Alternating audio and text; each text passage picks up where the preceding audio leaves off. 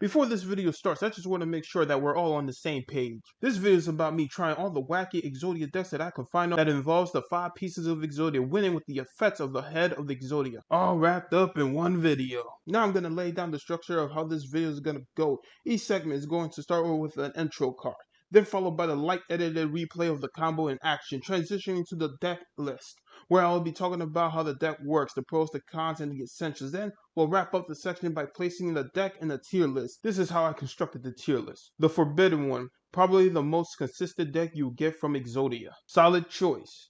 I think these are pretty good decks. Solid choice. Put in the work. You are putting in the work for this deck to work. Missing that sauce. This deck is missing some sauce to help it be consistent, pretty much borderlines on luck. And then we got the last row, Heart of the Cards. This requires way too much luck, pretty much all luck, no skill. I will also include the deck list in the video description below, and I will try to include the links on where I saw these decks. If I miss any Exodia decks that involves winning with the 5 pieces, comment below to keep me informed. Don't forget to like, subscribe, and hit the bell if you want to see more videos like this. I hope you enjoy this video.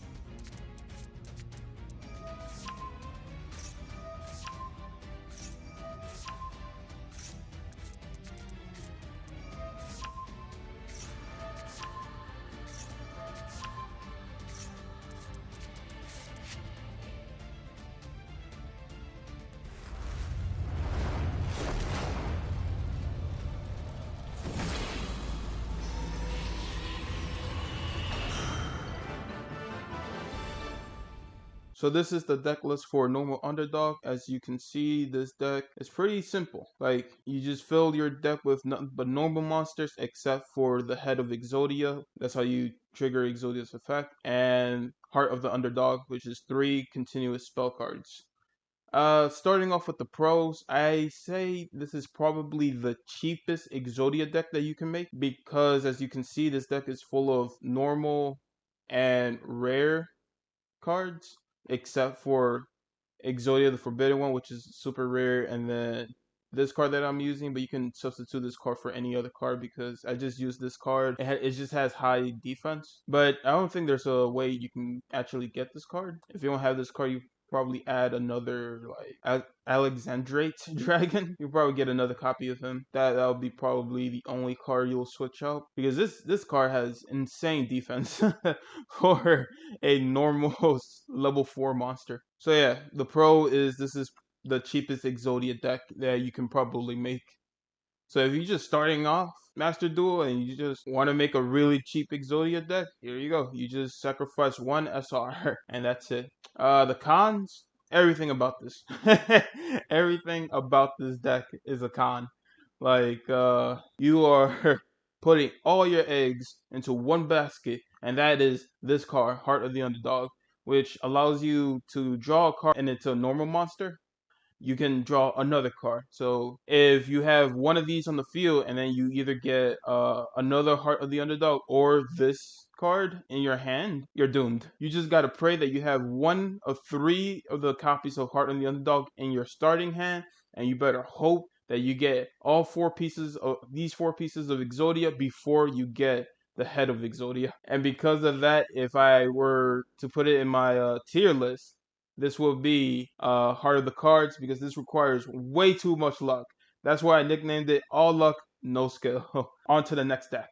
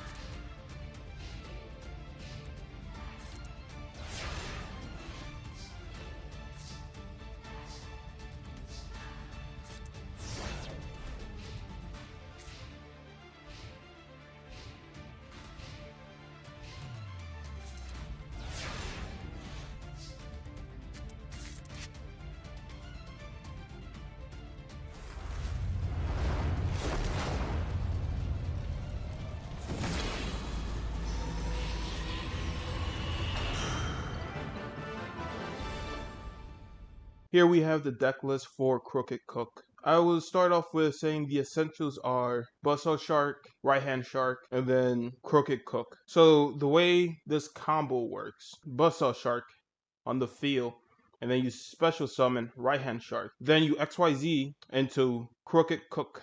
So with the effect of Right Hand Shark, any XYZ monster summoned only using water monsters, including this material, has this effect. This card cannot be destroyed by battle. Plus, with Crooked Cook's effect, while you control no other cards on the field, this card is unaffected by other cards. So this is a very annoying deck to come across. So the only counterplay your opponent has is either to kaiju it or piercing damage, since you're not destroying the card, but the attack is still going through, hitting your opponent's life points. Or burn. Burn is another way you can get around this. Some of the other combos: summoning this card, using this card's effect, getting this card, using this card's effect to get this card, and then continue on with your Crooked Cook combo. You can use Perry Ray's map, I think I'm pronouncing that right, or you can use this normal spell to get this card from the deck to your hand, activate this card's effect to get Buzzsaw Shark, activate Buzzsaw Shark to get Right Hand Shark, and then go straight into Crooked Cook. So if you have Princess in your hand, or Buzzsaw Shark in your hand, or this normal spell card, like, you are perfectly set off for the combo. The only essential cards for the extra deck you need is just Crooked Cook. All of this URs, you don't need them. I only have them for this card's effect.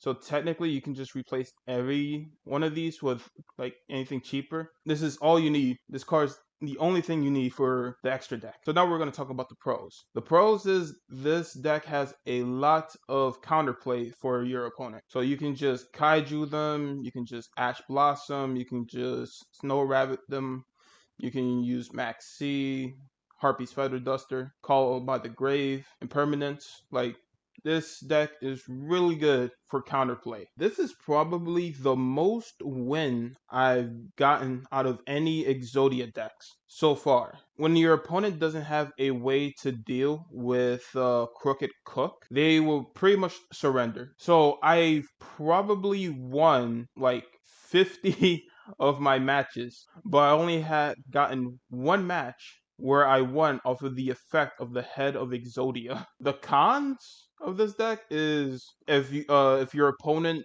gets rid of Crooked Cook, there's no way of bouncing back. Like, pretty much if Crooked Cook is gone, it's over for you. Or if you have any of your 5 pieces in the graveyard, it's also over for you. So if I had to put this deck on my tier list, this will be on top of that tier list, the forbidden one, because of the amount of wins you get, not off of the effect of Exodia, but because of your opponent just surrendering, not having an answer to Crooked Cook. But I will admit, this is probably the most boring playstyle that I have played so far. If you were watching the replay, I was playing cards on the field just to speed up the process of getting the 5 pieces of Exodia faster, which that's not ideal to do, because if you have a card on the field, then that gets rid of the protection of being affected by card effects by Crooked Cook's effect by having another card on the field. So it's just, you're taking unnecessary risk at that point. So that's why I nicknamed this deck boring. But it's the forbidden one, so it's pretty high up there, which is hilarious. On to the next deck.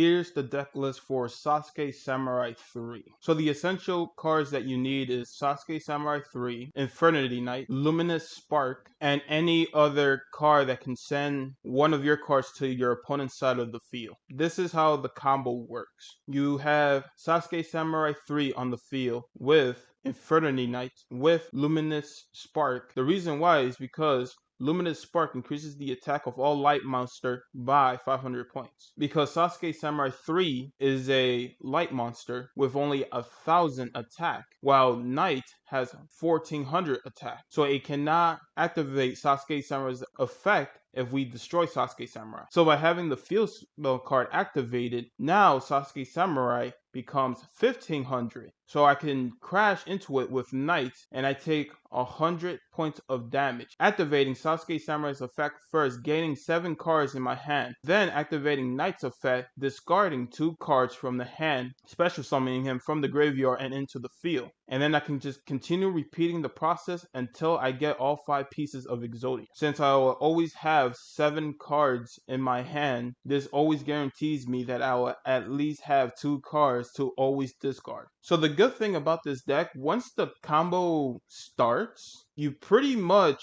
can continue on until you run out of cards from your deck. The con. This is pretty difficult to actually set up your combo since it's a 4-card combo. Like, this deck took me about 2 days just to get 1 win with the 5 pieces of Exodia. And I've lost for almost 2 days straight just to get off that 1 win. The only types of deck I've seen that use Sasuke Samurai 3 on like YouTube, for example, are old decks. Like, I saw a video that was 9 years ago, and I saw another video that was 4 years ago. And I think this deck has some potential because of how great this combo is. And I need somebody who is way better at Yu-Gi-Oh than myself to revisit this deck, because I think this deck is missing some sauce. And I was playing this deck before Terramorphing got banned, and now I feel like it's missing even more sauce since Terramorphing got banned. Here are some other strategies that can help you set up your combo. If you have Mystic Tomato on the field and it gets destroyed by battle, you can special summon Knight. Or if you have Shining Angel on the field and it gets destroyed, you can special summon Sasuke Samurai 3. And that's it.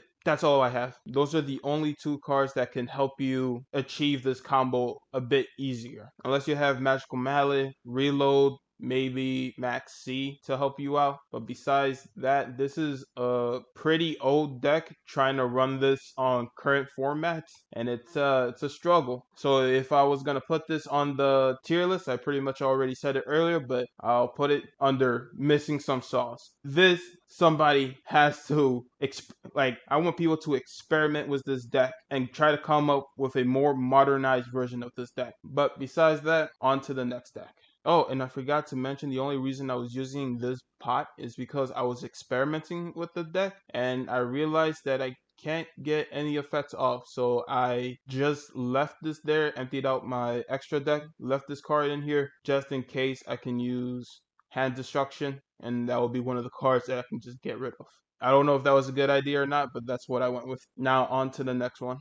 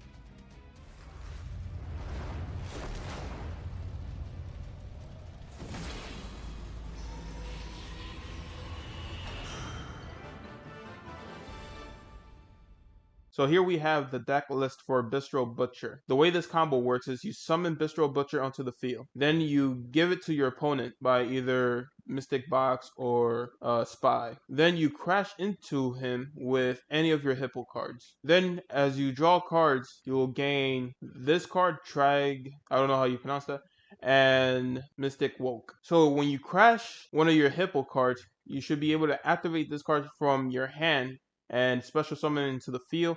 Then when you see that his attack is like, I don't know, like high, like 1,000 or whatever, then you use Mystic Woke. You gain either the attack or the defense, and you turn it into life points. So you keep crashing your hippos into the butcher until you get all 5 pieces of Exodia. The pros. When the combo is going, it looks nice. And that's it. The cons. So at first I thought it was a 3-card combo, but then the more I played it, the more I was like, I don't have this card in my hand. Or if I do have this card in my hand, I don't have Mystic Woke in my hand. There's also a point of no return if you keep continuing on with the combo without gaining any life points. So say you finally get this card in your hand plus Mystic Woke in your hand, but you need to crash one more time to activate his effect, but you only have 1,800 or less life points. You can't do it. You can't activate the effect. And a lot of the times I don't even have these cards in my hand. If you have one of these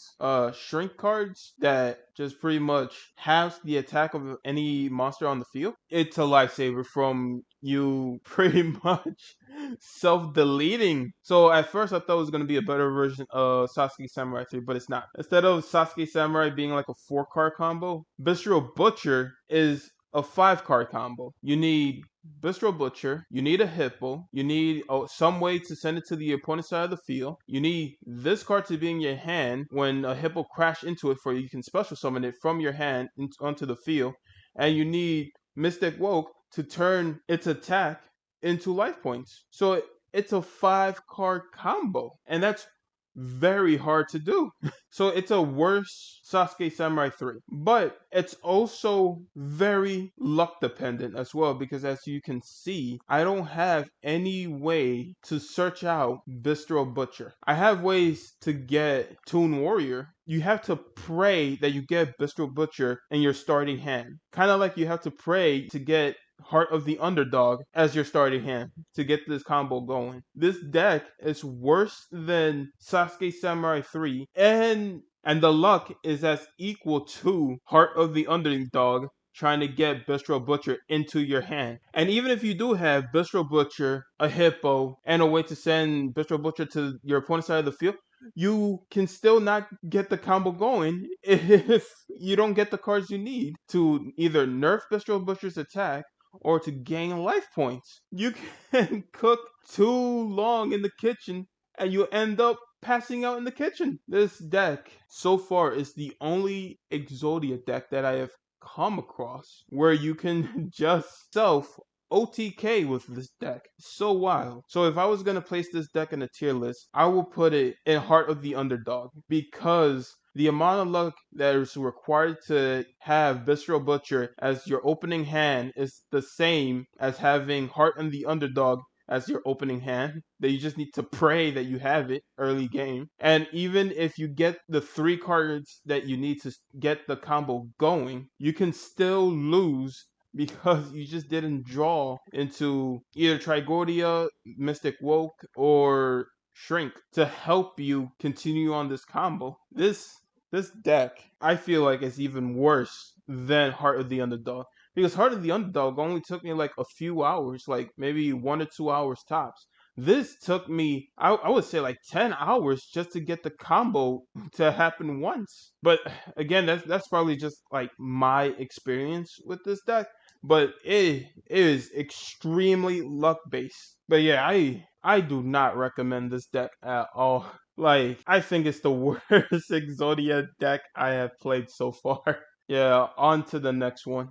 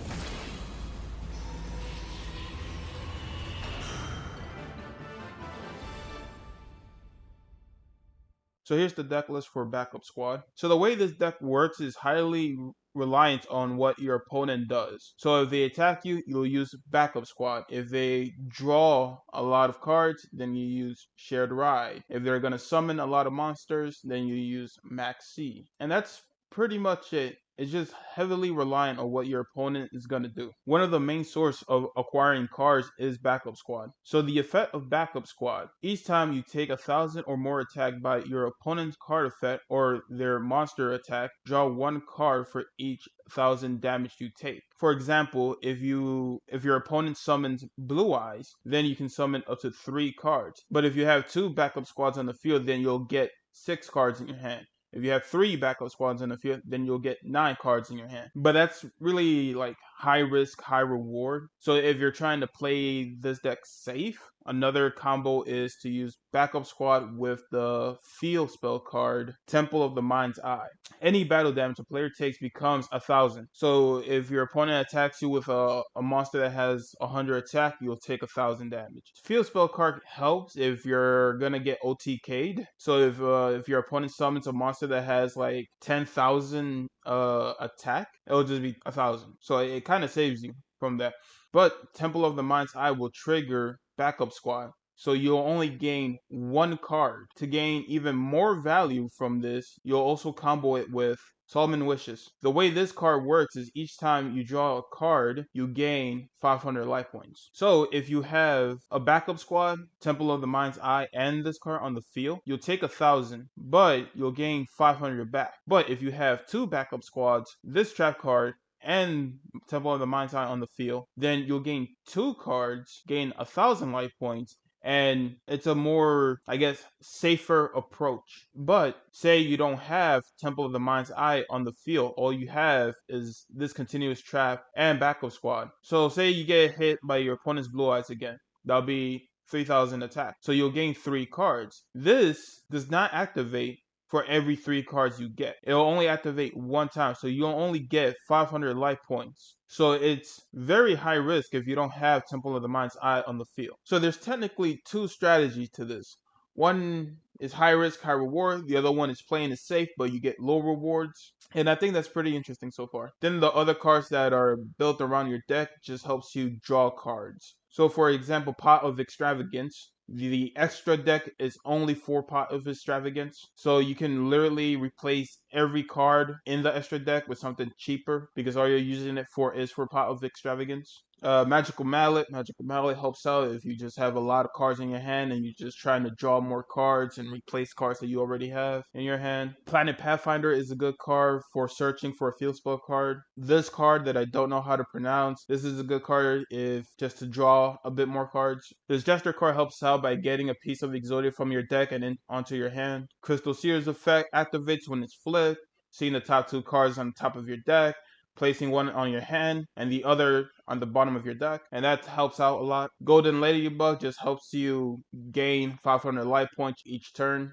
The pros. I don't know where to start off for the pros of this deck because it's a pretty wacky deck because it requires a lot of interaction from your opponent. So it's more like if your opponent's gonna eat, we're gonna eat. You're gonna summon monsters, I'm gonna draw cards. You're gonna draw cards, we're drawing cards. You're gonna attack me, I'm drawing cards. It's an interesting interaction that you have with your opponents. I don't know, I think this is a very fun deck, but I honestly don't know where to start off with pros. Maybe people will understand where I'm coming from more if they play this deck, because I honestly am kind of speechless when it comes to what is the pro of this deck. But the con of this deck is it's heavily required of what your opponent is going to do. So sometimes your opponent is just not going to summon. Sometimes your opponent is just not going to draw any cards because they just don't want to deal with Share Ride or Maxi. Sometimes your opponent sees the gimmick of your deck and they just don't attack. And because they don't attack and there's no way for you to draw more cards, sometimes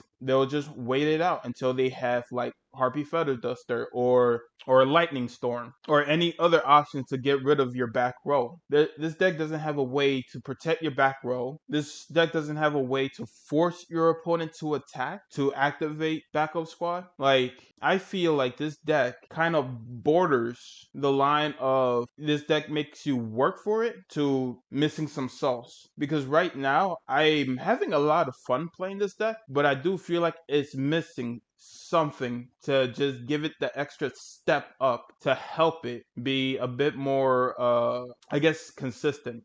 The only information I could find about this deck was two separate videos. One of them was a Master Duel video, but it didn't show the deck list. The other one was a Duel Links video, but it showed the deck list. And I kind of just Frankenstein the two together. And that was the only information I could find about this type of deck style. And yet I feel like I'm pretty happy with the results I got from this. There was a lot of moments where I had to use my brain and think, well, do I want to activate Maxi now? Do I want to activate Shared Ride now? Do I want to place two backup squads on the field? Like, how is my opponent? Like, I'll place a card, I'll see how my opponent reacts. Sometimes I'll just say F it and just use Maxi and Share Ride at the same time, and then my opponent will see that, and then they'll just get their turn, and I'm like, damn, I didn't get any value from that. It makes you work for it, but I feel like it's also missing that something. So yeah, this is a Frankenstein's monster of a deck. This is also a pretty fun, enjoyable deck, and I feel like it has potential. So I'm placing this on the tier list on missing some sauce. All right, on to the next deck.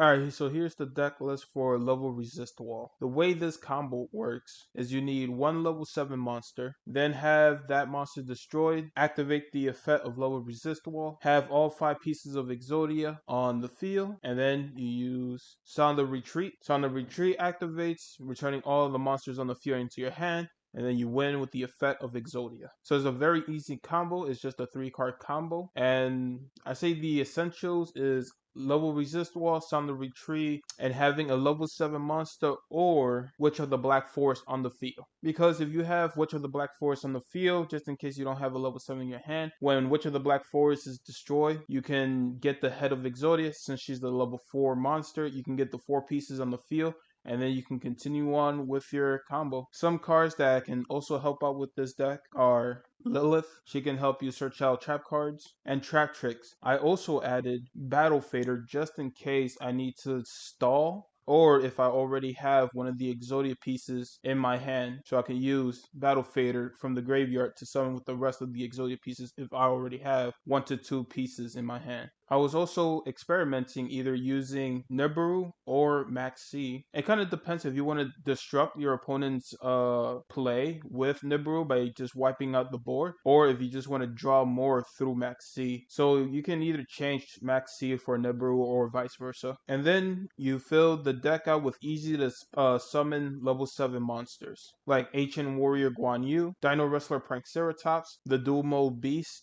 He can be normal summon, but he is still treated as a level 7 monster onto the field. Then you fill out the rest of your deck with ways to search out your deck, like Upstart Goblin, Magical Mallet, Pot of Duality, One Day of Peace, Pot of Extravagance, Pot of Prosperity. The extra deck is only used for your 2 pots. You can fill out your extra deck with any other cards. And now we'll get into the pros of this deck. This deck is an easy 3-card combo. There's different ways to search out the cards that you need. Out of all of the Exodia decks that I have played, this is probably the most consistent Exodia deck that I played so far. Comparing this deck with the other decks, I probably gotten several wins with the effect of Exodia, or I was potentially gonna win with the effect of Exodia, but my opponent countered it before I can get the cards into my hand. The cons is you gotta wait for your opponent to attack your monster to activate the effect of level resist wall. But all in all, I think this is a very solid deck. I think this is like a better version of the backup squad deck. But also taking into consider that I don't think this is the best version of the deck I was playing, because my opponents have a lot of options to just negate or just stop my combo completely. I still believe if I put this in the tier list, this would be a solid choice for people who want to win off of the effect of the head of Exodia. It's a bit expensive, but you get what you pay for. On to the next deck.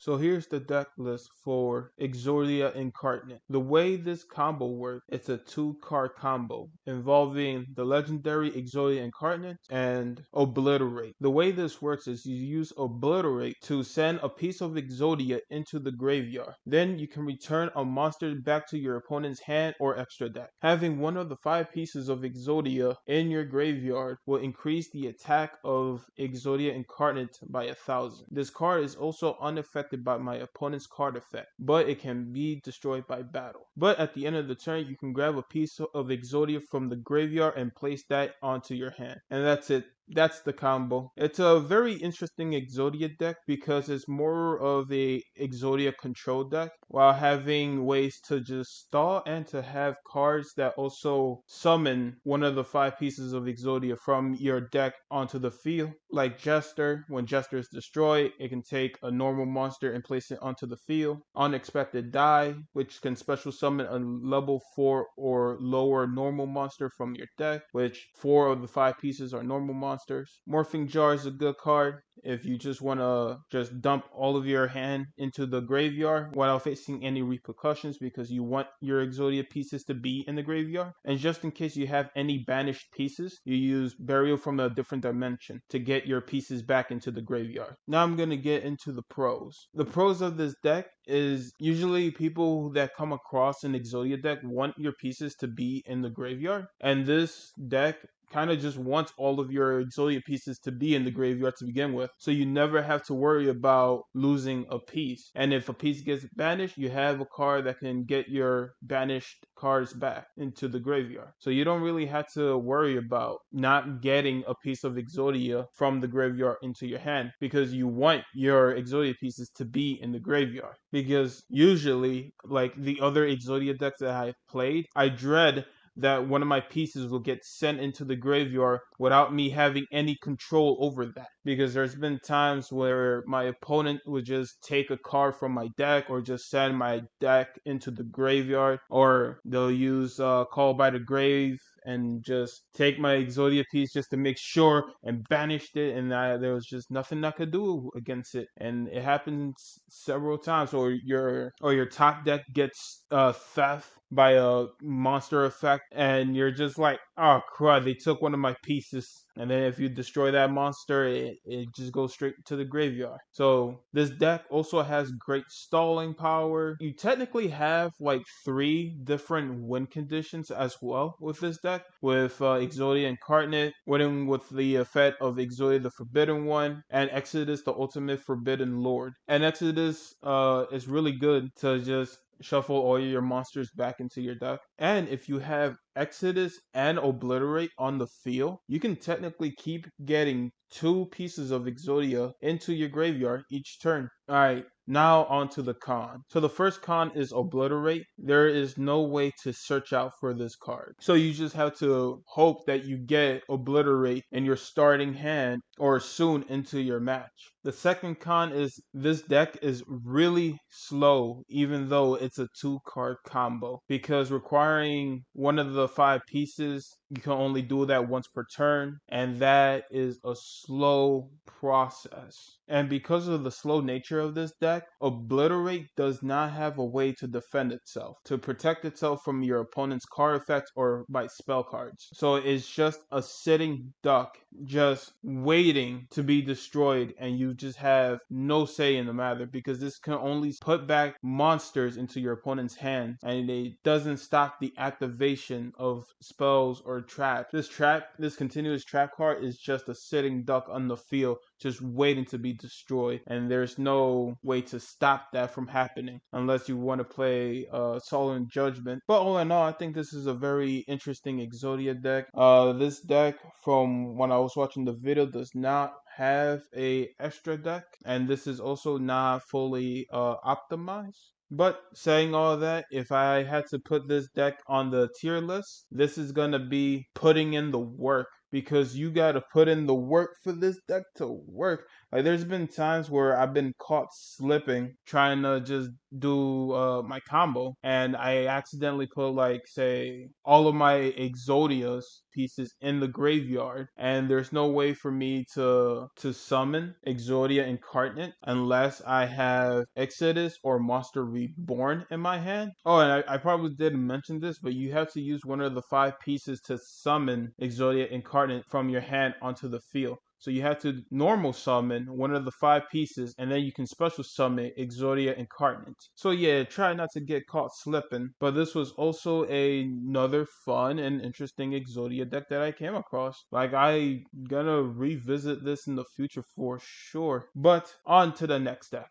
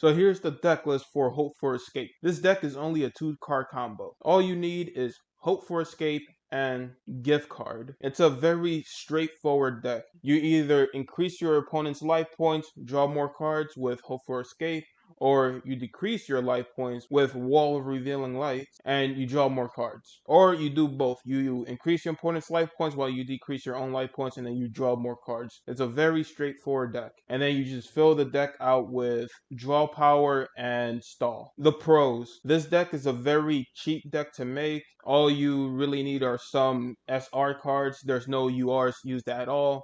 There's no extra deck, so you don't even have to worry about that. And the combo is very simplistic. And if you do find that you have a couple of Exodia pieces in your graveyard, you can actually return those pieces back into your deck with Cyber Valley. With Cyber Valley's effect, you can either target 3 different effects. When this card is targeted for an attack, you can banish this card, then draw 1 card, then end the battle phase. The second effect, you can target 1 face-up monster you control, this card, banish both of those targets, then draw 2 cards. Or the third effect, you can target 1 card in your graveyard, banish both this card and 1 card from your hand, then place that target on top of your deck. So, say if you have like a piece of Exodia, or you want to bring back Hope from Escape or another draw engine back into the deck, and say also you have Cardian in your hand, then you activate Cyber Valley's effect, get the piece of Exodia or Hope from Escape from the graveyard into the deck, use Cardian's effect, and then from the deck to your hand. Now the cons. This deck is a very slow deck. It's a lot of just stalling. There's no counterplay to negate effects. There's no flood.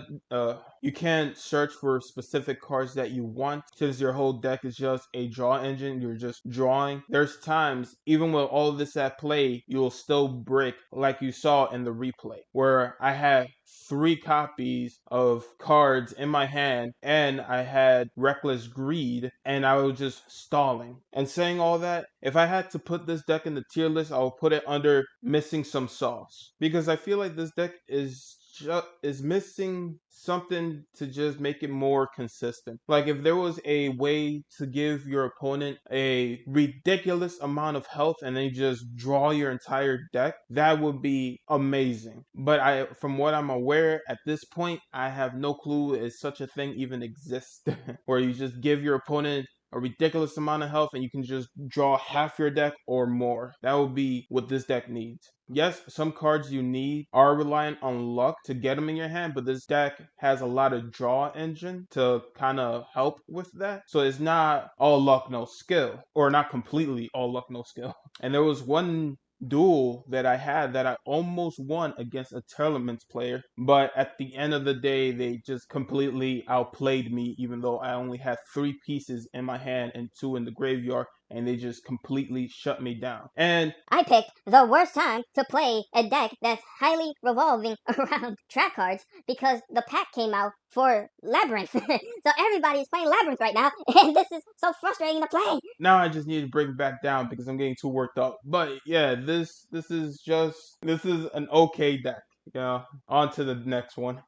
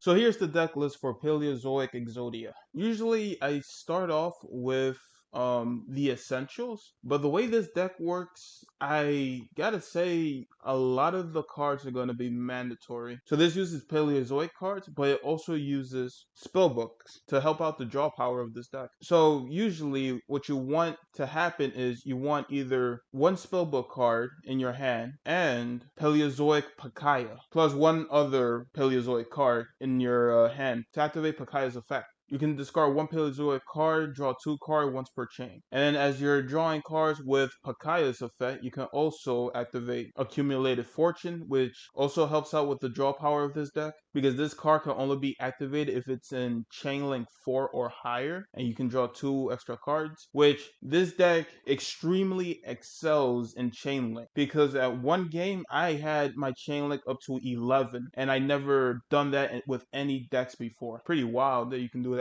So this card really helps out a lot. And then hopefully you will draw into other cards that will help you draw, like Legacy of Yata, Reckless Greed, Pot of Duality, Upstart Goblin, Spellbook of Knowledge, which Spellbook of Knowledge only works if you have either Spellbook Magician in the hand or on the field, or if you have the card Spellbook of Secrets, which the whole Spellbook cards just kind of feed into each other. So if you have Spellbook of Secrets, you can get Spellbook Magician, get Spellbook Magician onto the field, activate Spellbook Magician's effect, then you can get Spellbook of Knowledge into your hand, activate Spellbooks of Knowledge's effect, send Spellbook Magician from the field into your graveyard, draw cards. Or if you have Spellbook of Knowledge, then you just need to hopefully draw into the other 2 Spellbook cards. But occasionally, if you have either Spellbook of Secrets or Spellbook Magician in your hand, the combo kind of feeds itself. So that's really dope about the Spellbook cards being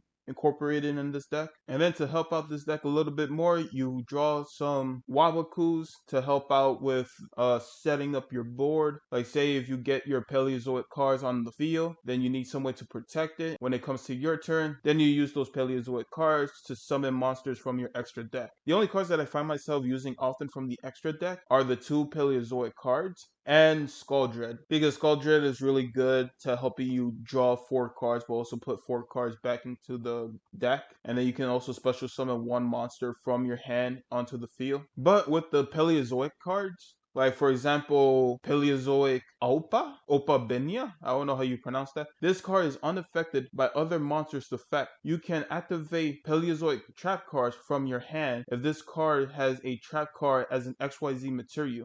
You can detach 1 XYZ material from this card, add 1 Paleozoic trap card from your deck to your hand. You can only use this effect of Paleozoic Opera once per turn, which this card is extremely good at thinning out your deck and also giving you the Paleozoic cards you need to help you counterplay what your opponent is up to. So if your opponent has spells and trap, then get a Paleozoic card that can deal with spells and trap, like Paleozoic Olendosis. I have no clue how you pronounce that. Or if your opponent summons a monster and you need a way to deal with that, then you can just summon Paleozoic Canadia, which will just flip the monster from face up to face down. Or if you just don't want to deal with your opponent's monster, then you can just use the effect of Dino Miss, which can allow you to banish 1 card on the field, but you also have to get rid of a card from your hand into the graveyard. But now let's talk about the pros. This deck has really great synergy. It has a lot of draw power, allow you to stall enough to get all 5 pieces of Exodia. So yeah, I think this provides an interesting counterplay. It has some good stall. I would even say almost every card combos into each other, because there's still occasions that you might have a dead hand, but I say that happens a lot less with this deck, because I constantly find myself always doing something with this deck, either activating a trap card, then having one of the Paleozoic cards activate from the graveyard, then summoning that, and then activating another trap card, and then getting another Paleozoic deck to activate this effect. and then it just keeps, the chain just keeps going and going, and then before you know it, you're drawing like 3 to 4 or 5 cards at a time. Now let's talk about the cons of this deck. This deck has almost the same problems as the other Exodia decks that I've played, where once one of the 5 pieces of Exodia are in the graveyard or banished, there's no way to get them back into the hand, which leads into situations where I summon this Paleozoic card and I activate its effect, and if the top card in my deck isn't a trap card, then it'll get sent into the graveyard. So I'm hesitant to use this card's effect in case I get a piece of Exodia on my top deck, because it'll just send it into the graveyard. And that has happened to me a couple of times. But this card does come in clutch sometimes. But I don't know, it's high risk, high reward. But if you are going to use this card, just got to keep that in mind, because there's no way of getting any of your pieces back. Another downside is using Hope for an Escape, because there were situations where I had 3 of these cards on the field, and then as the match continued, my opponent used a card effect like Solemn Judgment or something to gain less life points than me, and because of that, I will have 0 value from Hope for an Escape. It doesn't even have to be Solemn Judgment, it can be any other card. As long as my opponent has less life points than me, I will gain 0 value from this card. Sometimes when you start off first, you'll use all your draw power, and then the next cards you gain in your hand are all the draw cards like Reckless Greed or Legacy of Yatta. And since these cards are trap cards, they're slow on activation, and before you can get these cards to activate, you will already be dead. And I don't know if it's because they came out with a pack that has Labyrinth in it, but I've been facing a lot of Labyrinth deck, and this counters Paleozoics hard, and it's been a grind trying to get out of Plat 5 because of all of the Labyrinth cards and Jinzo cards I've been coming across, and also those burn FTK decks that revolves around gaining 13,000 life points but also burning your opponent for 13,000 life points. That is so wild. At first, when I was starting off with this deck, I almost put it under solid choice, because I can see why somebody would make this into an Exodia deck, because there's a lot of options for more draw power, or the draw engine itself is really solid, I believe. Almost every card draws into each other, so each card complements the deck as a whole, except for a few cards that could be detrimental to your plays, but that also comes with the high risk, high reward aspect of it. And because of the experience that I've been having with facing all of these FTKs, Labyrinth, Genzo, I would say that it kind of borders on a solid choice, because I could see why somebody would make this deck, and I can almost recommend this deck to people who want to play Exodia. But I will have to put in the work. If you want to win with the effect of Exodia, you gotta work for it. And that's what this deck does. You gotta work for it. Also, I failed to mention that Paleozoic can just stop you from special summoning, so that's another negative. But all in all said, this deck makes you think about your strategy, not knowing that you made the right choice until it's too late. But yeah, on to the next deck.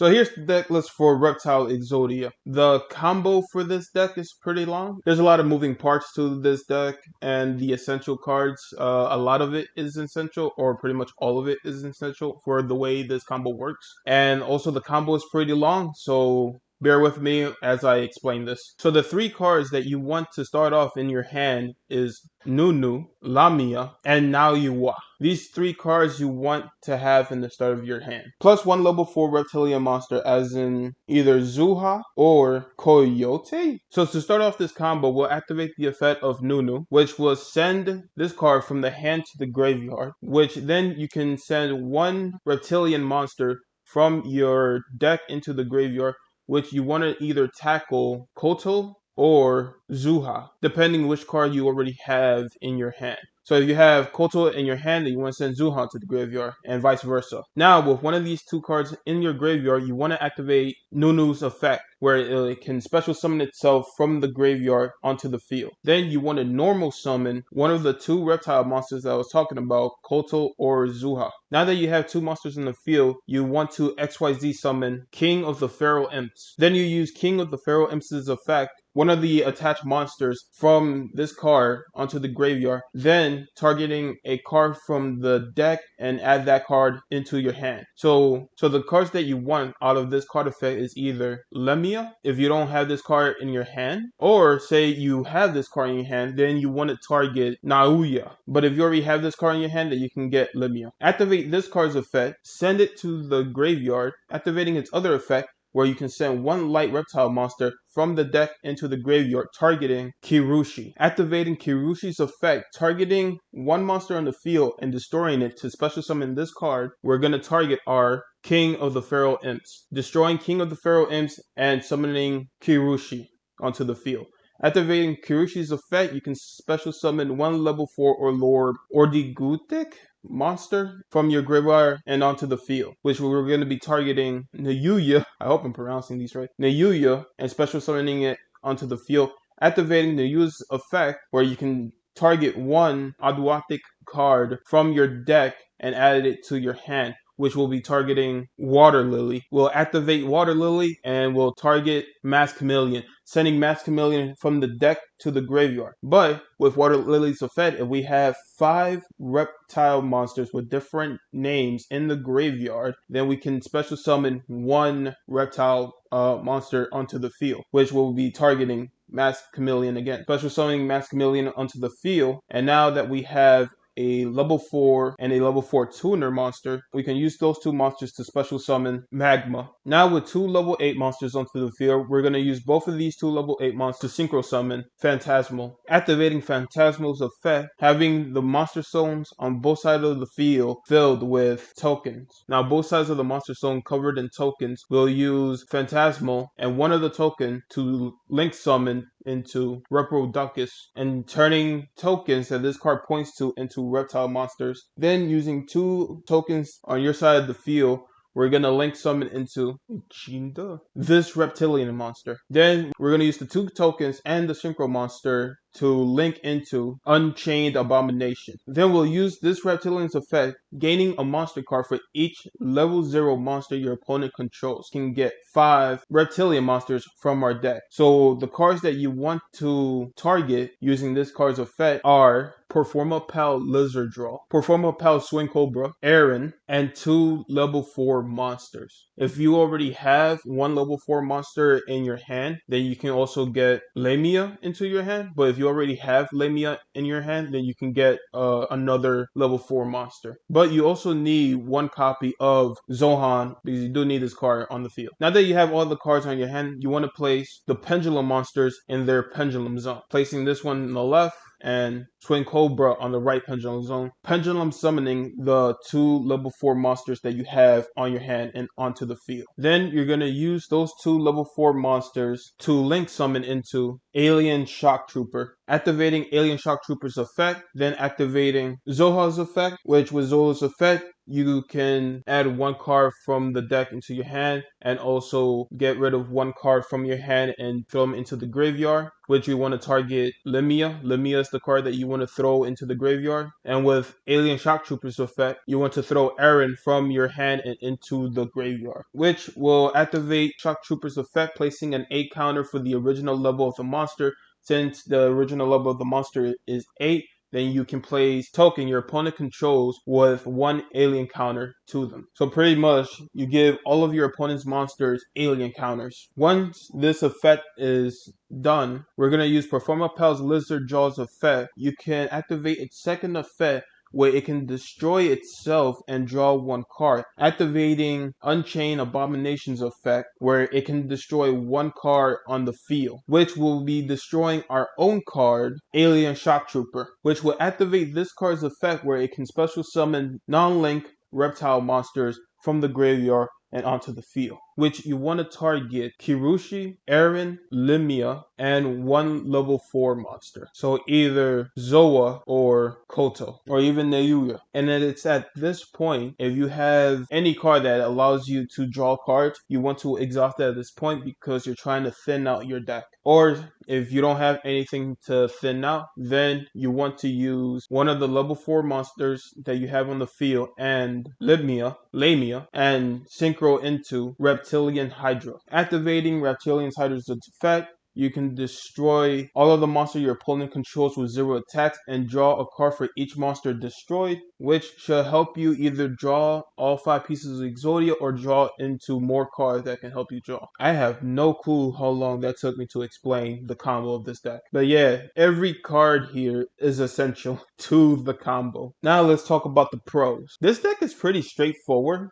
Like, all you really need to know is just that the one specific combo, thin out your deck and to get all 5 pieces of Exodia in your hand. But the spell cards are really straightforward. They just help you thin out your deck and just draw more. Even if you can't get the full combo in effect, this deck has other ways that can help you out just to like stall. So for example, say your opponent has 1 link monster and 2 monsters on their side of the field using the link monster zone as well. And you don't have your full combo ready, but you can get enough where you can get Phantasmal on the field. Then with Phantasmal in effect, say you're just missing just 2 zones left to get your combo going. That's when Reptilian Spawn comes into effect, helping you out with your combo. So then you can just continue on with your combo even though you were missing just 2 spots. Reptilian Spawn can really help you out in that type of situation. Or say you can't get past Phantasmal, then you can just stall with Phantasmal where it can activate Limia's effect or Echidna's effect,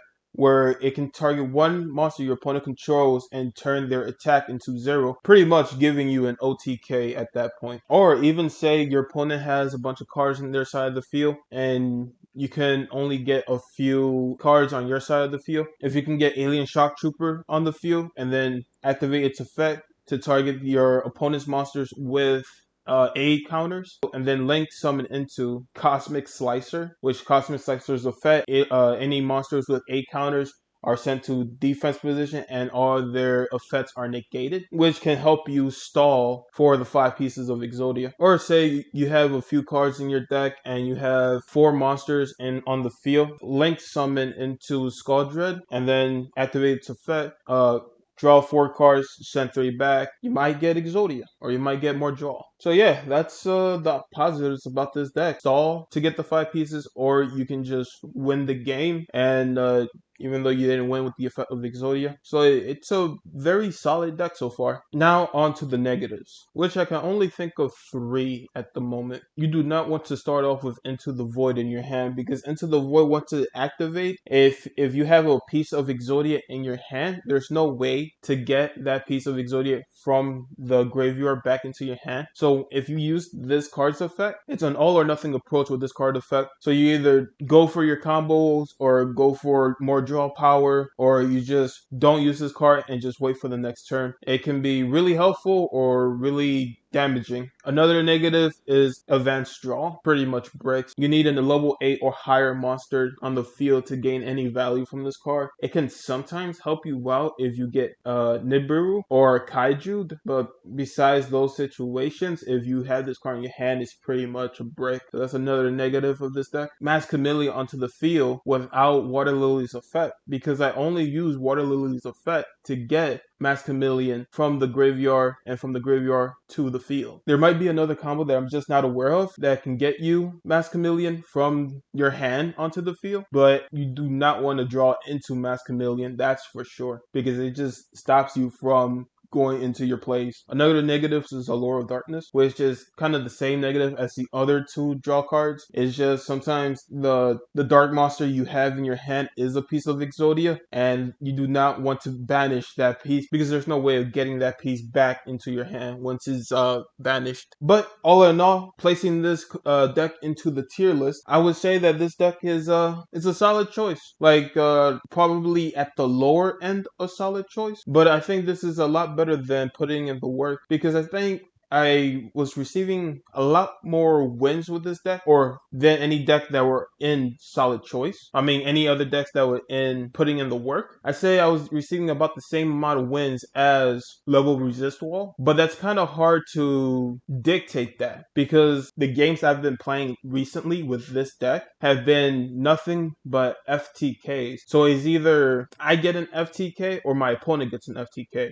Or that's another negative I forgot to mention about this deck. If you're trying to learn this deck, prepare for the timer to run out, because the combo takes forever to complete. Like, there's been several times where I was gonna win, but because I took forever to get my combo going, because I was learning how to do the combo, I timed out. But that's also kind of works in its favor when your opponent just sees how long you're taking for your combo. They'll just surrender. They're not gonna wait for you to finish your combo for them to die. They'll just surrender. So there's just been times where I'm just taking forever to do my combo because I'm learning the deck as I go along, and my opponent just surrenders. So there's been times where it kind of felt like I was playing like Crooked Cook, where my opponent isn't gonna just stand there and wait for them to die, so they'll just scoop. So they'll just hit the surrender button. Or there's been times where I'm like, so I don't know, it being a long combo can work against you or for you. It kind of depends on the situation. So I guess it's not really a negative. I say this deck doesn't provide a lot of counter plays either, but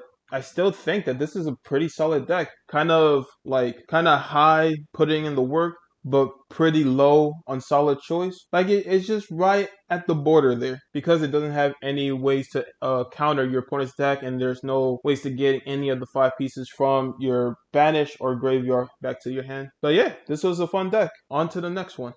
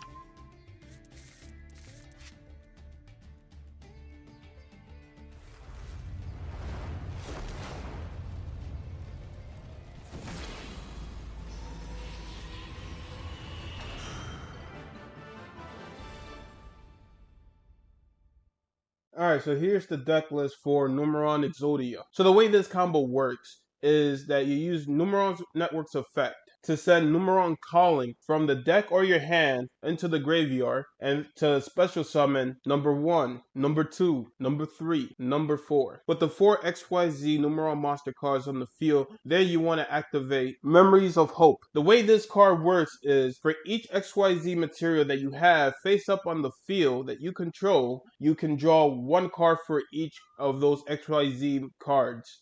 So since there's 4 Numerons on the field, you'll draw 4 cards. Once the spell card is completed, then you want to go and link summon into Scaldred. Activating Scaldred's effect, draw 4 cards, put 3 back. And then from then on, you just want to draw and thin out your deck. Either in the beginning of the combo or towards the end of the combo. You just want to draw, thin out your deck, then go for your combo, and then draw and keep thinning out your deck until you hit all 5 pieces of Exodia. The pros. This deck is very straightforward. You just draw cards to gain cards and to thin out your deck. The combo is super simplistic, super simple, and this deck can either go first or second. You can either try to FTK your opponent with the effect of the 5 pieces, or you can just kill them with Numerons and just beat them down. The cons. This deck suffers from what other Exodia decks suffer. If the 5 pieces are in your graveyard or they're banished, that's it. You can't get those 5 pieces back. You can't win with the effect of Exodia. There's no counter play with this deck, so there's no Solid Judgment, no Ash Blossom, none of that. It's all about just drawing and beating your opponent to a pulp. This deck got me to go 3, and that's pretty good, you know? I think Numeron Exodia is a solid choice. That's where I'll place it in the tier list. Well, this was a quick one, so on to the next deck.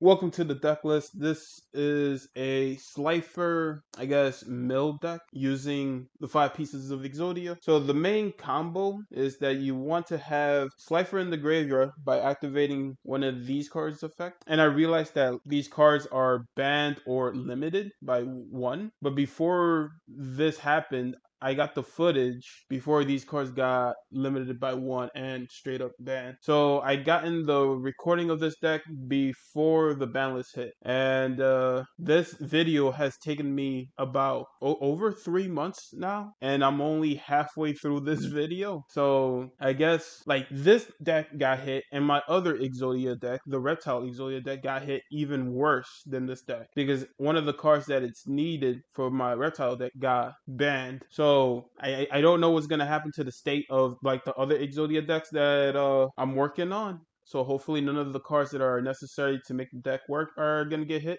This is gonna be interesting. But yes, so you need cards that will help you mill out your deck. You want your Exodia decks to be in the graveyard, and you also want to protect them with either this card. This card can get them back from the graveyard back into your hand, or this card that can help negate cards that are card effects that are in the graveyard on your opponent's side of the field. And say if you have one of these cards in your hand, then it just helps out thin out your deck. But yeah, use these cards, get pieces of Exodia in your graveyard, pray that you get Slifer the Sky Dragon in your graveyard, use Revive Sky God when you have a low number of cards in your hand. As long as your opponent has less than 6 cards in their hand, then you can activate Revive Sky God. But there's been a couple of occasions where my opponent has 6 cards in their hand and I can't activate Revive Sky God and I have 0 cards in my hand. So you gotta be careful with that as well. But this deck also has plenty of ways for other win conditions. So like, for example, if you have 4 out of the 5 pieces of Exodia in your graveyard and you have one of the pieces in your hand and you have Legendary Exodia Incarnate, you can place one of the Exodia pieces from your hand into the field, special summon Exodia Incarnate, and then bam. The same with Slifer the Sky Dragon. If you activate Revive Sky God, then Slifer the Sky Dragon will be special summoned from the graveyard onto the field. Then you draw 6 cards, and then Slifer will have 6,000 attack, which is big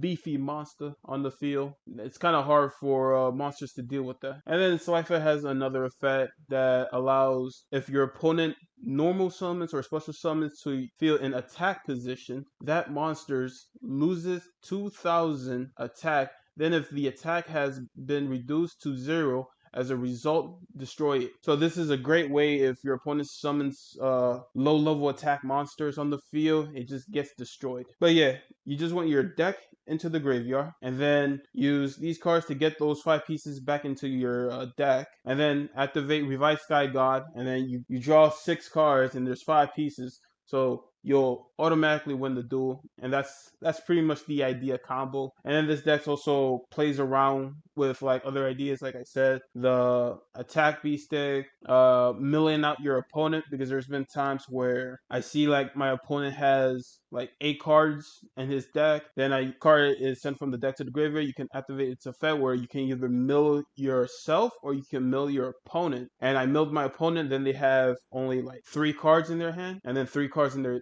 deck.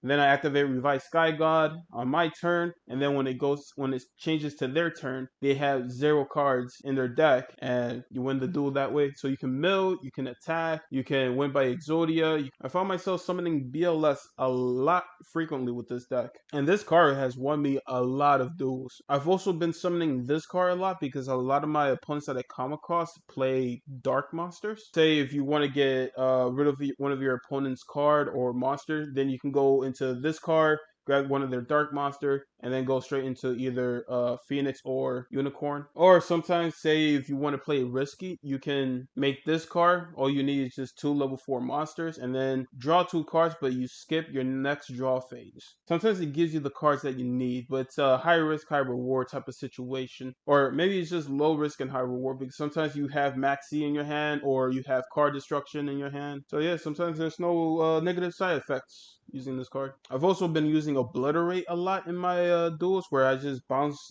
the card on the field back into my opponent's hand or extra deck. But one of the cons of this deck, it's an Exodia deck, so you'll break eventually, because sometimes you just get like 3 out of the 5 pieces or 4 out of the 5 pieces in your hand, and it's just like, Well, I can't do anything. So yeah, it's an Exodia deck. You'll brick a lot.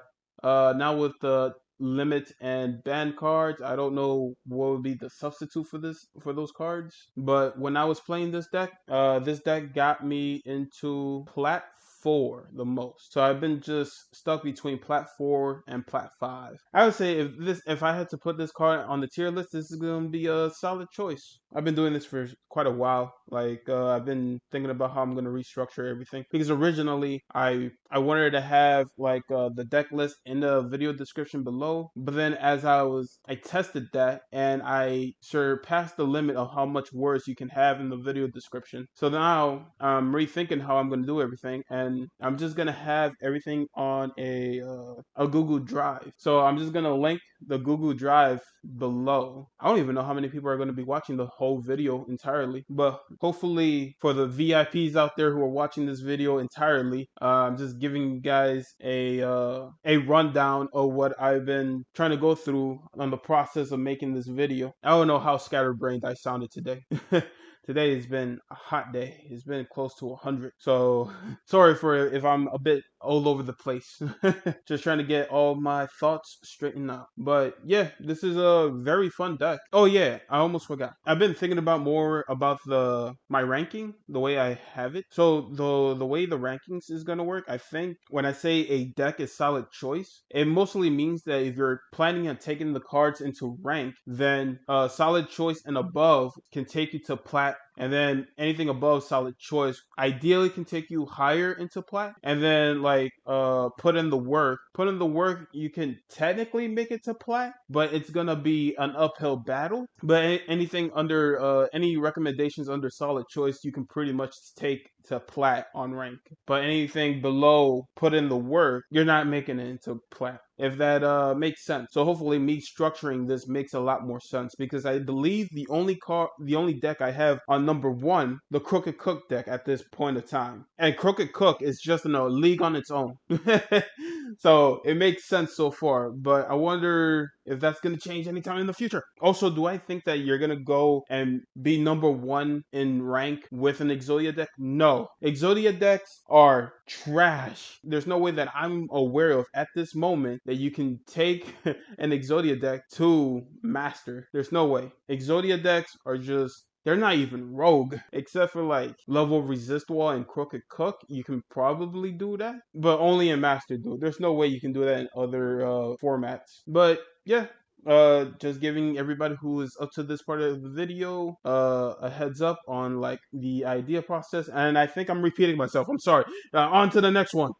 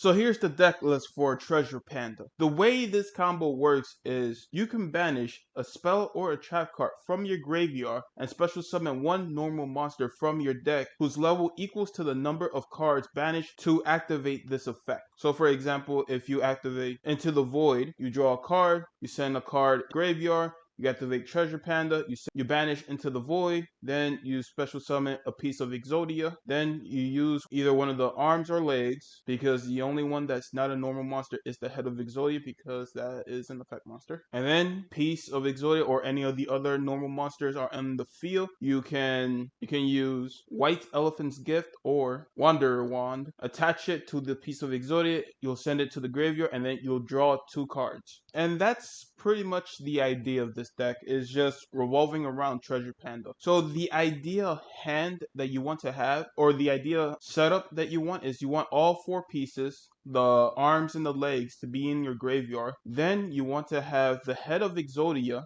in your hands, because there's no other way of getting this card. You want 2 copies of Dark Factory of Mass Production in your hands. That way you can target all 4 pieces of Exodia that are in the graveyard and then just magically win off of the effect of Exodia. So the idea hand you want to start with is either Summoner Monk or Treasure Panda, and then have cards like Upstart Goblin, Toon Table of Contents, Into the Void, to the graveyard. That way you can activate Treasure Panda or activate Summoner Monk's effect. Because sometimes you'll have Chicken Game and you'll activate Chicken Game's effect, and Chicken Game is just on the field and you can't do anything about, like, putting it from the field to the graveyard. So you got to be careful with Chicken Game. And then sometimes you'll start with Toon World, and Toon World you can't really do anything with, except if you have Summoner Monk and then you can throw it into the graveyard, and that will help out your Treasure Panda. The extra deck will be full of cards like Formulon Sikron. I only have 1 copy of this card, but this card, if you have 1 tuner plus 1 non-tuner monster, you can draw 1 card. Or like Stardust Charge Warrior. If this card is Synchro Summon, you can draw 1 card. Or Princess Spirit. You can detach 1 XYZ material from this card, excavate the top card of your deck, and if it is a spell or trap, add it to your hand, otherwise send it to the graveyard. So if you already have like Treasure Panda or Summoner Monk on the field, then you don't really need to worry about the negative effect of this card. You can accidentally send the head of Exodia from the deck into the graveyard. We'll talk more about that in a bit. We also have Daigusto Emerald. You can use 2 level 4 monsters. Once per turn, you can detach 1 material from this card, then activate one of these effects. The effect I usually activate is target 3 monsters in your graveyard, shuffle all 3 into the deck, and then draw 1 card. Number 60, you can detach 2 materials from this card, then activate one of the following effects. The effect I usually trigger is skip your next draw phase, also draw 2 cards, then discard 1 card. And then we have Link Spider in case I have the 2 copies of Dark Factory in my hand and I have Exodia pieces or an Exodia piece on the field. Then I can use Link Summoning to Link Summon Link Spider, and then I'll have the Exodia piece that I need in the graveyard, and then I can use Dark Factory's effect and then get those pieces from the graveyard into my hand. And it's kind of the same idea with this card as well. If I have 2 pieces of Exodia on the field, then I can use this card to Link Summon into, where I can get those 2 pieces of Exodia from the field into the graveyard. Skull Dread. I've been talking about Skull Dread a lot in this video. So Treasure Panda, get 4 monsters on the field, get Skull Dread, activate Skull Dread's effect, draw 4 cards, discard 3, and place those at the bottom of the deck. And then you can also special summon card from your hand onto the field. So you can either use it to summon another Summoner Monk or Treasure Panda, where you can go into your level 4 XYZs. And then you have your Crustadias and Avalusas, which are just good cards to have in general in any deck. So now we're going to talk about the pros of this deck. This deck actually synergizes quite decently, because this deck has a great FTK potential, because I've been FTKing a good chunk of my opponents playing this deck. So I say this is a great deck for going first. Going second is going to be difficult. Can it be done? Depending on the decks you go against. This deck took me to Plat 4, and I think that was it for the positives. Alright, I guess moving on to the cons.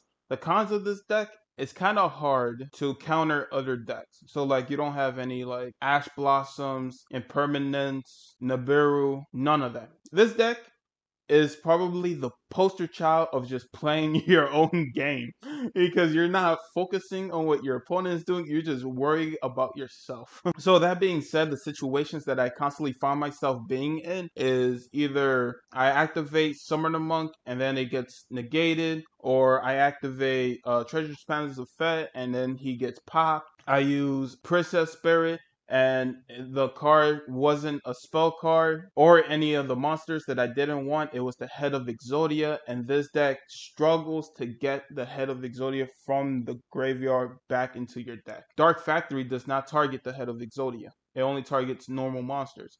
So you need to have either Emerald or Pot of Avarice if you have the Head of Exodia in your graveyard. Oh, and I guess that is another positive, that you want 4 pieces of Exodia to be in the graveyard. So if you get milled, either the arms or the legs of the Exodia pieces, and they're in the graveyard, that's perfectly fine because that's where you want your Exodia pieces to be.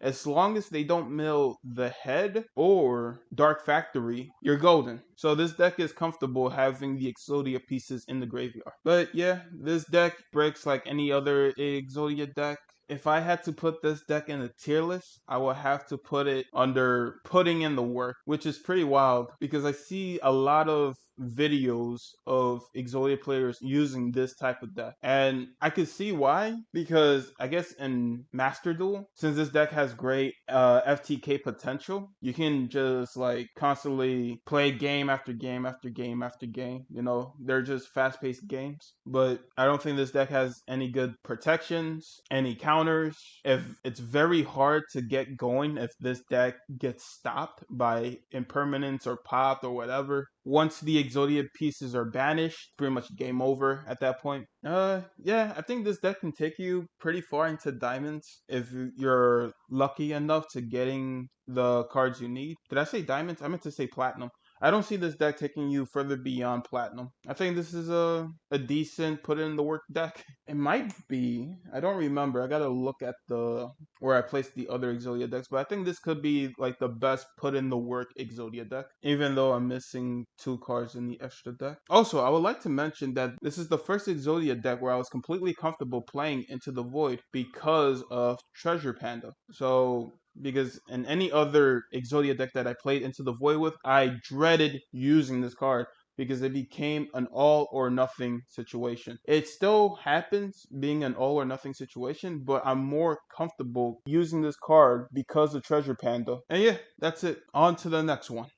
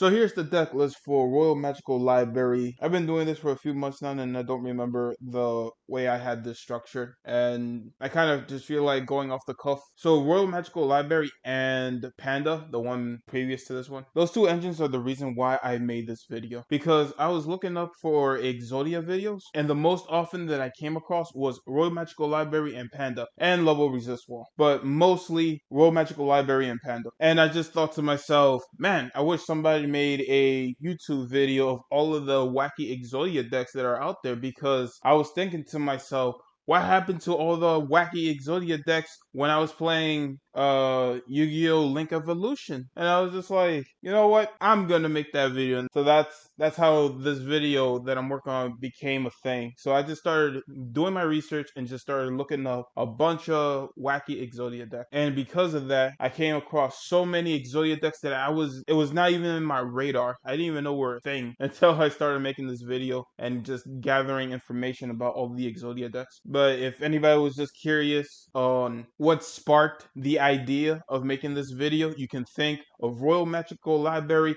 and Treasure Panda. A lot of the videos where I'm like explaining the deck, I'm like really out of it. I'm either hella sick or start talking really slow in certain of the videos. Just know I did not explain what's going on with me in my daily life, but just know that I'm either tired or exhausted because I've been working as well as making this video. The process of me making this video has been taking forever. At least a deck a week I'm trying to tackle. But yeah, now that I got all of that out of the way, let's talk about the deck list. So pretty much the essential cards you need are Royal Magical Library, Cursed Bamboo Sword, Golden Bamboo Sword, Broken Bamboo Sword, just the bamboo engine in general. And the main strategy for this deck completely revolves around getting Royal Magical Library onto the field. So there's only really two ways on getting Royal Magical Library onto the field. Either just by drawing him or by using Peri-Rizmap. I have no clue how you pronounce that. But this card, say you don't have Magical Library in your hand, but you have the map card, you can activate the effect of the map card and then you lose 4,000 life points. Depending on the situation, losing that amount of life can be detrimental to your draw engine, because chicken game, you lose 1,000 life points and you draw a card. And since you use the effect of the map and then you use chicken game, then you have 3,000 life points left. And if you draw into more chicken games, or if you use the effect of space and target chicken game in your graveyard, activate this effect 2 more times, since you went from 4,000 to 3,000, and then you'll go from 3,000 to 2,000, and that's it. So if the heart of the cards are in your favor, then this is a no-brainer and it can help you win the duel. But sometimes the heart of the cards are not in your favor and you'll brick having checking game in your hand and the other field spell card, and you can't do anything about it except using those two cards for Magical Stone Excavation, where you can take 2 cards from your hand and then throw them into the graveyard, and then take 1 card from the graveyard and add it to your hand. Which usually you want to target either 2 pieces of Exodia, not including the head, or one of the field spell cards that you can't use anymore because you bricked, or Peri-Rizmap, since you already activated its effect, or if you already have Royal Magical Library onto the field, then this card is a dead card in your hand. So this is another great target for Magical Stone Excavation. And also, just in case I didn't explain it, another great target for Magical Stone is Cursed Bamboo Sword, since you'll take from the hand to the graveyard. It activates his effect, which you can target another bamboo sword, either golden bamboo or broken bamboo, from the deck and add it to your hand. So depending on what you need, you can just automatically add it. So say you already have a cursed bamboo sword on the field already attached to your magical library, then you can just target a bamboo sword.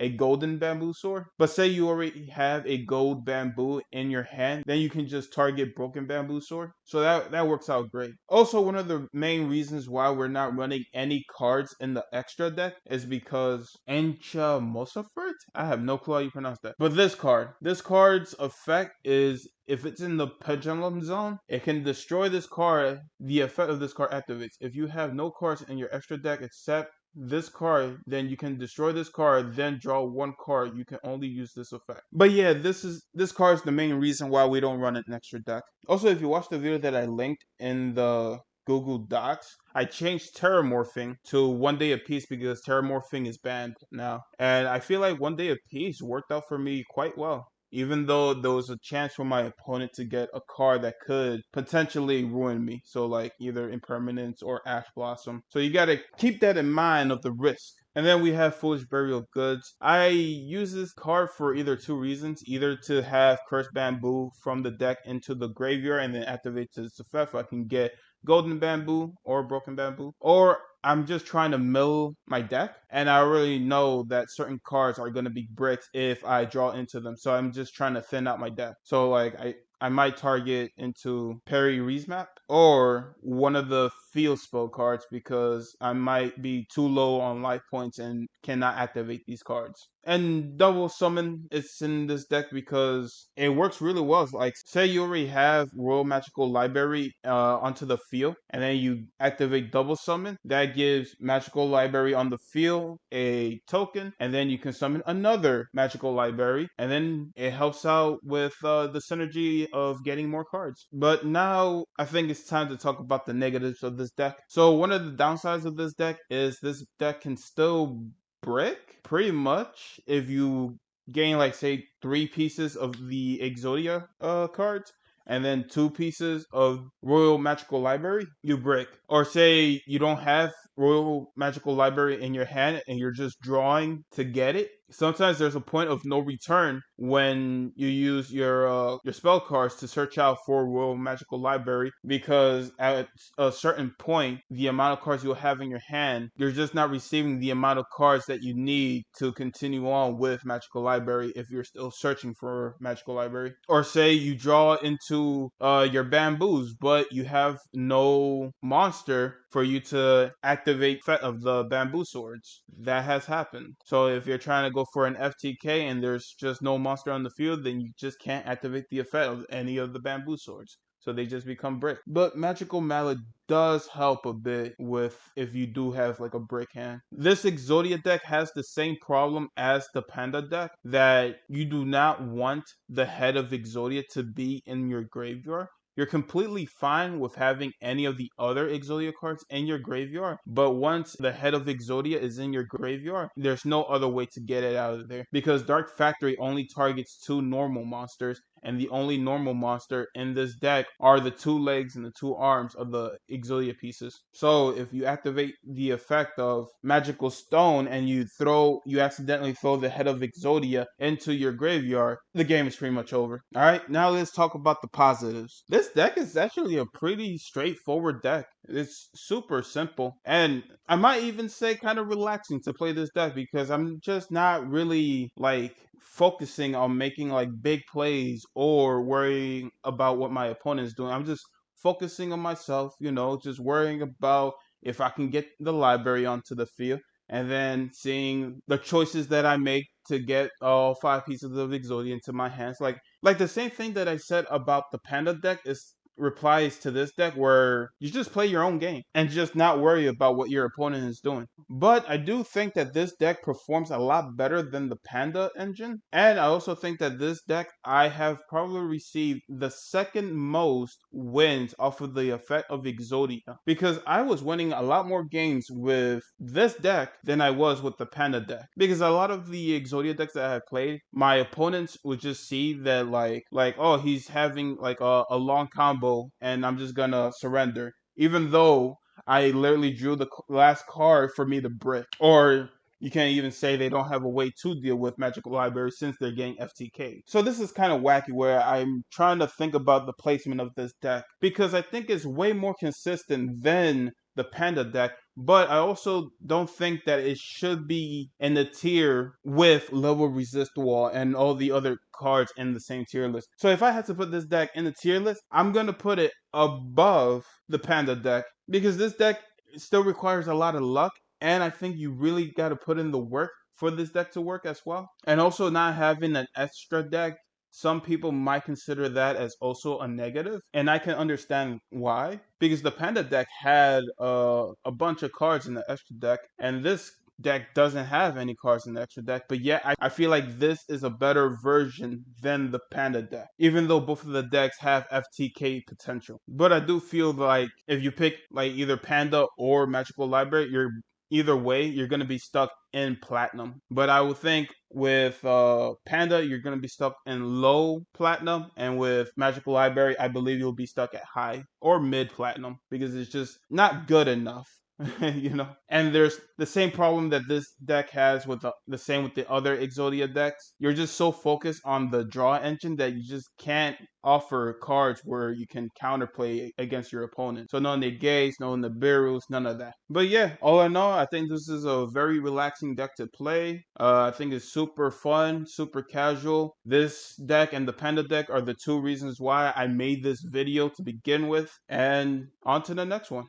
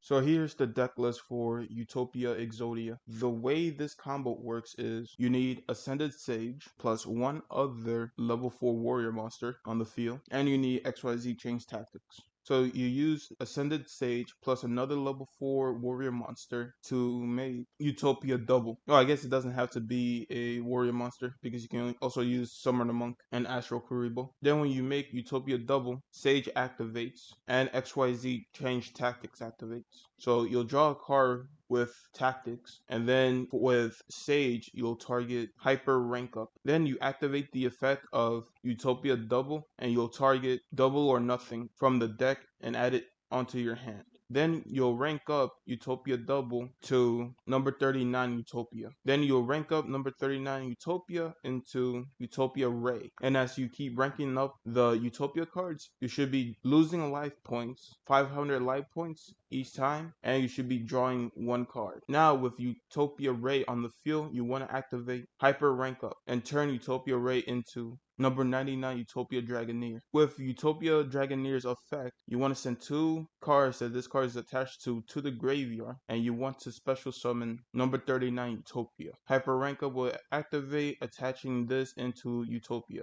Then from here, you want to level up Utopia into Utopia Ray, and then from Utopia Ray, you want to level up into Utopia the Lightning. And like I said earlier, as all of this is happening, you should be getting cards off of XYZ Change Tactics effect, and you hope that you'll draw into more cards that help you gain more cards, or into XYZ Gift, Hand Destruction, Dark World Dealings, Upstart Goblin, One Day of Peace, and more cards that can help you draw, or more monster cards that can help you special summon them onto the field, or Monster Reborn, so you can special summon them from the graveyard and onto the field. And then from this point onwards, you just want to keep using the spell cards that to help you draw more cards, and then if you run out, or if your opponent stops you from drawing more cards, then up to this point you should have 1 or 2 Max C's in your hand. You just want to activate Max C on your opponent's turn, and then hopefully that will help you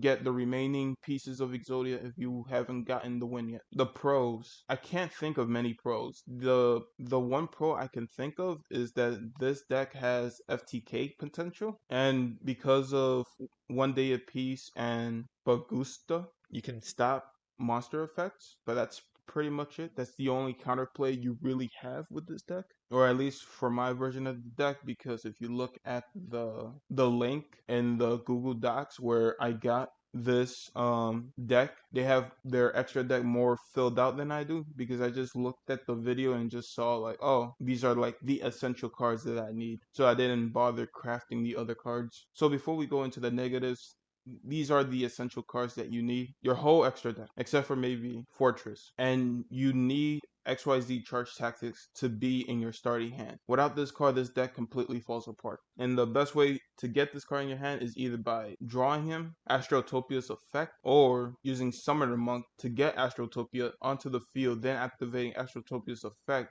to get XYZ Charge Tactics. But yes, those are pretty much the only 3 ways to getting XYZ Charge Tactics in your starting hand. Okay, now we can talk about the negatives of this deck. If you don't get Exodia in your first turn, and if you summon a bunch of XYZ cards while you have tactics onto the field to draw more cards, and you don't get Exodia into your hand and you brick, it kind of makes it a lot easier for your opponent to FTK you, since you went from like 8,000 life points to like 3,000 life points. So it's very high risk, high reward in that situation, and there's really no counter play except for the 2 cards that I mentioned earlier. And if you have any of the Exodia pieces banished or in the graveyard, it's game over. But yeah, there's very little positives about this deck.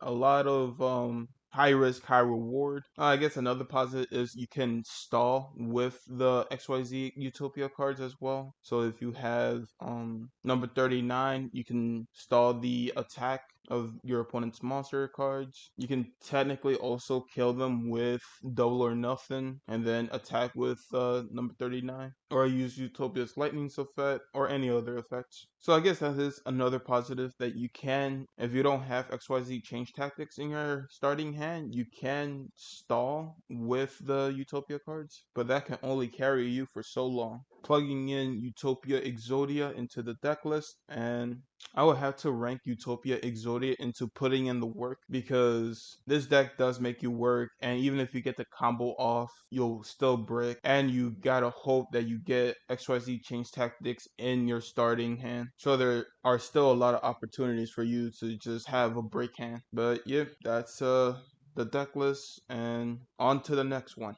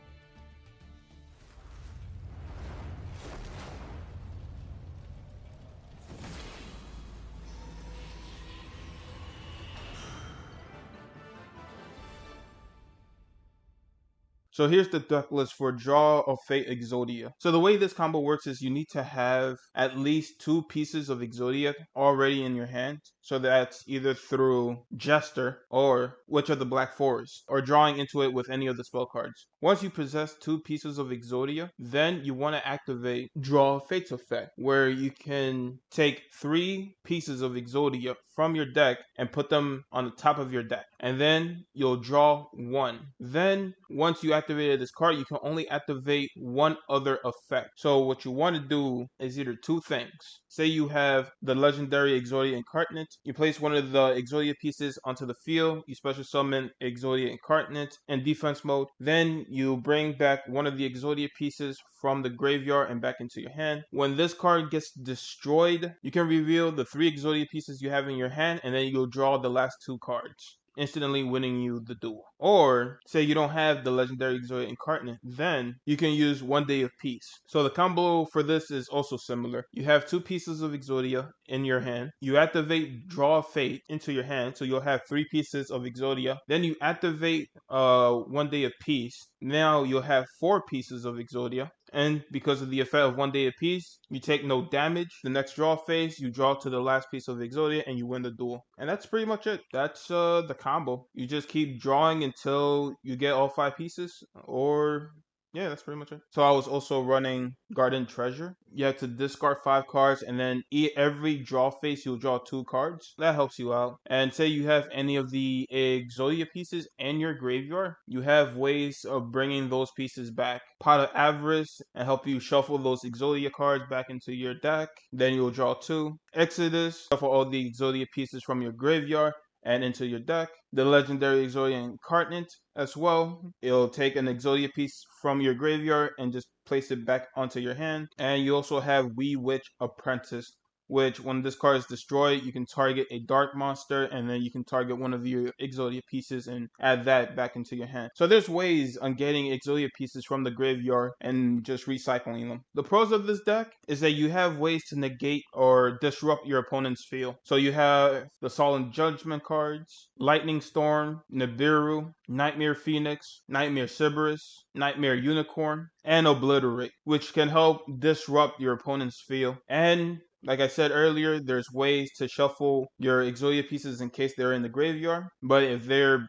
banished, pretty much game over. Oh, and I forgot to mention Dark Ruler No More. That can help you negate the effect of all face-up monsters your opponent currently controls. The con? So this deck is like a Frankenstein's monster of like 3 or 4 different decks, because the original strategy for this deck revolved around Mystic Mind, and that card is banned. So I had to take other decks and just Frankenstein them together to make this deck. One of the big hindrance of this deck, it's a lot of random. It's pretty random. So like sometimes you'll get a really good hand, sometimes you get a really bad hand. There's no skills involved with this deck, it feels like. Sometimes it feels really good when you can pull off the combo, but that combo is not gonna happen a lot of the times. I know, like, getting your opponent to crash into Exodia Incarnate kind of feels like you're playing a knockoff version of Level Resist Wall using this strategy, because Level Resist Wall, you need to wait for your opponent to attack you, and then you get all the Exodia pieces onto the field, and then you bounce that up back into your hand. But with this, you have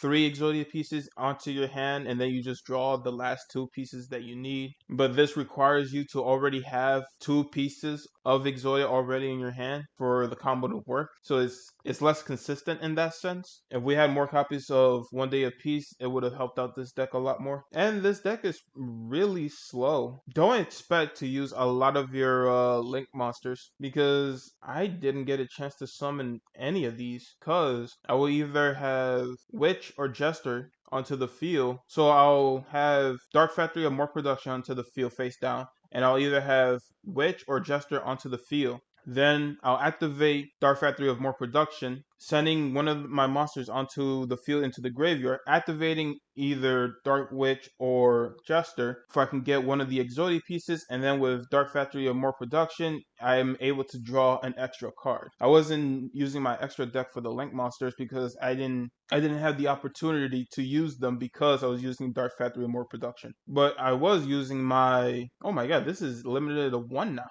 I just noticed that. Wow, I didn't realize this deck got hit. Not that Power of Extravagance is hit. I don't know what would be a good replacement for that. But yeah, talking about how I just feel in general about this deck.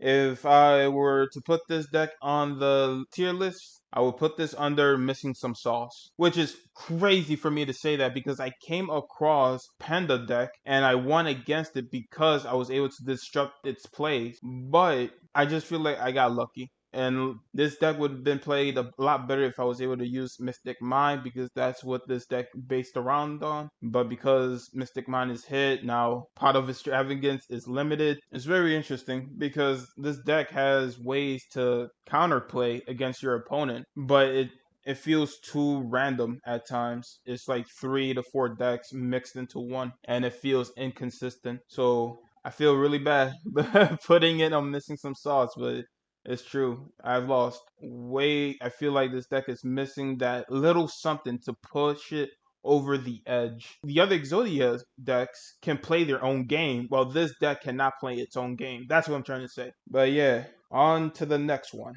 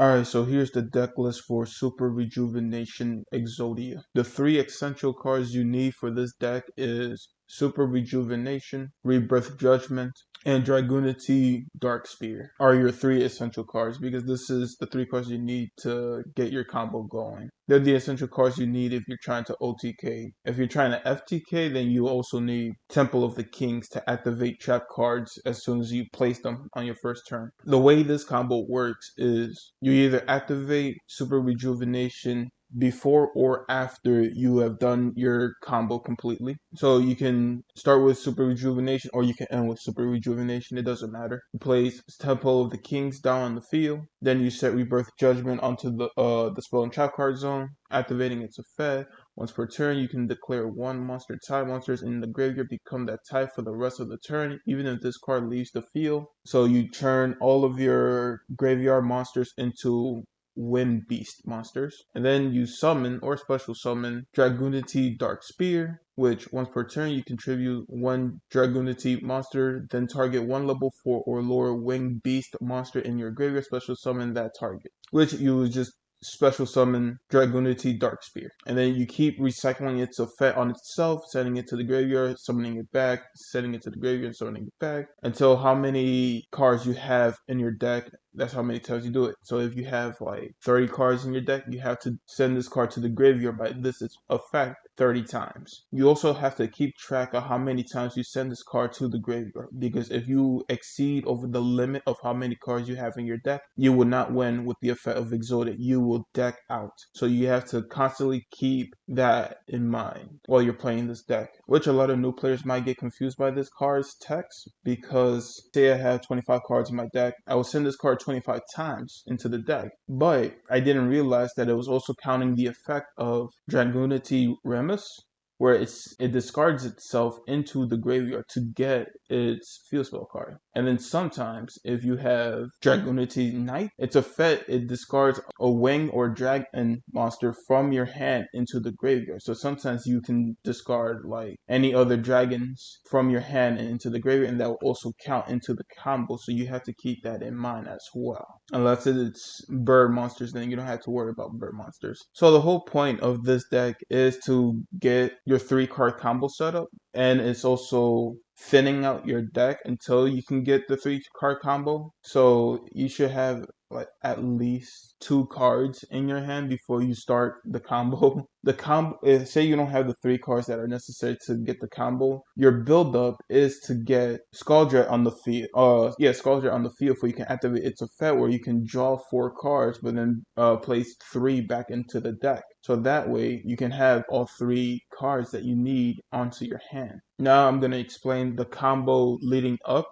to your 3-card combo, but to keep it node, I'm going to link the video where I got this deck idea, but the way I interpreted it, the combo is you're trying to build up into, and there's a lot of cards that I didn't use for the combo that you will see in the video that I'll link, that they were using cards that I didn't use for the combo because I just interpreted that you're just trying to get Scaldred. But pretty much the idea is you activate this card or you activate this card's effect, you send a monster to the graveyard, you send this card to the graveyard, and then you get another field spell card, or you get another Remus into your hand. Then you'll activate the effect of Dragon Ravine, because you need at least 2 Dragon Ravines. Then you can throw another card from your hand to the graveyard, and then you want to target Dragoonity Legatus. I think that's how you pronounce it. Then you activate its effect, then you special summon this card, then you activate the effect of Dragoonity Remus from the graveyard and special summon it onto the field.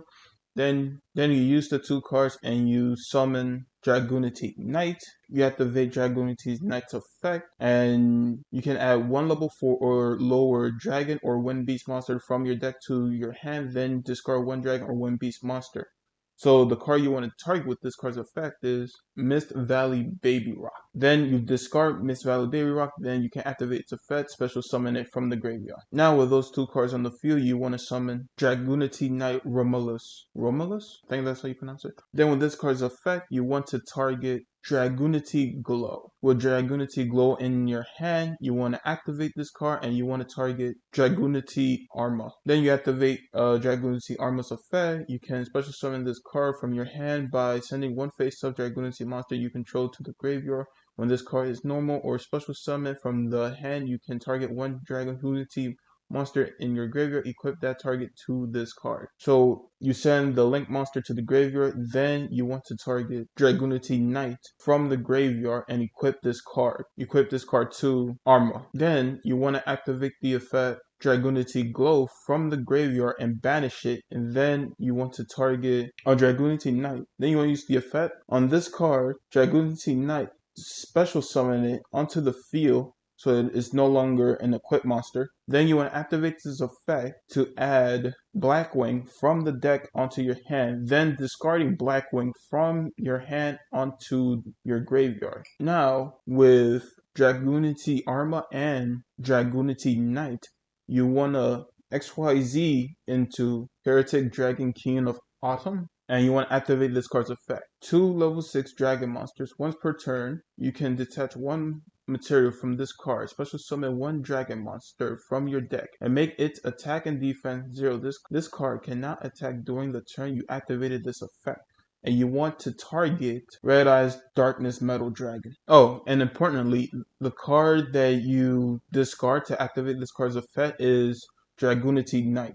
Then with Red Eyes Darkness Metal Dragon's effect, you special summon Dragoonity Knight onto the field. Then with the effect of Darkness Metal Dragon, you special summon Dragoonity Knight back onto the field, activating Dragoonity Knight's effect where you can send either a dragon or a winged beast monster from your deck onto your hand. Sometimes if you have, like, say either a winged beast monster or another dragon monster on your hand, you can target Dragoonity Darkspear, where you can get them onto your hand if you already control like dragon maids, or like say if you have a dragon maid or another winged beast monster onto your hand, then you can use its effect to get this card into your hand, and then you can discard either another winged beast or another dragon. So at this point, you will have 1 card for your 3-card combo. That's already assuming if you don't have like Temple of the Kings or Rejuvenation. Now at this point, you want to use Blackwing's effect in the graveyard,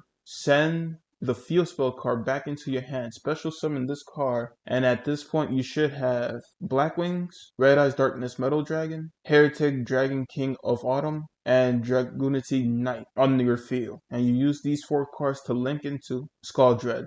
Activating Skull Dread's effect, you draw more cards. You might draw into the 3-card combo that you need, or you'll probably draw into one of your search cards like Chicken Game, Upstart Goblin, Pot of Avarice. And that's how this combo works. Or this is how I interpreted the combo works, because say you accidentally send this card into your graveyard, there's still ways for you to gain this card back into your deck with either Pot of Avarice or Guard Dragon Pisty to get your dragon monster from the graveyard onto your field. But like I said, that's just the way I stem the deck. You will see another combo. On the other video that I took this from, you'll see how the other person used their combo to get the required cards that they need. But this is how I interpret it, as you've seen in the video. Now we're going to move on to the pros of this deck. This deck is really just like a 1-card combo to help out mill out your deck. So as long as you have Ravine or Remos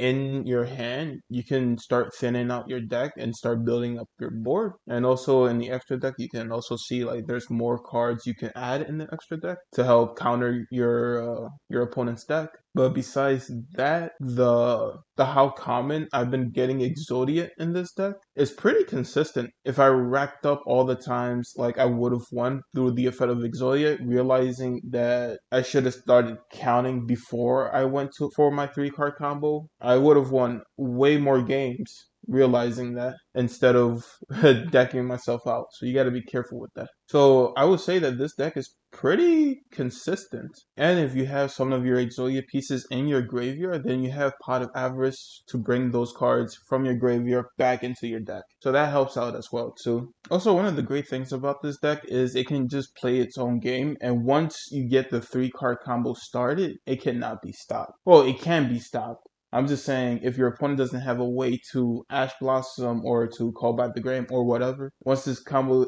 starts going, it cannot be stopped. Because one of the issues I face with other Exodia decks is even if you get the combo going, it wasn't guaranteed to get the pieces of Exodia. But this is pretty much guaranteed to draw your whole deck if you have the 3-card combos set up. Now we're going to move on to the negatives. The negatives of this deck is the negatives of all the other Exodia decks that I've talk about. There's no counterplay. If your Exodia pieces get banished, that's pretty much game over for you. There's no way of getting those pieces back. It's an Exodia deck. Exodia decks have amazing brick potential. So even though this deck only requires you to have 1 of 2 cards to get your combo going, or 3 cards to get your combo to completely work. Let me rephrase that.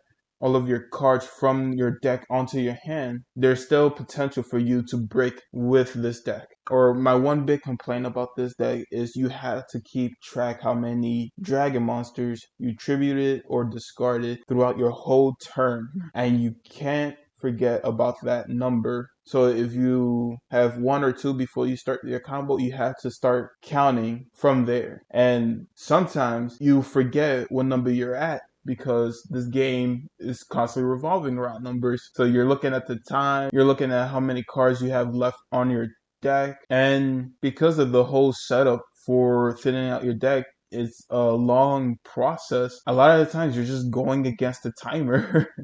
Like that video that I showed you before the deck list, that was almost 3 minutes. I almost ran out of time. It was down to the wire. And I remember, like, if I was in a party talking to my friends or anything, I would have to mute the party, pause everything, put all my focus on this right now. Don't want to deck out. And I don't know, maybe it's just me. Maybe it just took me a while to understand how Super Rejuvenation works. Because originally I thought it meant any dragon monsters that went to the graveyard counted for Super Rejuvenation, but it did not work like that. But saying all of that, I personally feel this deck is the poster child for putting in the work. I feel like you have to put in so much work for this deck to be successful at. But yeah, from all the other Exodia decks, this one I had to put all my focus into doing its combo. But on to the next deck.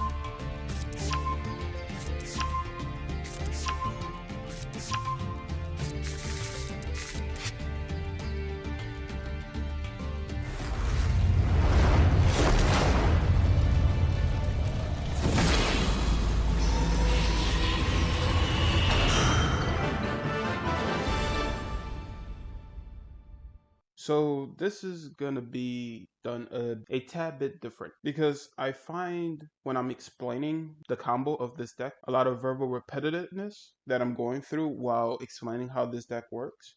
And I think for the first deck, I should show the steps of how the combo works instead of just me talking about it, because you might get lost in the dialogue of how I'm explaining it, especially towards the end. There's a lot of repetition happening. So this is going to be the first deck where I'm going to be talking about the combo while it is happening on screen. So before we start talking about the combo, the first thing you need to know is that you need to have 2 copies of Moronic Telephone. I completely butchered that. But you need at least 2 copies of that monster. I'll point him out once we get to him in the video. But you need 2 copies of him to be on the field, or 1 on the field and 1 in the graveyard for this combo to start rolling. Get it? Rolling? Because this is dice. Oh, and a great thing about this deck is even if you get a piece of Exodia in your hand, is you can still brick, but there is less likely for you to brick even if you have a piece of Exodia in your hand, as I will show you in this video. Or I guess you'll have already seen it because I would have played the replay and then played this. So you already know what's gonna go down. So right here, I activated the field spell card if I can get Dimension Dice in my hand. And right here, I put a piece of Exodia from my hand onto the field. Activated Dimension Dice. This card, Moronic Telephone. You need 2 copies, at least 2 copies of this card on the field before you can get this deck going. And then this is where Machine Duplication comes in hand, because this card would allow you to special summon 2 of Moronic Telephone from your deck onto the field. You don't really need to activate this card's effect from right off the rip. I only do it just because I can. That way I can get a little bit more health points. But you can just skip the first dice roll and just go straight into your combo. This is going to go up in stages. So I used Morphic Telephone to get Link Karibo. Then I'll activate Morphic Telephone's effect again to get it from the graveyard back onto the field. And then I'm going to get a Link 2 monster, and then I'm going to continue the process until I get a Link 3 monster. Then from this point, you want to activate this card's effect. You'll summon 3 tokens, and then as you have 3 tokens on the field, you'll activate Moronic Telephone's effect, so you can summon the other Telephone from the graveyard back into the field, and then you want to go into O Entity. And now we're just continuing the process until we get 3 copies of O Entity onto the field. Now, at this point, you want to use one of your Morphic Telephonics, specifically the one that you just activated its effect, and the level 3 Link monster to special summon another level 4 monster, for you can go straight into Prime Mathmech Alabrithian. Because with this card's effect, when you detach 4 materials from this card, you can add 1 spell/trap from your deck to your hand. And that's important to target. Rekindling.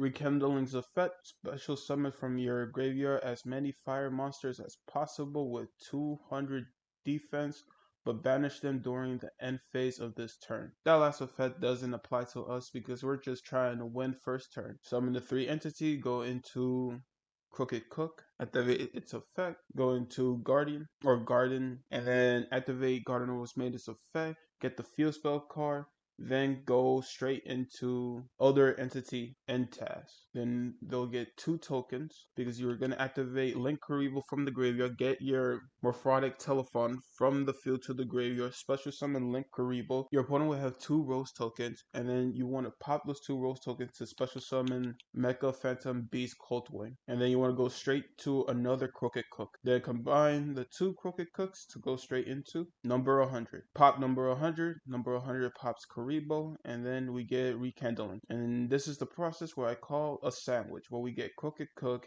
Entity, we just sandwiched it between 2 Crooked Cooks. Now we combine all our entities to get Starling Knight, Stellar Knight. Did I say Starling Knight? Get another number 100. Use Stellar Knight to pop 100. 100 pop Stellar Knight. And then we get another Rekindling. Make a sandwich. Oh, but I fucked up here. But it doesn't matter, as long as you get the process. Get another Stellar Knight, activate Entity's effect, and then we go and repeat the process. So at this point, I have a lot of draw materials. So Into the Void, Golden Bamboo Sword, Magical Mallet, Pot of Avarice. Pot of Avarice is important for two things, because you can recycle all of your Exodia pieces from the graveyard and put them back into your deck, or you can recycle your materials from your side deck. Since I have no cards in my side deck, that's what we're going to be aiming to fill my side deck again, so I can continue on using the combo. So that's just one of the great things about this deck, that even if you have a piece of Exodia in your hand, you can still recover it. And if you have a piece of Exodia in your graveyard, you can still recover the Exodia pieces from the graveyard and back into your deck. The one downfall of this deck is that if you have an Exodia piece in your banish area, there's no returning it back. Here I'm just going through the draw engine. So even at this point, if I didn't get the pieces of Exodia, I had enough material to go through the process again, if I can thin out my deck. But I got Exodia in this, and that's how we won. Let's go to the deck list where I can give you my final thoughts. Let's talk about the pros. The pros of this deck is actually, this deck is pretty simplistic and easygoing once you understand when to roll the dice or when to activate Morphonic Telephon's effect. Because you go through the same patterns and it's super consistent. Like, this is probably one of the best Exodia decks I have played so far. How consistent I can get the combo going to get the Exodia pieces. And even if you get a couple of the Exodia pieces in your hand, it's not a brick. Up to a certain amount, I think if you have like 3 pieces, as long as you have the combo where you can sacrifice a piece to get Morphic Telephone onto the field, I think you'll be golden. You have ways to recycle it back into, if it's in your graveyard, back into your deck. I think the only negatives that I have about this deck is it's very time consuming, because every time I'm trying to snowball to get the combo going, I waste a lot of time. And so once I'm on like a few, like say 15 cards are in my deck, I am close to timing out. So this deck is consistent, but it takes its time to get there. This deck has no counterplay, your SOL. And usually as I'm doing these videos, I find myself saying, oh, these are the 3 essential cards that you need for this deck. But as I find more Exodia decks, they get more complicated. So I have no clue what are the essential cards for this deck, except for what you see in the intro cards. Because in the intro cards, you definitely need Morphonic Telephone because he gets the combo going. You definitely need O Entity because he's your draw engine. And you definitely need Rekindling because Rekindling recycles all of your cards from the graveyard and back into the field, so you can continue on extending your combo. But then even those 3 cards, there's still like other cards that help this combo, because the combo is pretty complicated, so you kind of need a lot of cards for this deck to work. And that's why in certain videos I don't say, oh, these are the 3 essentials, because a lot of the cards are essentials for the combo to work for those decks. But yeah, that was the pros, that was the cons. Now, where will I put this deck on the tier list? This will be on the forbidden one. Top shelf, baby. Because it's the most consistent Exodia deck I have played so far. This is up there with Crooked Cook and Level Resist Wall. Even though I put Level Resist Wall in solid choice, I completely disagree with that, as I'm on 18 of making these decks. But hopefully I will remember to talk more about that later. But yeah, those are the top 3 decks that I played so far. This was good. Yeah, this killed it. It's kind of crazy how I never heard about this deck until I was doing research about another deck. But yeah, on to the next one.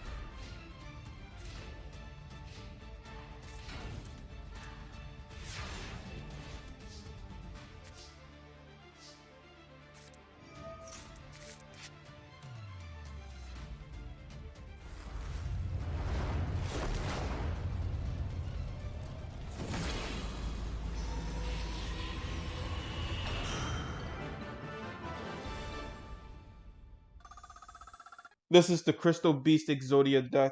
This deck, I can only find a YouTube video about it that was 13 years ago. I found a subreddit talking about this type of deck and how people just said that it's a terrible deck to use Exodia in, since the deck mainly revolves around just focusing on its own Crystal Beast monster. So splashing the 5 pieces of Exodia is not recommended. So that was the latest information I can find about this deck. So a lot about this deck is extremely outdated since the bar of Yu-Gi-Oh is extremely high since what, the last decade that video was posted. So this deck is extremely slow. It's also a control deck. So the only strategy this deck has is that you can practically board wipe your opponent with Crystal Abundant, 4 or 5 Crystal Beast monsters in your spell and trap card zone. Then Ancient City depends on how many Crystal Beast monsters you have in your spell and trap card zone. So for example, if you have 1 Crystal Beast monster in your spell and trap card zone, then this card cannot be destroyed by card effects. Then if you have 2, once per turn, including the opponents, you can have the battle damage you take. If you have 3 Crystal Beast monsters in your spell and trap card zone, it activates. You send 1 Crystal Beast monster you control to the graveyard, negate the activation, and then if you do, destroy it. If you have 4 Crystal Beast monsters in your spell and trap card zone, once per turn during your main phase, you can draw 1 card. I never gotten to the point where I needed it to use the 4 or the 5 effect of the field spell card, because the whole point of this deck is for you to just keep drawing cards, and for you to draw cards you need to use rare value, which if you control 2 or more Crystal Beast cards in your spell and trap card zone, your opponent chooses 1 Crystal Beast cards in your spell and trap card zone, you send it to the graveyard, and if you do, draw 2 cards. And that's the whole point of this deck. You have Crystal Beast monsters in your monster zone.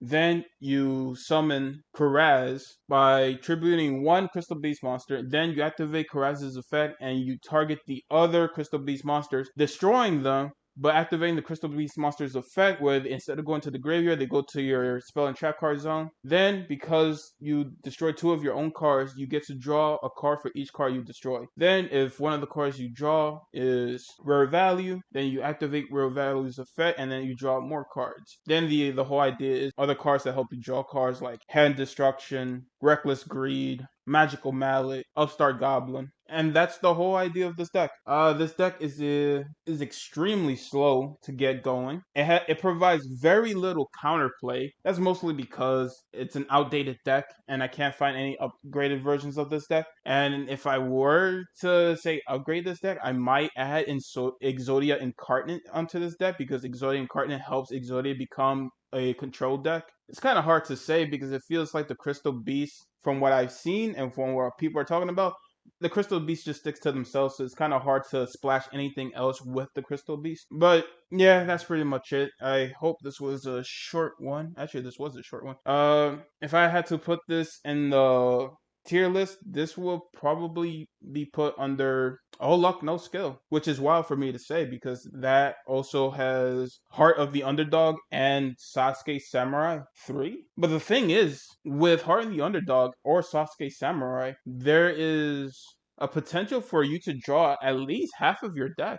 At least for Heart and the Underdog, the only thing stopping you is if you draw the head of Exodia or another copy of Heart of the Underdog. That's the only thing stopping your combo. And with Sasuke Samurai 3, once you have that combo going, you can draw your whole deck. This is very slow to set up. I didn't even think I was going to get this off. This took me about... So to put this in comparison, Sasuke Samurai 3 and Heart and the Underdog took me about a week to get the clip where I went with the card effect Exodia. With this deck, it took me about 2 weeks before I can get that one clip where I went off of the effect of Exodia. So I'm not even saying it's missing some sauce. I'm just saying the sauce is just not compatible with this meal. That's all I'm saying. It needs to go back into the kitchen. On to the next one.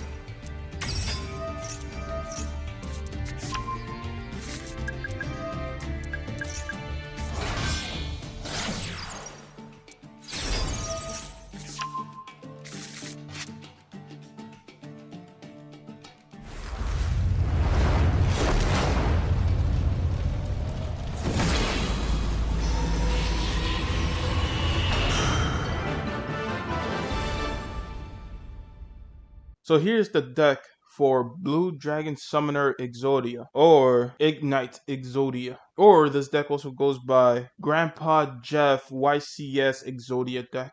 This deck is pretty amazing for how easy it is to just get the combo starting, because all you really need is just 2 warrior monsters on the field, and you can easily accomplish that by either Neo Space Connector. You just summon, you normal summon Neo Space Connector, and then you can special summon Neo Spacian Aqua Dolphin onto the field, and then you go straight into the combo. Or you can also use Sublimation Knight. I don't know how to pronounce that. And when he is normal summon, you can equip 1 monster onto this card, and you want to target Squeak Knight. Then activate Squeak Knight's effect, where it becomes a monster on the field, but don't activate its second effect, and then you can go straight into the combo. Then there's other ways of getting other warrior monsters onto the field, like Inferno Knight, if you already have a warrior monster onto the field. Fire Flint Lady, if you already control a warrior monster on the field, you can special summon this card. Ready Fusion, which you can target Flame Swordsman. Instant Contact, which this card targets Elemental Hero Flare Neos. Or you can also use this trap card from the Phantom Knights to get an extra warrior monster onto the field. Or hell, even say you have just the Ignite cards in your hand, you can use Ignite Squire or Crusader. And if you have another Ignite monster on the other side of the pendulum, you can activate this effect, and then you can search a Fire Warrior monster from your deck or graveyard to your hand, which usually you might just want to search for Sublimation Knight. But yeah, this deck excels of having different monsters to get the party started, per se. And pretty much the combo, after having the 2 warrior monsters onto the field, you just go straight into your combo. So with your 2 warrior monsters, you want to go straight into Isolde. Activate Isolde's first effect, and you want to target Ignite Crusader. Then with Isolde's second effect, you want to send 1 copy of Inferno Arms from the deck into the graveyard, special summoning Inferno Knight. Then, using Inferno Knight's effect, you want to target 1 card in your graveyard and add it back into your hand, which you want to target Inferno Arms that you just sent to the graveyard and add it back into your hand. Then activating Inferno Knights and equipping it to Knight. You want to activate Noble Arms effect, and you want to target Ignis Phoenix. Now, with Crusader and Phoenix on your hand, you want to place both of them into the Pendulum Zone. Then you want to activate Crusader's effect, where it destroys both of the Pendulum monsters, and you want to search for Squire. Then, with Phoenix effect, you want to search for Veteran and special summon it into the field with Phoenix effect. Now that you have Veteran and Knight on the field, you want to synchro summon into Symphonic Warrior Rocks. Activating Warrior Rocks effect, you want to target Crusader and adding it back into your hand. Now that you have Warrior Rock and Isolde on the field, you want to link summon into Beyond the Pendulum. Activating Beyond the Pendulum's effect, you want to target Harmonizing Magician. Now at this point, you want to use Crusader and Squire to Pendulum Summon. And the cards that you want to target for the Pendulum Summons are Veteran, Phoenix, and Harmonizing Magician. You'll place Veteran and Phoenix where Beyond the Pendulum is pointing to. Activating Beyond the Pendulum's effect, you can cancel it if need to. All it is that you destroy 2 cards that are on the field. And you can probably destroy either 2 of your cards or 2 of your opponent's cards, but this doesn't matter. Activating this effect doesn't matter. But when Harmonizing Magician is special summoned onto the field, you want to activate its effect, and you want to special summon from your graveyard Purple Poison Magician. Now that Purple Poison Magician and Harmonizing Magician are both on the field, you want to XYZ summon to Time Star Magician. Activating Time Star Magician's effect, you want to target the head of Exodia. Then, on your Pendulum monsters, you want to activate the Pendulum Monster's effect, where it's going to destroy the cards. Then you can activate Time Star Magician's second effect. Pendulum Zone will be destroyed by battle or card effect. You can send 1 spellcaster monster from your deck to the graveyard instead. With this effect, you want to target Blue Dragon Summoner. Now that Blue Dragon Summoner is in your graveyard, you want to take Time Star Magician and Beyond the Pendulum, and link summon into Selene. Activating Selene's effect, you want to target a monster in your graveyard and special summon it into the field, which you will target Blue Dragon Summoner. Now that Blue Dragon Summoner is on the field, you want to target Selene and Blue Dragon Summoner, and you want to link into Cross Sheep. Activating Blue Dragon Summoner's effect, then you target a piece of Exodia. So at this point, you should have 2 pieces of Exodia. Now with Cross Sheep on the field, you want to target Veteran and Phoenix, and you want to fusion into Mighty Draco Slayer to one of the arrows that Cross Sheep is pointing to. Activating Cross Sheep's effect, you want to target Blue Dragon Summoner from your graveyard, special summoning it onto the field, and you want to go straight into Selene again, using Cross Sheep and Blue Dragon Summoner. Activating Blue Dragon Summoner's effect, you take another piece of Exodia.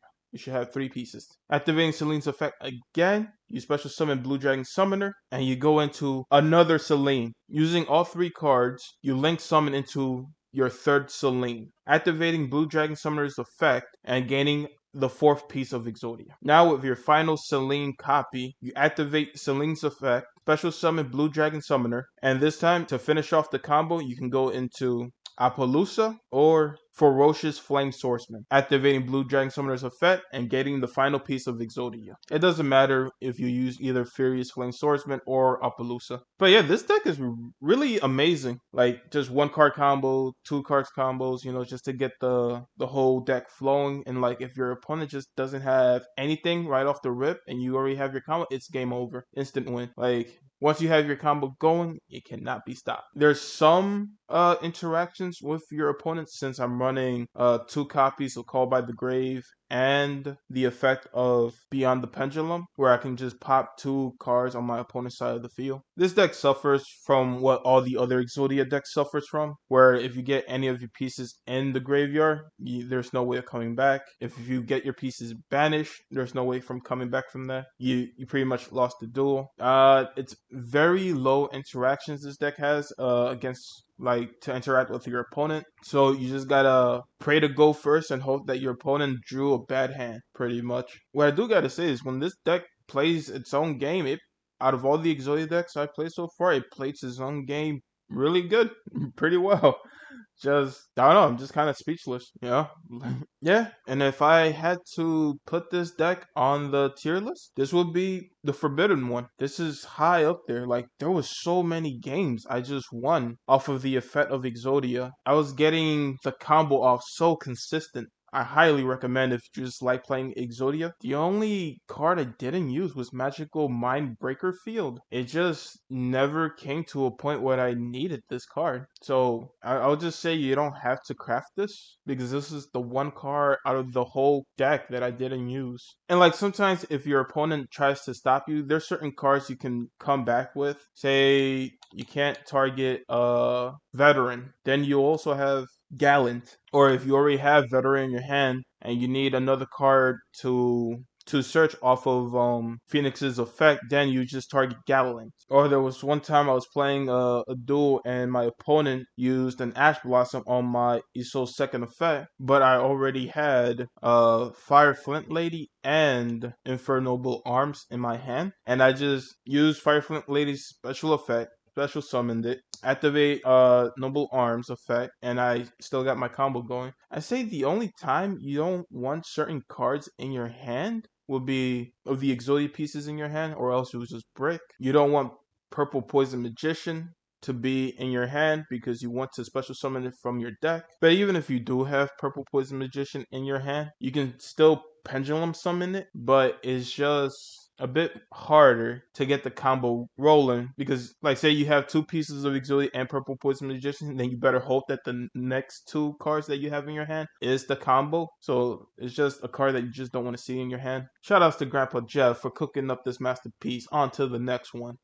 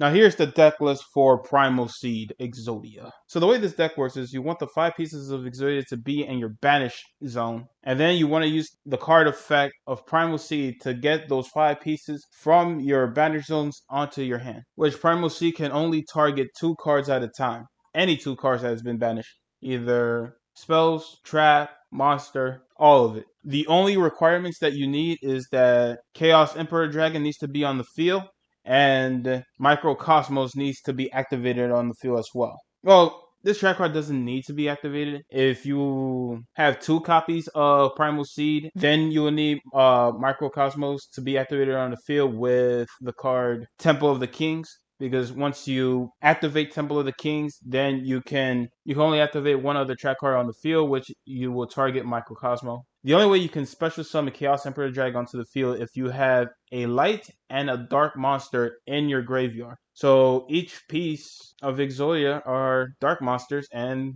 Blue Eyes are considered light monsters. And this also uses the Blue Eyes engine, because you'll use Trade-in. Actually, you could use Trade-in on the Blue Eyes, the Lava Golem, and the Chaos Emperor Dragon, just to send him from your hand into the graveyard, then from the graveyard into the banish. And then to get him out of the banished zone, you'll use Pot of Acquisitiveness. Ooh, I just can't say that fast. To target 3 banished monster cards in your banished zone. And the cards that you want to target is Chaos Emperor Dragon, because he is mandatory. And either 2 Blue Eyes or a Blue Eyes and a Battle Fader. The reason why I target Blue Eyes is because you might have a Trade-in your hand or in your deck, and drawing into a Blue Eyes just helps you draw more cards, or having a Battle Fader helps you stall longer. Those are usually the 3 cards I target for the pot card, and I'm not even going to try to pronounce his name again.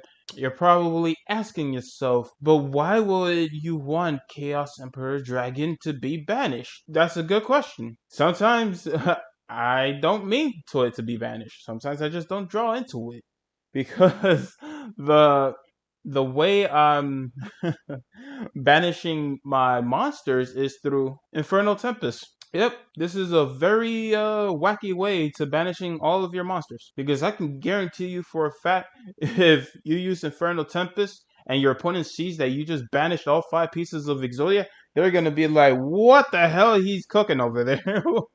What the hell does he have cooking over there that he is running Tempest Exodia?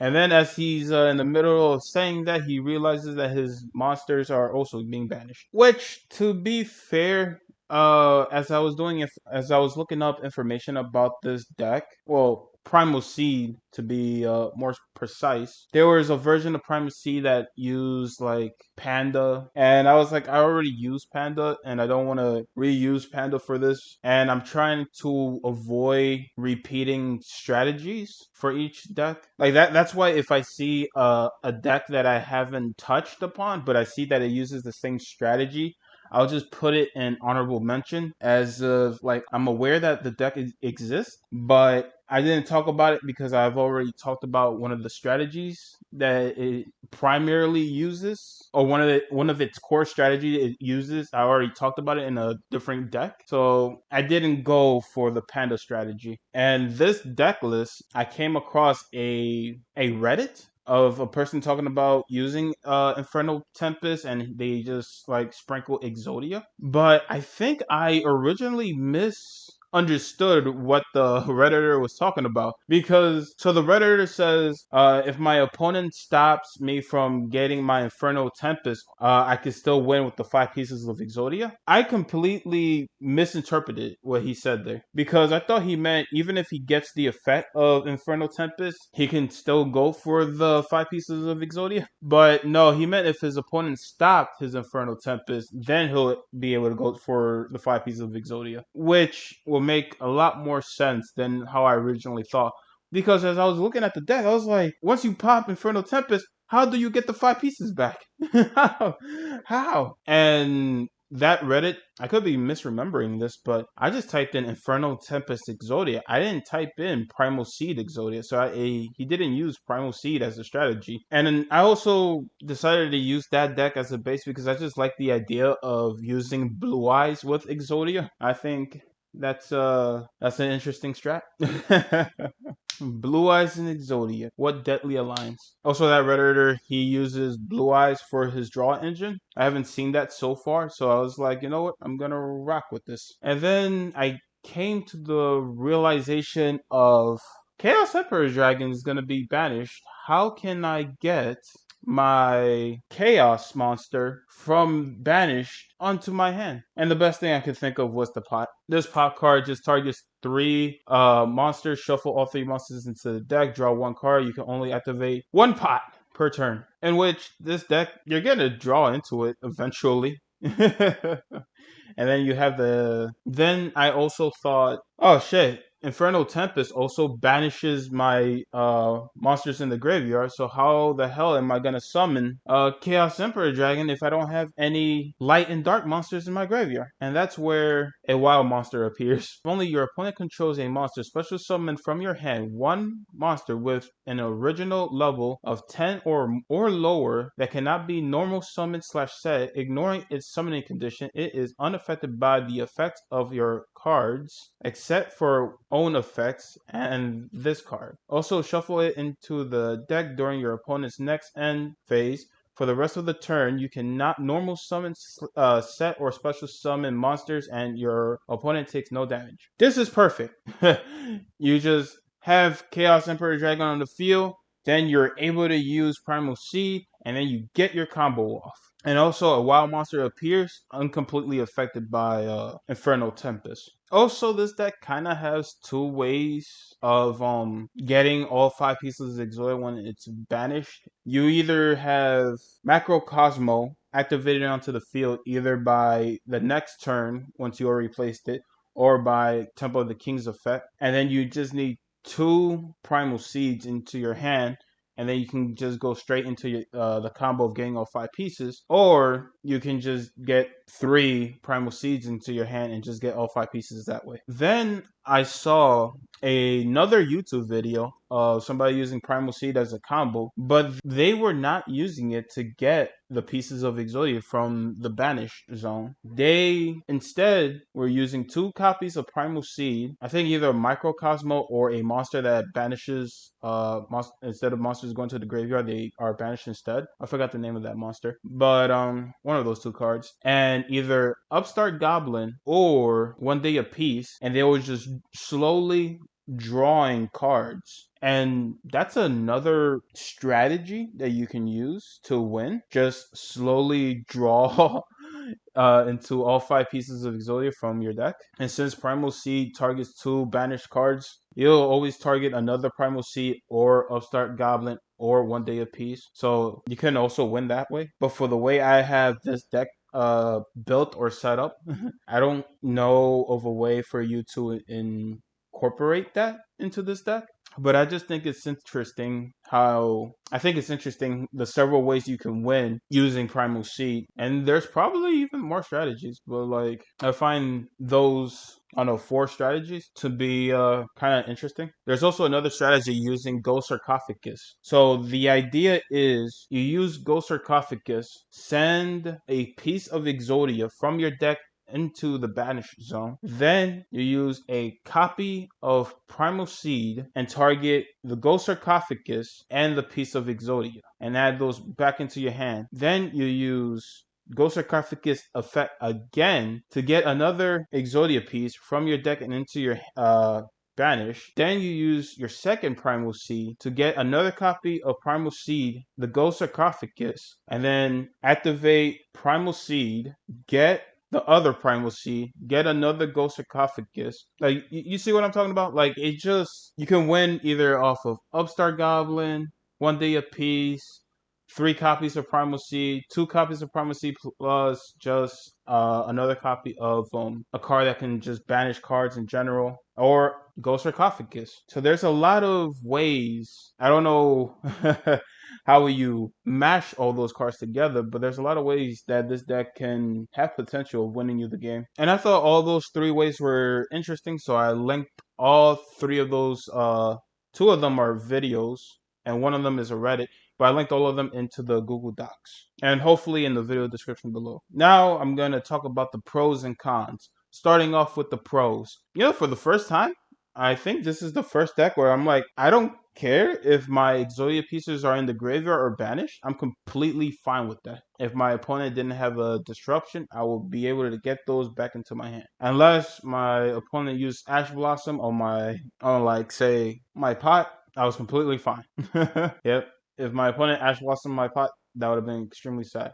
Uh, Lava Golem. I was using Lava Golem as a way to disrupt my opponent's monsters, but also I don't know if Lava Golem or a Kaiju is better. But this combo is great with Lava Golem because a wild monster appears only activates if only your opponent controls a monster. Which with Battle Fader and Infernal Tempest, that more likely gonna be the case. Or like if your opponent crashes into the White Stone of Legend, that's also gonna be the case because you're just gonna have a Blue Eyes onto your hand. Like the only time I can think of a wild monster appears can not be activated if you have the Hippo Carnival tokens. But the only reason you have the Hippo Carnival tokens is because you're just trying to stall. Once you Infernal Tempest your opponent, you use the Hippo tokens to stall as much as you can, or for as long as you can. I don't know if you want to consider this a pro, but the extra deck does not matter for this deck. The only reason I even have an extra deck is for Pot of Extravagance and Pot of Prosperity. Those are the only two reasons why I even have an extra deck. So the extra deck doesn't really matter. The final pro for this deck is that if you use Inferno Tempest, you get rid of a good portion of your opponent's resources. So if your opponent is heavily reliant on like monster effects, or they're using a deck that requires a lot of special summoning, you just get rid of a good portion of their resources. So it helps you it helps you in the end game, that's for sure. But then it becomes a problem because then you just gave your opponent a 3k monster, and sometimes you just don't draw into the cards that you need. You will die. Simple as that. I don't know if Swords of Revealing Light would be a good idea to sprinkle onto this deck. Alright, now we're moving on to the cons. This has no counterplay besides just using Infernal Tempest on your opponent's deck and to get rid of their resources. But this is an Exodia deck, so you will brick. There's no counterplay. It's kind of hard to get its combo going because it's not optimal, but I do think it's really wacky. That's a really wacky Exodia deck. But yeah, implementing this deck into the tier list, I will have to put it under missing some sauce. Now hear me out. The only reason I will put it under missing some sauce is because when I was talking about earlier of like the different ways you can use Primal Seed to combo to get all the 5 pieces of Exodia, either to having 3 copies of Primal Seed or 2 copies of Primal Seed and a monster or trap effect that will banish cards while you have all 5 pieces of Exodia banished. That's one way. And then the other way is either through drawing into Upstart Goblin or into 1 day apiece. That's another way. Or through the Ghost Sarcophagus method. I think there's a lot of avenues this deck can go through to accomplish its win condition with the 5 pieces. But the version of the deck that I'm using doesn't really allow you to go through those different avenues with those cards. So because of that, I will put it on missing some sauce. I'm kind of interested to see like the upgraded version of this deck that somebody might cook up with to see if they can get all those strategies that I was talking about. Like that'll be interesting. Like, you know how nice it is to be an Exodia player and just not having a care in the world where your Exodia pieces land, either in the graveyard or banished, and just know like you want them to be banished to begin with. That's a great feeling to have, which is hella unique to this deck only. But yeah, on to the next one.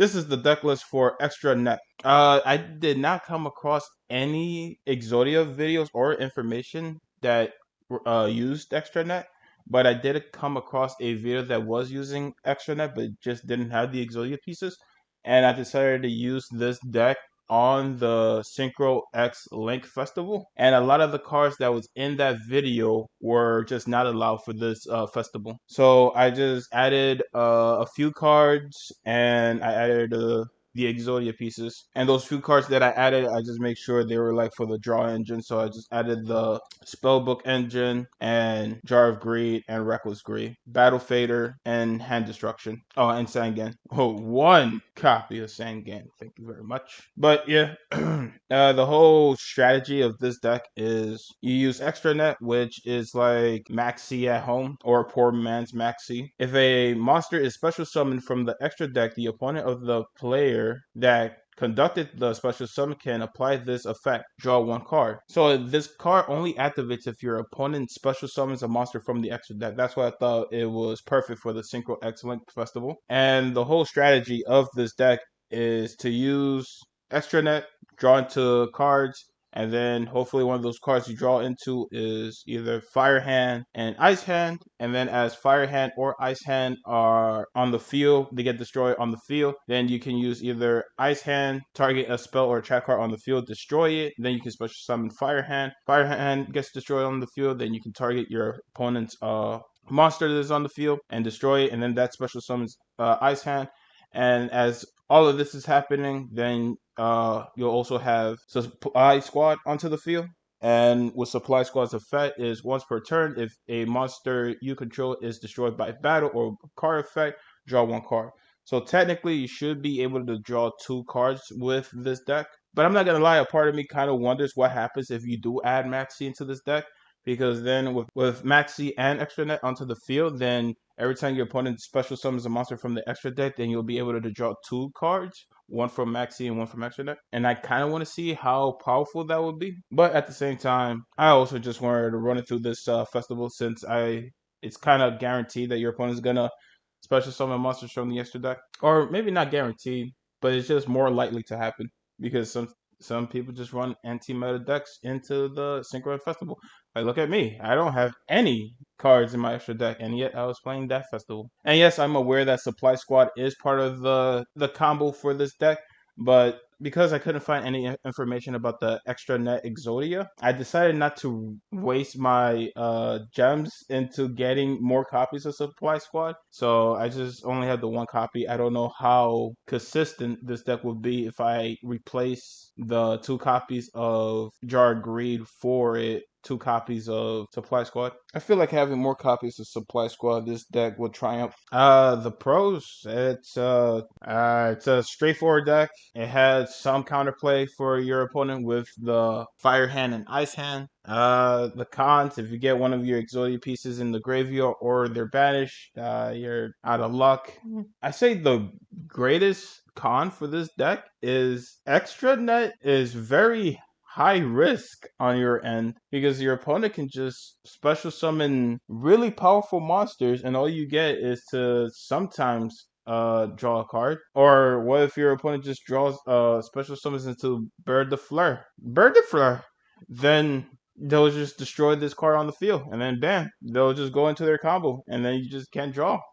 So I don't think the reward is worth the risk of your opponent just drawing into powerful monsters. I do think there's some potential for this deck to work. If I had to put this on the tier list, I would say missing some sauce because there's no way of getting Extra Net to your hand except for just like drawing it with the spellbook engine or with card D or with any other of the draw cards. And you kind of hope if you're going first that you just have this card in your hand. And even if you do have this card in your hand, you're giving your opponent a huge advantage of just them special summoning monster is probably not worth the squeeze. Like the juice is just not worth the squeeze at that point because they'll just OTK you unless you draw into a battle fader or you hope that your opponent doesn't destroy it with a card effect, destroy the field spell card with a card effect. But I do feel like that using Fire Hand and Ice Hand with Supply Squad, it's actually a really good strategy. I felt really good using that, and then using that strategy with like the spellbook engine and then card D and then the other draw cards, that felt good. But using extra net did not felt that good using it. So yeah, I think this deck is missing some sauce, and the deck might be just worth playing just not to play. I think I think what's holding this deck back is extra net. So just to make this deck better, just don't play extra net. Or if you do play extra net, or if you're gonna try the strategy of using extra net and maxi, go for it.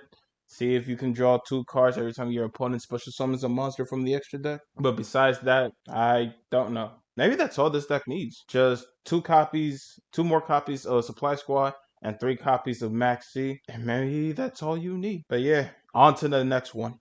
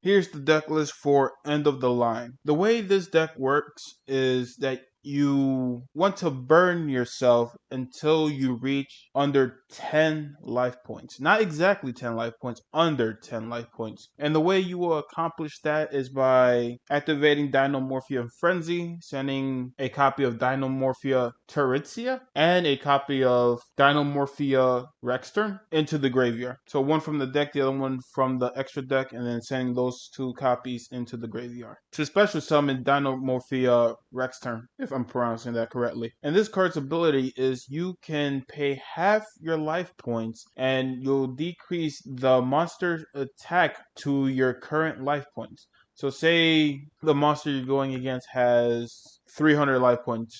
300 attack, and you have 300 life points. You activate Dinomorphia, that would be 1500 life points. Then the monster attack will be 1500. Simple? Simple. Another way to burn your life points is through Utopia Prime. So the way you get to Utopia Prime is you have 2 copies of a level 4 monster. So either Labyrinth Servant, Ariana, or Teresia. Just having 2 level 4 monsters onto the field. And then you want to go straight into Double or Nothing, activating Double or Nothing's effect, getting the card Double or Nothing, then going straight into Utopia, and then from Utopia going straight into Utopia Prime. And then with Utopia Prime's effect, if you are opponent's health, it's 3,000 higher than yours, you can detach 3 XYZ materials from this card, then pay life points so that you can only have 10 left. Destroy as many special summon monsters your opponent controls as possible,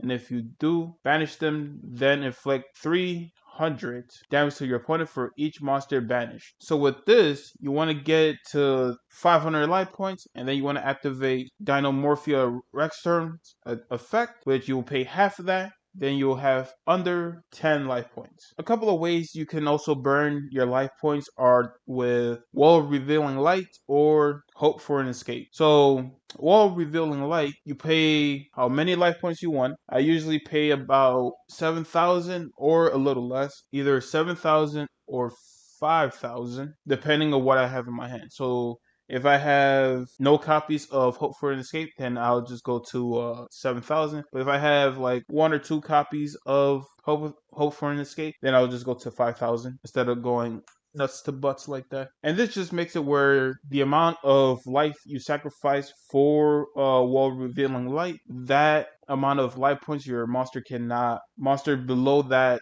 threshold cannot attack. So say if you sacrifice 5,000 life points, monsters with 5,000 attack cannot attack you, if that makes sense. These next few cards, they don't help with burning yourself, but they do help getting the trap cards that you need, and that's Lovely Labyrinth and Lady Labyrinth. Lady Labyrinth, when a trap card is activated, you can grab any normal trap card from your deck and place it onto the field, which usually you'll want to target either End of the Line or Reckless Greed, depending on what you have. So like, I would say early stages of your combo, you want to go for Reckless Greed. If you're towards the tail end of your combo, you want to go for setting up all 3 copies of End of the Line onto the field. And say if you do have a copy of End of the Line in your graveyard, then you can activate a trap card, activating Lovely Labyrinth's effect, where you can special summon, or you can take a normal trap card from your graveyard and place it onto the field, which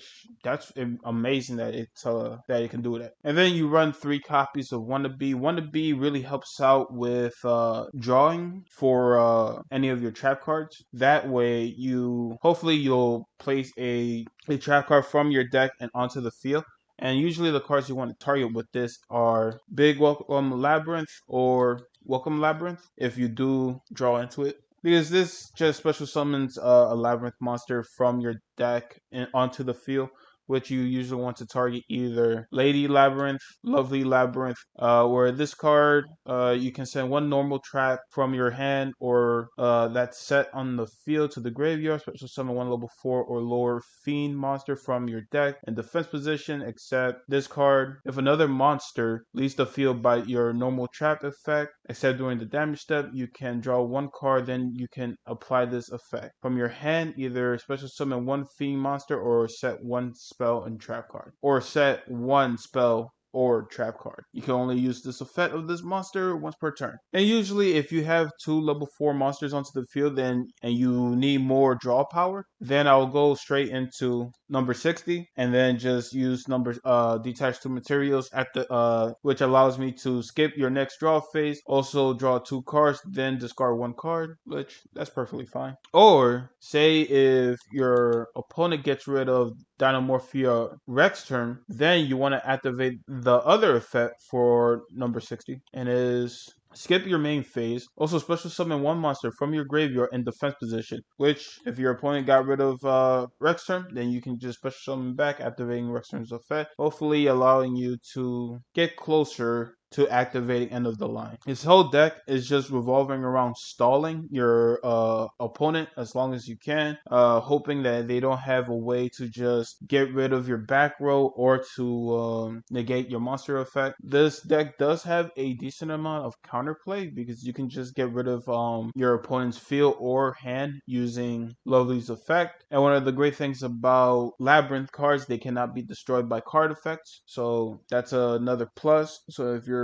opponent tries to ride Geki, it's not going to affect the Labyrinth. So that's good. And the reason why I'm using Pot of Prosperity is it helps out drawing the cards you need from your deck. And I'm going to be completely honest with you, I don't fully understand why all the cards are in the extra deck except for Pot of Prosperity. So for example, this card, there's 2 of it because it's essential to your combo. This helps out to get Utopia Prime. This also helps you get Utopia Prime. This helps you draw or get a monster from your graveyard. I haven't used this one, so I'm not sure why this is in the deck. This if you control 3 level 8 monsters. So if you control Lady Labyrinth, Lovely Labyrinth, and Rexturn, then you can go straight into Coach King. And then you're able to draw a card for each card you discard. So the way this card works is every time you detach a material from this card, you inflict 800 damage to your opponent. You cannot deduct your battle phase the turn you activate this effect. So the way this card works, if you detach 1 material from this card, you draw a card. It just helps you draw into the Exodia pieces or into your combo. Because the whole idea is to get your health under 10 life points. If it's exactly 10, it's not going to activate end of the line. Well, it will activate end of the line, but you won't draw 4, you only draw 2. The few things that I don't like about this deck is it's very high risk, high reward. You are rocking extremely low health point that anything can kill you. Any amount of burn or anything can just lose you the game instantly. And this deck has the same problems as other Exodia decks, where once you have an Exodia piece in your graveyard or banished, you pretty much lose the game. But with this, you can kind of bounce back with the 2 Labyrinth monster and the Dynamorphia monster. And also you can kind of fight back with this deck with also the Utopia cards. So even if you don't get the Exodia combo, you can still fight back. It's the best thing I could say. Also, this is a very expensive deck. Like, there's so many SRs and URs for this deck. I'm not gonna lie to you, this is the first time that I actually caved in and spent about $40 to get gems if I can make this deck. Because I'm getting close to almost a year of me working on this deck, and I was just like, man, this deck is gonna put me far behind if I don't if I don't get the cards I need from the secret packs. And I was like, fuck it, I'm just gonna bite the bullet and just hope that I get what I need. And it worked out for me. But yeah, this is a very expensive deck, and I don't think it's that worth it. Like, it teeters in between solid choice and putting in the work, but because of the high risk, high reward of this deck, or not high risk, high reward, but the all or nothing approach this deck works with, I'm gonna put it under putting in the work, because you want to be as low as possible, but anything or everything can happen where you just lose it all. So yeah, Even if you get your combo rolling, you can still lose. But yeah, sorry if I seem a bit scatterbrained on this one. I'm just trying to wrap this one up because I'm running out of space on my laptop, and hopefully I'll be able to make more space. But also, I'm just not entirely sure why we have Sprite Elf and Pit Knight, but I'm pretty sure somebody in the comments will let me know. But on to the next one.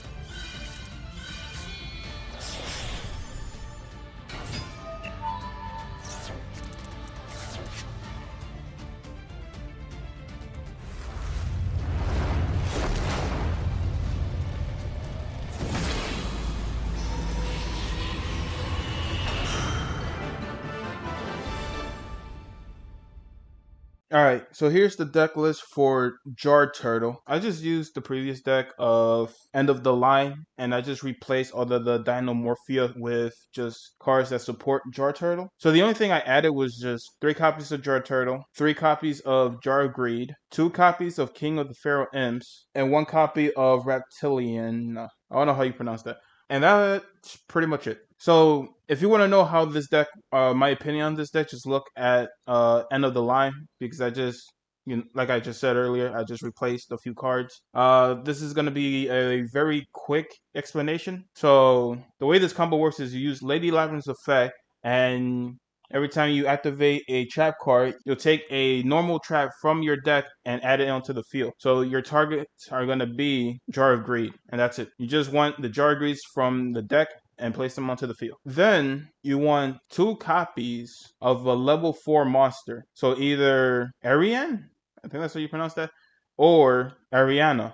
As long as you have one of these 2 cards onto the field, then you want to go straight into King of the Pharaoh Imps. So you detach 1 material from this card, and you'll add 1 reptile monster from your deck onto their hand, and that reptile monster you want to target is Jar Turtle. So once you add a Jar Turtle to your hand, you just place it onto the field, and you activate King of the Pharaoh Imps' effect again to get a 2nd copy of Jar Turtle. And you're probably thinking to yourself, but then how do I get the 3rd copy of Jar Turtle? That's simple. With this Reptilian's effect, you need 2 monsters, including a reptile monster. So you can either have any monster card on the field, plus you already have King of the Feral Imps on the field. It already counts as a reptile monster. So you just need one copy of King of the Feral Imps on the field, plus any other monster card on the field, and you can go straight into Reptilian. Activating Reptilian's effect, if your opponent controls a monster, you can change that monster's attack to 0. Then you can special summon, no, you can't special summon, but you can get a reptile monster from your deck and add it to your hand, and that's where the third copy of Jar Turtle comes from. Then once you place all 3 copies of Jar Turtle onto the field, and you got all 3 copies of Jar of Greed onto the field through Labyrinth, then you flip the Jar Turtles in defense position. Then I flip them face up once I have all 3 copies. Then I activate the effect of Jar of Greed. Cards that help out with this combo, well, Revealing Light. It just helps you stall from your opponent attacking you directly. And the effect of the Labyrinth monsters helps you send cards back into your opponent's hand or send them into the graveyard. But yeah, if you want to know my original opinion of this deck, just go back to End of the Line. This is literally the same deck. I just changed all the Dynamorphia cards into just Reptile support. I originally put End of the Line in putting in the work, and I assumed that this deck was going to be better because I didn't really need to have my life points down to under 10 life points anymore, so I thought it was going to be more consistent. But because of how slow this deck is on summoning all the Jar Turtles, it kind of felt like I was missing something for how slow this deck was. Because to be honest, this deck and End of the Line, they kind of get the same results, because I'm pretty sure if you get under 100, you can draw 2 cards, but then if you get under 10 life points, you can draw 4 cards with End of the Line, which is 12 cards you can draw with just 3 copies of End of the Line. Well, with this, you need 3 copies of Jar of Greed, 3 copies of Jar Turtle, and I believe once you activate Jar of Greed, then each copy of Jar Turtle will activate, which is 4 cards. So you'll still be drawing 12 cards. So I just feel like End of the Line is a more consistent version and a faster version than Jar Turtle. And to be honest, I didn't even know if this was going to be even possible, because I tried to look up any Jar Turtle Exodia decks and I couldn't find any. I found 2 Jar Turtle decks, and one just explains how you can just combo into Jar Turtle, and it's in a different language. So if anybody has a better idea of how to implement Jar Turtle than using Labyrinth, I'm all for it. But because of that video of explaining the different types of combos that can lead into Jar Turtle, I'm gonna put this deck underneath End of the Line, so it's gonna go under Missing Some Sauce, because I feel like there is some potential for there being like a 2-card combo with what's the name of that field spell card that he talks about, Reckless Fortress or something like that, where you can special summon when a monster is special summoned. You can search up other copies of that special summon monster from your deck and place it onto the field. I feel like that can play a better role into Jar Turtle, but there was no way for me to special summon Jar Turtle, so there was no point of me using that field spell card, so I just didn't implement it unless I was going to use a more reptile based deck. Then I could have probably used that deck. But then I would have to find a way to get all 3 copies of Jar of Greed from the deck onto the field. So yeah, I just felt like this was a more consistent way of using the Labyrinth to get Jar of Greed, and then using King of the Feral Imps effect to get 3 copies of Jar Turtle onto the hand. And that's pretty much it. Like I said earlier, if you want to hear the pros and cons that I have about this deck, it's the same for End of the Line. And wait, did I even talk about the pros and cons of End of the Line? I don't remember. I must have. Besides burning yourself of life points, this is missing some sauce.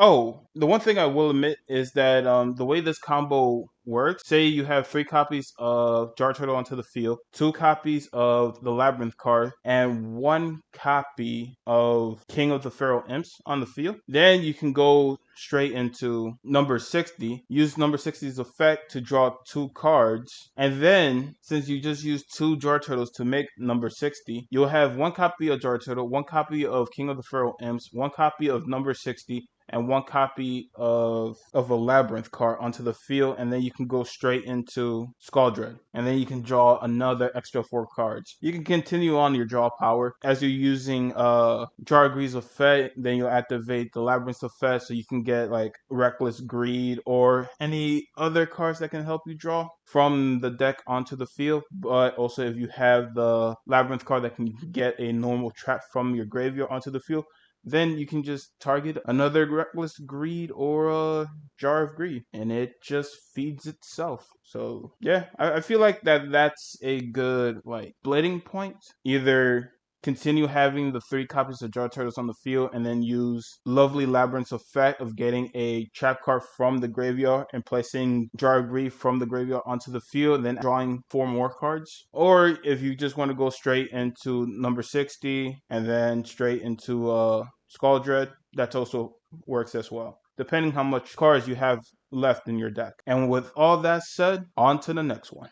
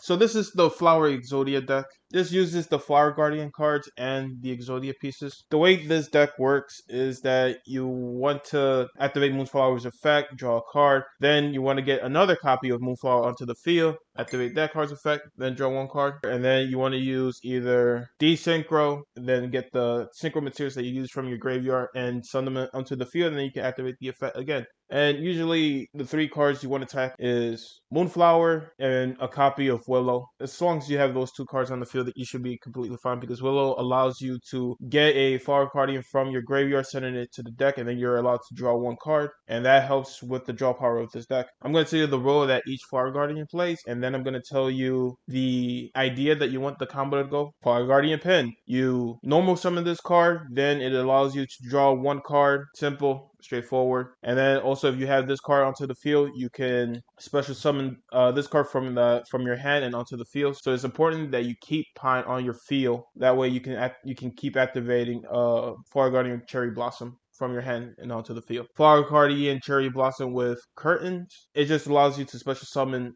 this card from your hand, and then you draw a card from your deck onto your hand, and if it's a Flower Guardian card, you can special summon the Flower Guardian onto the field. If it's not a Flower Guardian card, then you send both cards onto the graveyard. it gets fucking tragic sometimes. Flower Guardian Pony with Butterfly. This card is essential that you need for your Synchro Summon because this is your only tuna monster that you have that's in your deck. So this card is essential for the combo. Flower Guardian Zebra Grass. This is pretty much a magical mallet. Any Flower Guardians you have in your hand, you will just send it back into your deck, and then you just draw the same amount of cards that you just sent to your deck and back to your hand. So it's a magical mallet. Then we have one card of Reinforcements of the Army because apparently these Flower Guardian cards are warrior monsters. One Pot of Avarice because it just helps in case we accidentally discard one of the 5 pieces of Exodia from our hand into the graveyard, and it just allows us to get those pieces back and draw 2 cards. 2 copies of Dark Eruption helps if you have an Exodia piece in your graveyard, you can get it from the graveyard and back to your hand.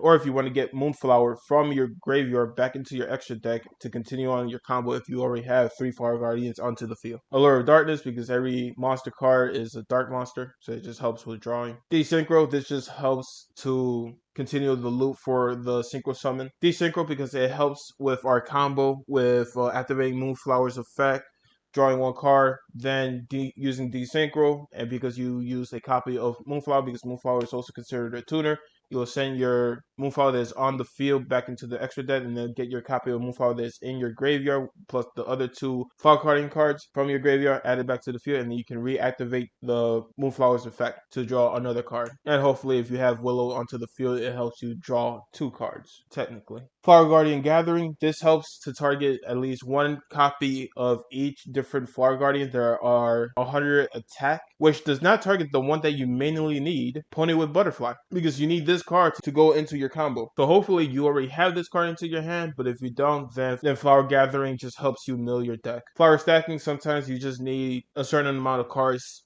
for your combo to go off. So for example, say you don't have Pony with Butterfly, then you use Flower Stacking, get a copy of Pony with Butterfly, get a copy of Willow. Depending if I normal summon or didn't normal summon, I will either get Pine to normal summon, then with Pine's effect I can draw a card, then I'll probably go straight into Flower Guardian Pony and Butterfly. Activating Pony and Butterfly's effect, then I can send a Flower Guardian from the field into the graveyard. Then I can draw a card when this card is summoned. Then it'll go straight into Willow, special summoning Willow into the field, getting a Flower Guardian from the graveyard into the deck. Then it's allowing me to draw a card. Then hopefully I'll just draw into another Flower Guardian. Or say if I already have Pony and Butterfly, then I'll just go into Zebra Grass. And whatever Flower Guardian cards I have in my hand, I'll just Magical Mallet it and get more cards. Or don't. You can also just not activate this effect. Now, the idea that you want this strategy to work is you want to use your Flower Guardian until you get a copy of Pony with Butterfly. Because without this card, you can't go into your combo. And then from Pony and Butterfly, you want to go straight into Moonflower Viewing. And then from Moonflower Viewing, hopefully you have 2 other Flower Guardian cards onto the field, and you want to go straight into another copy of Moonflower Viewing. And then hopefully you keep drawing cards that can help you with this strategy into Reincarnation, which target 1 Flower Guardian monster in your graveyard, add it to your hand, then you can special summon 1 Flower Guardian monster from your hand, ignoring a summoning condition. If this card is sent from the graveyard by a Flower Guardian monster effect, you can excavate the top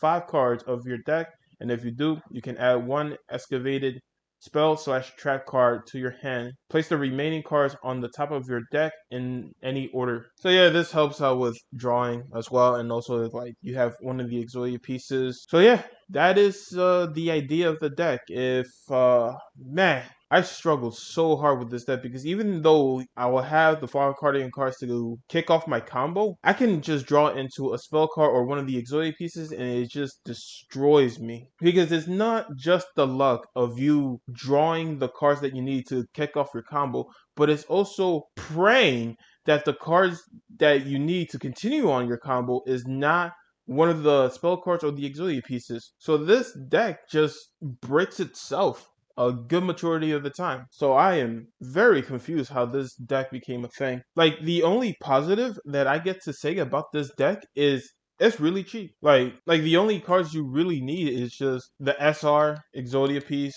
the Pot of Avarice. You can take or leave these 2 copies of Moonflower Viewing, and then the rest of the extra deck you don't really need because I never used this card. Extra deck monsters I only used only because I had no way of continuing my Moonflower Viewing combo. You just need these two cards. The rest is just a backup strategy.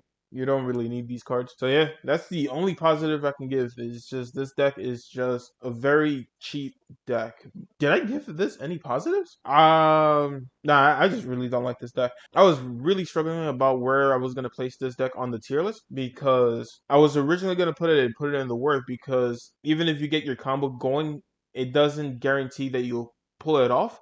But that happens way more often than the other put in the work decks going before you will eventually brick. This, you can just brick right off the rip. At least with the other decks that are under put in the work, you can get a good portion of your deck done before you brick. This, you get the combo and you brick right away. And then I was originally thinking maybe I should put it under missing some sauce. But it's like, no, this isn't missing anything. Like the Flower Guardian cards, this is what they do. They need more Flower Guardian monsters to get their combo flowing, and or you just need to get one of the, you either need gathering or stacking to make sure that your combo just flows fluently, and this is what the deck does. So there isn't any sauce being missed with this deck. So my the only conclusion that can come up with this deck that is just all luck, no skill. Even if the amount of skill required for you to play this deck is completely lost upon you by the amount of luck that is required for you to get the deck going. There's so many games that I played that I just completely bricked right off the rip, and I was like, damn, I didn't even get a chance to play. And that's how I feel like when you use the other decks that are in all luck no skill. Well, at least the thing is with this type of category with the other decks is once you get the combo starting, it gets easier with Harden the Underdog. Like you just need one copy of Harden the Underdog, and then you just keep drawing until either you reach the head of Exodia or another copy of Harden the Underdog. This is so weird because you can get the combo that you need to start, but then you'll just break immediately. Your combo will just end abruptly. So this has more potential to start its combo than the other luck-based deck that I've tried, but this has the same amount of potential of breaking like the other on the very top of no luck, no skill. I wonder how the tier list is going to look at this point because I have not looked back at what I've said about the other decks. This is where I'm feeling about this deck. I highly do not recommend, unless you want to play an Exodia deck and it's a cheap Exodia deck. Maybe that's a hard maybe, but if you're going to play this deck, you might as well just be flexing on your opponents. Forget about this deck, man. Like, try the other luck-based decks. Try Sasuke Samurai. Try Bistro Butcher. Try Harden the Underdog. Just don't try Flex. On to the next one.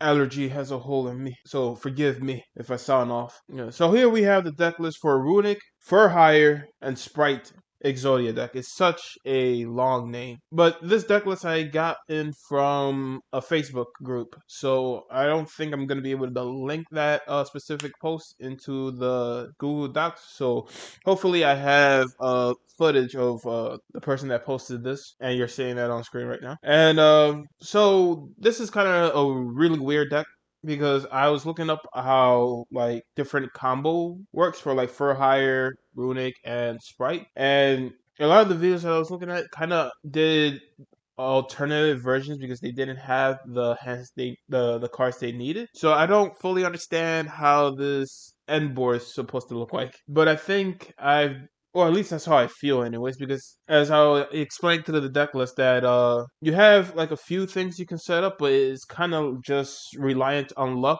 Hopefully that you draw the cards you need to help counter your opponent with the Runick cards. And then you have some sprites to help you out. And then some for hire as well. But yeah, the deck is just mostly revolving around drawing with Runick and for hire. So here is what I think the ideal combo is supposed to be. So with Runick, you want one copy of any spell Runick cards that you have, because their second ability is you can special summon one Runick monster from your extra deck onto the field. So you want to target Hugin, the Runick Wings, and you want to activate Runick Wings effect where you can discard a card from your hand plus add a spell card from the deck onto your hand. And the card you want to target is this card. And then you just set that onto the field, and then hopefully you will have more Runick cards in your hand. So that's how you set up Runick. Then for hire, you want either Fossil Dig or Rex. Fossil Dig is just to search out Rex, and then you just normal summon Rex. Then when you normal summon Rex, you'll activate its effect where you'll search out Rookie Fur Hire. Then add Rookie Fur Hire from the deck into your hand. Then you want to activate Rookie Fur Hire's effect, targeting the Runick Wings that we summon onto the field. Then when you send Runick Wings from the field to the graveyard, you're going to target Beat. Special summon Beat from the deck onto the field, activating Beat's effect, searching out... No, wait. I might be getting ahead of myself here. Okay, yeah, I was skipping ahead. So what you want to do is you want to link summon Beat and Rex and go into Donner. Then you want to activate Donner's effect, targeting itself, sending itself to the graveyard, and then special summoning Beat first and then Rex, activating Beat's effect where you can search a Fur Hire card from your deck and add it to your hand, which you want to target Raphael. Then once you have Raphael in your hand, you're going to activate Beat's other effect and special summon Raphael from the hand onto the field. Activating Raphael's effect, then because you have two other Fur Hires onto the field, you can excavate the top two cards on top of your deck and then choose one and then return the other one onto the deck. Then with all three Fur Hires onto the field, you want to link summon into Fugo. Then activating Fugo's effect, you're going to target a Fur Hire in your deck and special summon it, and the card you're targeting is Dampa. Now that Dampa is on the field, if a monster Fur Hire is special summoned to your field while you control this monster, except during the damage step, you can target one face-up card on the field, destroy it. You can only use this effect of Dampa Marksman for hire once per turn. So because he's in the field, and I just read you his effect, you have this card in your graveyard. You can either send a card from the graveyard onto the field or from the graveyard onto your hand. So you're going to send a card onto the field if there's just a monster you don't want to deal from your opponent's side of the field. And the card you usually want to target is Raphael. I believe that's the idea. From my understanding, that's what I got out of it. I think that's the combo. And then with Sprite, you want to activate Sprite Starter, target Blue, you special summon Blue, activate Blue's effect, target Jet, special summon Jet, go straight XYZ into Gigantic, activating Gigantic's effect. You want to target either Red or Carrot. The reason why you want to do that is because when your opponent activates a monster effect, quick effect, you can tribute one other level, rank, or link 2 monster, negate the activation. Then if you tribute a link or rank 2 monster to activate this effect, you can destroy that monster. So this card is just a great way to deal with your opponent's effect monster. And then with Carrot, when your opponent activates a spell or trap card or effect, quick effect, you can tribute one other level rank link 2 monster, negate the activation, and if you tribute a rank/link 2 monster to activate this effect, you can destroy that card.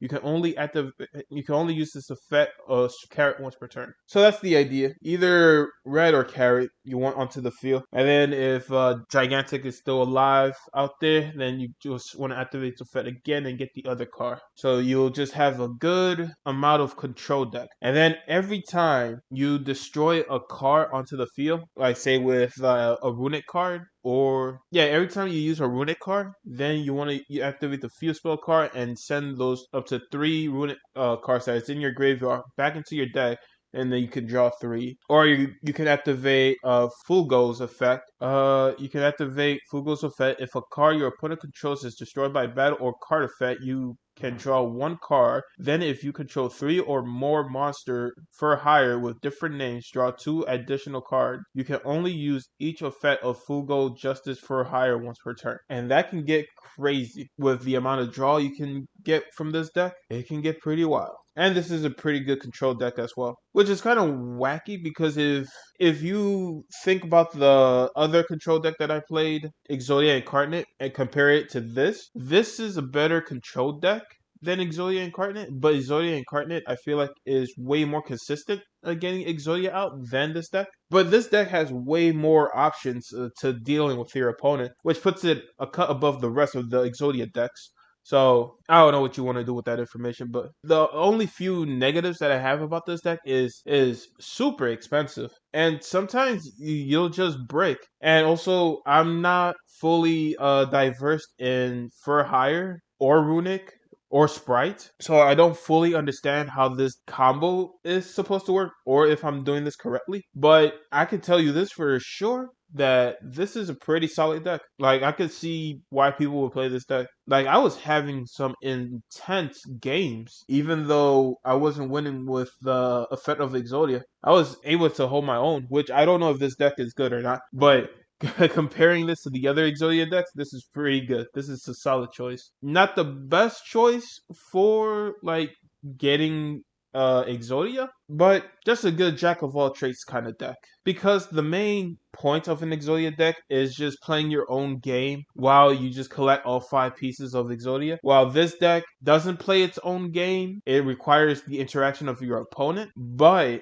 you have the tools to deal with your opponent's deck, which you can't really say that with a lot of the Exodia decks out there. But yeah, I think this deck is a solid choice. Oh, another negative is I hate the ridiculously long name. I don't even know how I'm going to shorten it, because Runick for hire Sprite Exodia is a ridiculously long name. It's just a full house, or like a house party. Oh, house party. I probably should have called it that. Well, on to the next one.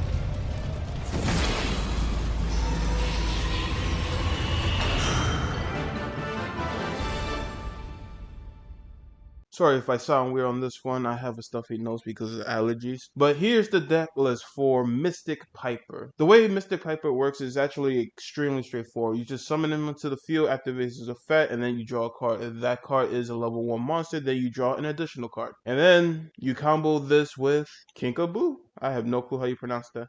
But pretty much Kinkaboo is you summon Kinkaboo, special summon the monster from the graveyard onto the field. Then during the end phase, that monster will be banished instead.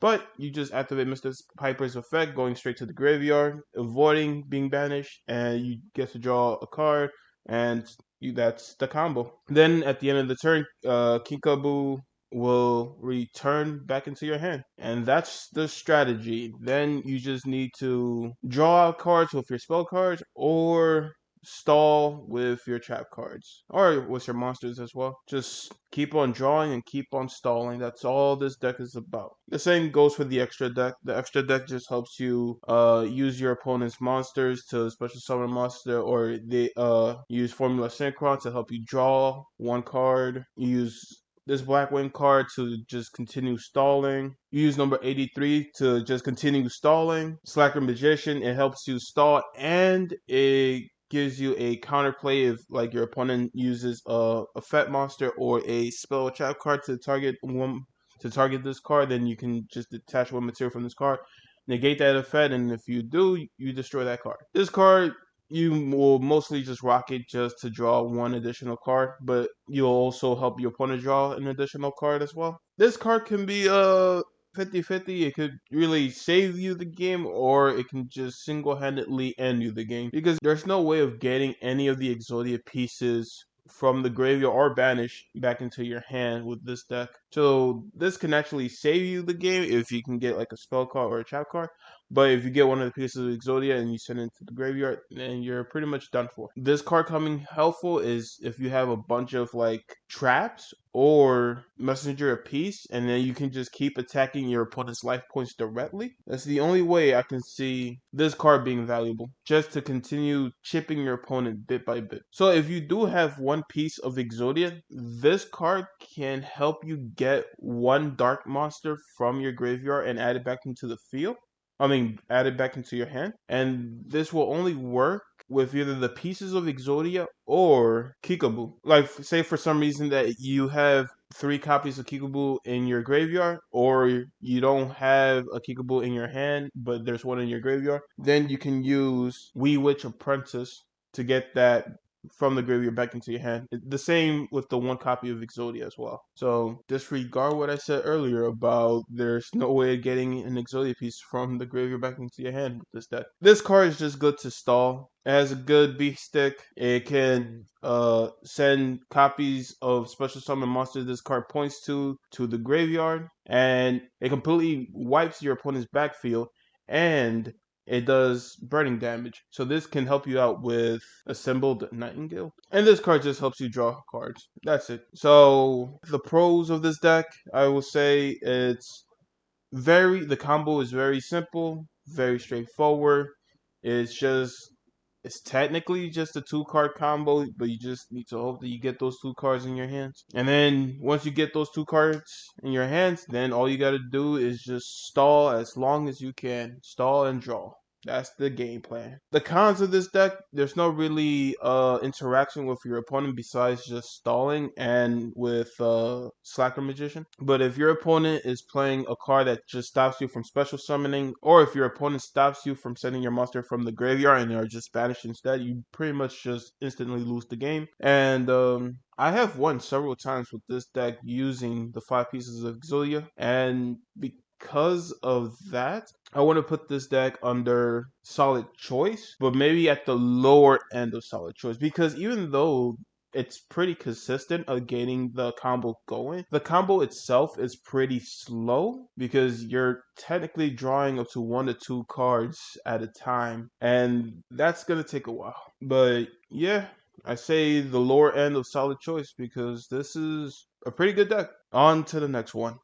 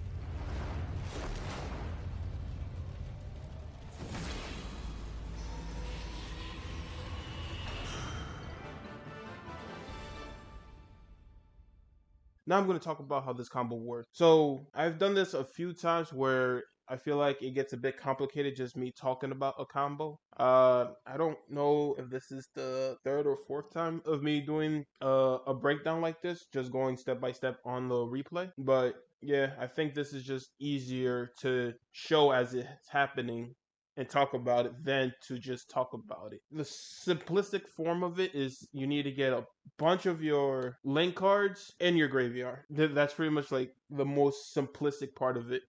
And then like getting all those like cards in your deck into the graveyard and so on and so forth. And then once I'm done talking about the combo, then I'm gonna go into the pros, the cons, and where I'll place this in the tier list.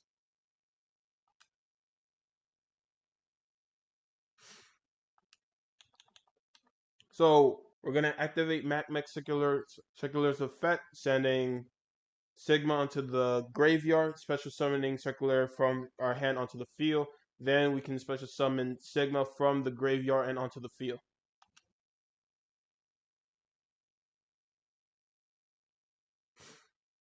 Then we'll get Mathematic Equation.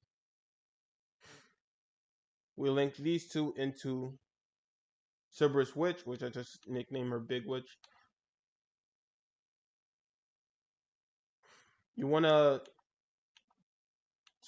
activate this equation, special summoning Circular from the graveyard onto the field where this card is pointing to. Activating Cerberus effect, sending the equip spell from the graveyard and banish it.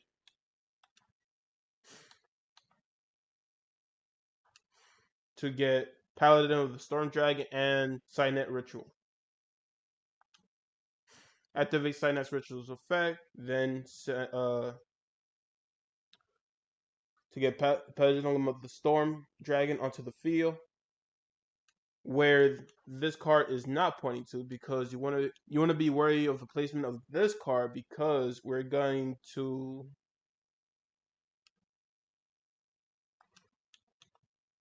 activate Cerberus' effect, special summoning a monster with this card's effect, summoning Circular. Then we're gonna link summon Circular and Cerberus Witch.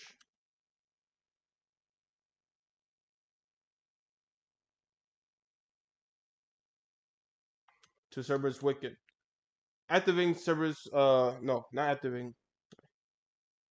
Activating Storm Dragon's effect, where this card will send itself into the graveyard, special summoning one monster. Then we're gonna special summon to a zone where this card points to.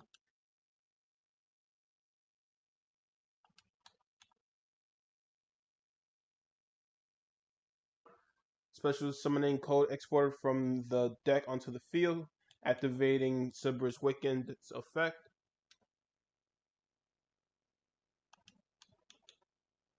Banishing Cerberus Witch and gaining Mathmech Dimator.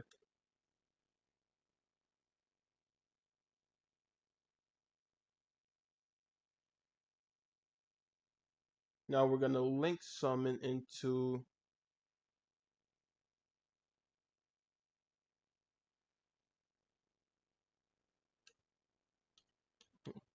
now that we use Service Weekend and Code Exporter to get Codetalker, so we get Circular from the graveyard back onto the field where Codetalker is not pointing to, because we're going to activate Codetalker's effect, gating Cerberus Wiccan. Then, now that we have these cards on the field,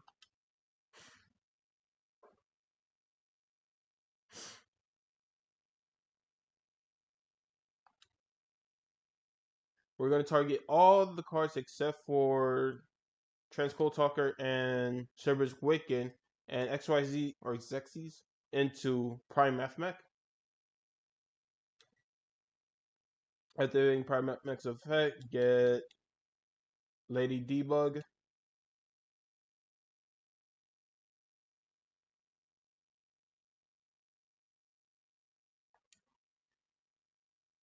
Now, with Codetalker being involved into the field, now we need to try to transition from having a link card in the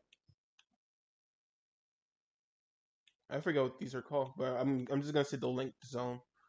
So we're gonna try to get rid of that. So so it's important that we have Codetalker inverter on the field. That way we can have link monsters linked in the monster zone. And we're also gonna activate Lady Debug's effect.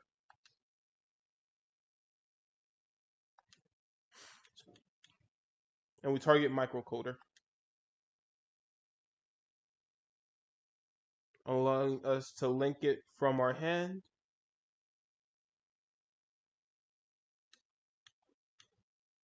And we get Codetalker. Now we transition from using the link zones and just using the monster zone.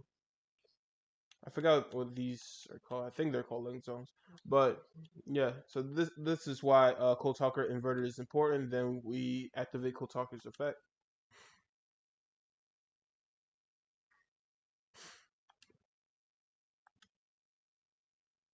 And we link into. Now, since we activated a card effect to get Sidenet Codec, so with Microcoder's effect, we got in a copy of Sidenet Codec. Then once we link summoned into Transcode Talker, we already activated Transcode Talker's effect earlier, but we need him to activate the continuous spell card. Now we activate this continuous spell card's effect, and we gain Cat Cherry. Now we're gonna link summon into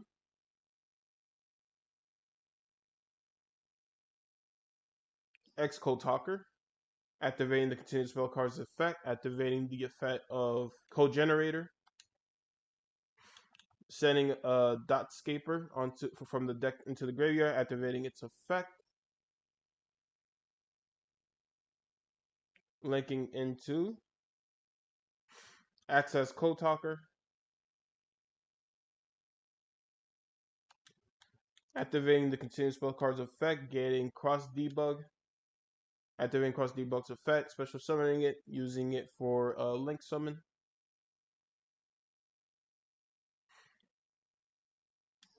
To get Clock, activating Clock's effect, getting a fusion.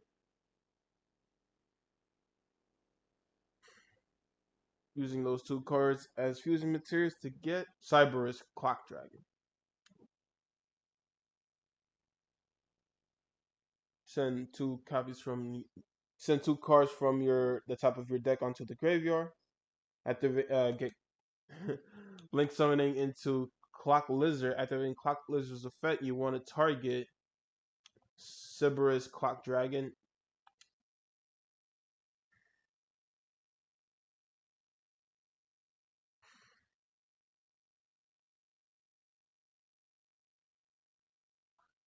Sending all those link monsters from your graveyard and banishing them, fusion summoning into Cyberus Dragon. Then you want to activate Cyberus Clock Dragon's effect, sending the remaining cards on your deck into the graveyard.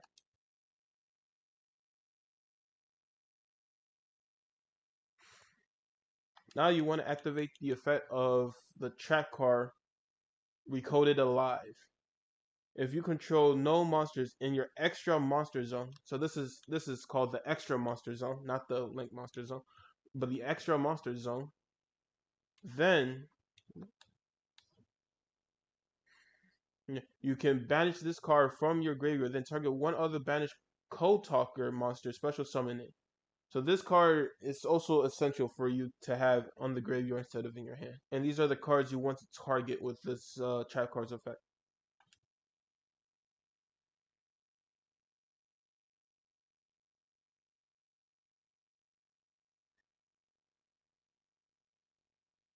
Access Codetalker and X Codetalker. So what you want to do next, since this is a 3 and this will count as a 1, you want to target Sirius Clock Dragon and X Codetalker, and you want to link into Firewall Dragon. That way, Firewall Dragon will have X Codetalker and Access Codetalker pointing to already.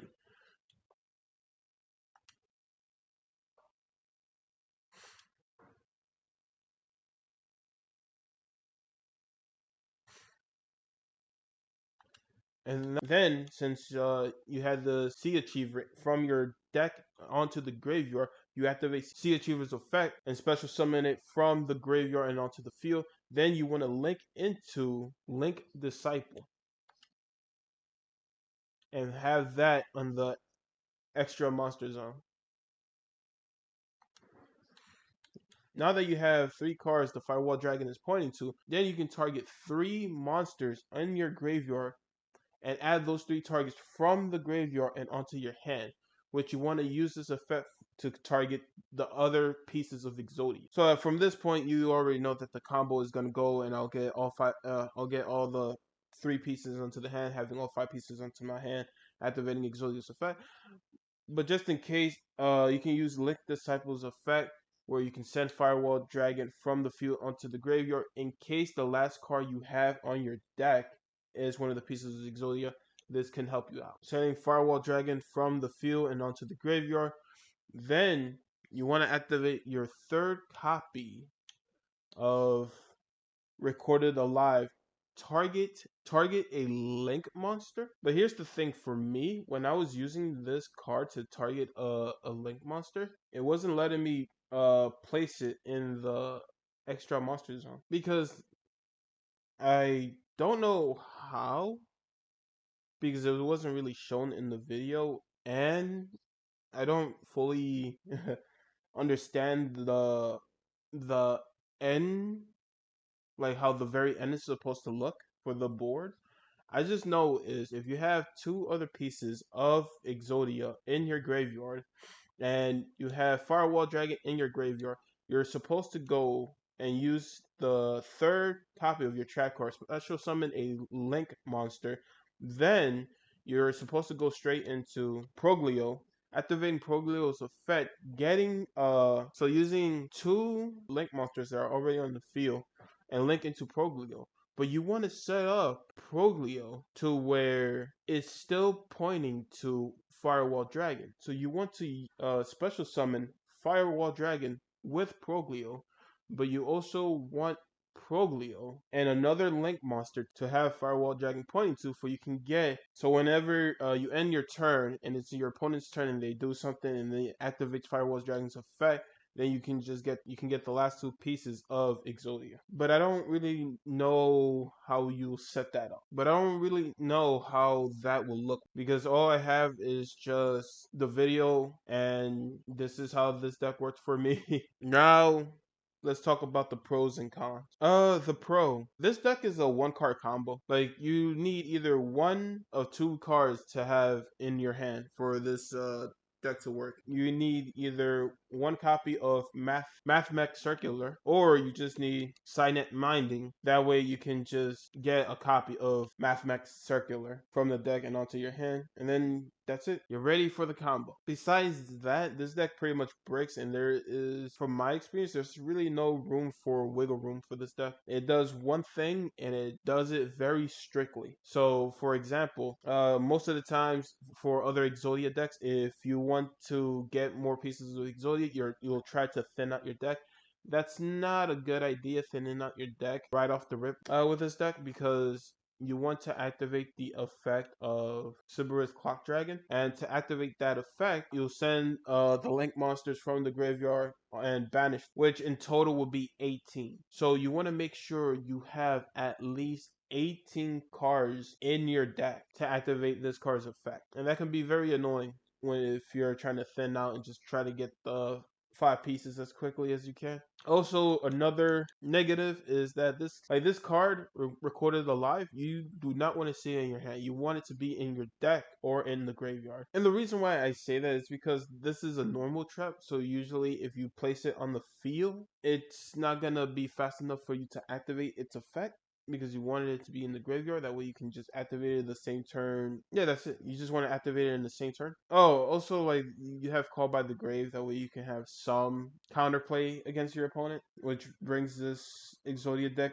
just a step higher than a lot of other Exodia decks, but also it's kind of like in a weird gray zone because it's not really good and it's not really bad. This deck does one thing and it does that one thing extremely well, but it is extremely linear of the combo path that you go to. So there's other Exodia decks where it's a lot more, I wouldn't say free with its combo potential, but it's more open than this one. Like I said, this is just a one card combo, and if you have other cards in your hand, that it kind of just ruins the combo. And you pretty much use all the cards in your extra deck. So you need all the cards in your extra deck as well. So how I overall feel about this deck is pretty much it's a one card combo, which is great. But that one card combo is extremely linear. It doesn't really allow you with any wiggle room, it feels like. And I don't know exactly what the end board is supposed to look like for you can get the final pieces of Exodia from the graveyard and onto your hand. But even if you get the combo to work, sometimes you just don't have the amount of cards in your deck. So like the problem that I'm having with this deck is the wiggle room because of Cerberus Clock Dragon's effect, because you're trying to send as many cards from your deck onto your graveyard. Also, not to exceed 18 cards in your deck. That could be extremely difficult to pull off. So those were the pros and the cons. Where would I place this deck on the tier list? It's almost to the point of all luck, no skill because of the amount of bricks you'll get from this deck. But I feel like this deck doesn't belong with the deck that are already on that because this deck is, I feel like, is more consistent than all luck, no skill. More consistent because this has the potential to FTK than the others, or this has more potential to have TK than the other decks that are in all luck, no skill. And this isn't really missing any sauce because I feel like this uses every card in its deck. Like every card in here is being played. So it's not really missing anything. It's not like it's missing any ingredients that I could be extremely not aware of. It uses the whole plate is what I'm saying. So there is no ingredients being missed here. So I'm gonna place this deck under solid choice. No, under putting in the work. Because even if you get this combo to work, you can still brick because you can just lose count of how many link monsters you just sent from the graveyard and banish them because of Cerberus Clock Dragon. Or even if you're trying to make some wiggle room. But yeah, I'll place this deck under putting in the work. This deck, you gotta put in the work to make it work. Kind of. As long as you get one or two cards in your hands, then you're golden. The rest of the time, it feels like you're playing all luck, no skill. Or you might think to yourself it's missing some sauce, but it's not. On to the next one.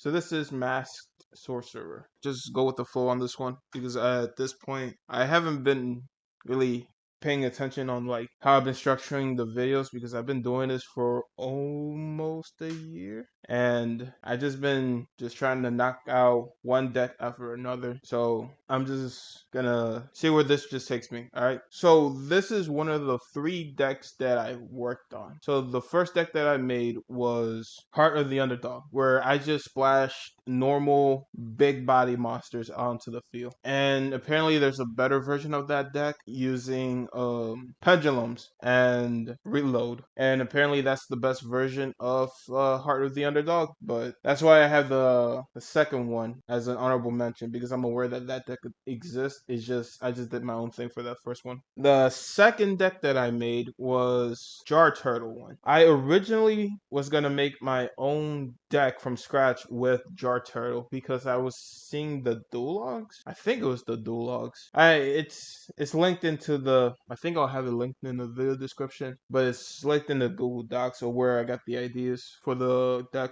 But I believe it was dual logs, and I think it was a live stream. And his live stream of using Jar Turtle, he did not get the combo to work once, and he just didn't show the deck list neither, or at least I don't remember him showing the deck list. So I saved the idea of Jar Turtle for another day, and then I came across another video that's not in English. I don't know what language is in, but it gave me a lot of good ideas how to combo Jar Turtle, but I didn't know I wanted to tackle the deck.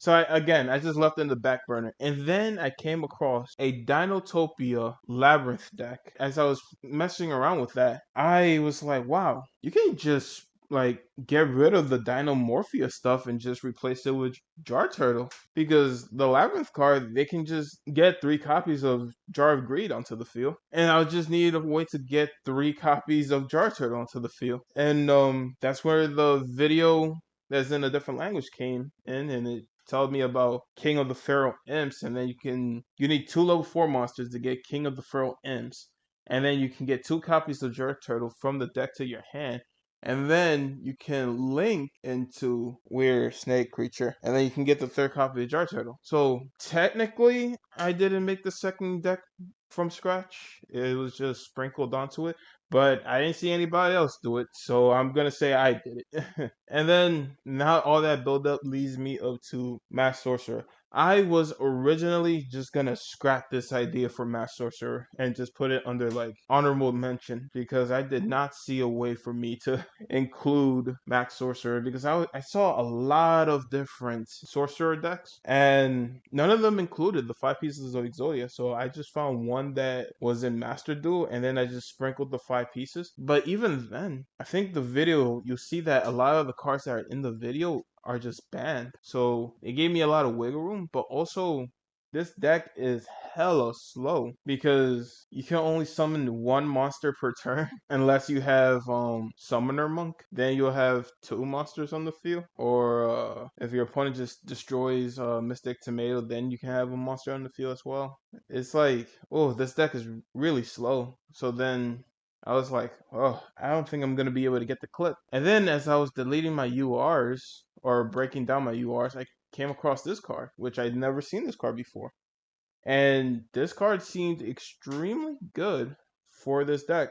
I only had 2 copies of this card, so I just sprinkled in there, and it just helps this deck a lot, actually. You can now draw 2 cards for each draw phase. So you'll make your normal draw phase, and then you draw an extra card. So you draw 2 cards instead of 1. And then you can conduct 2 normal summons, which helps out getting more max sorcerers onto the field, which can also help you get into your extra deck a lot faster. So it's just like, why wouldn't I play this card? This card is really good for this deck. So like, hypothetically, if you have 5 mass sorcerer and or 2 mass sorcerer on the field. So say you have 5 mass sorcerers on the field and you have this activated, you technically can draw 7 cards. It helps out thinning the deck. And then helping out thinning the deck is a Toon Table of Contents, which using Toon Kingdom is very risky because you run the risk of banishing an Exodia piece.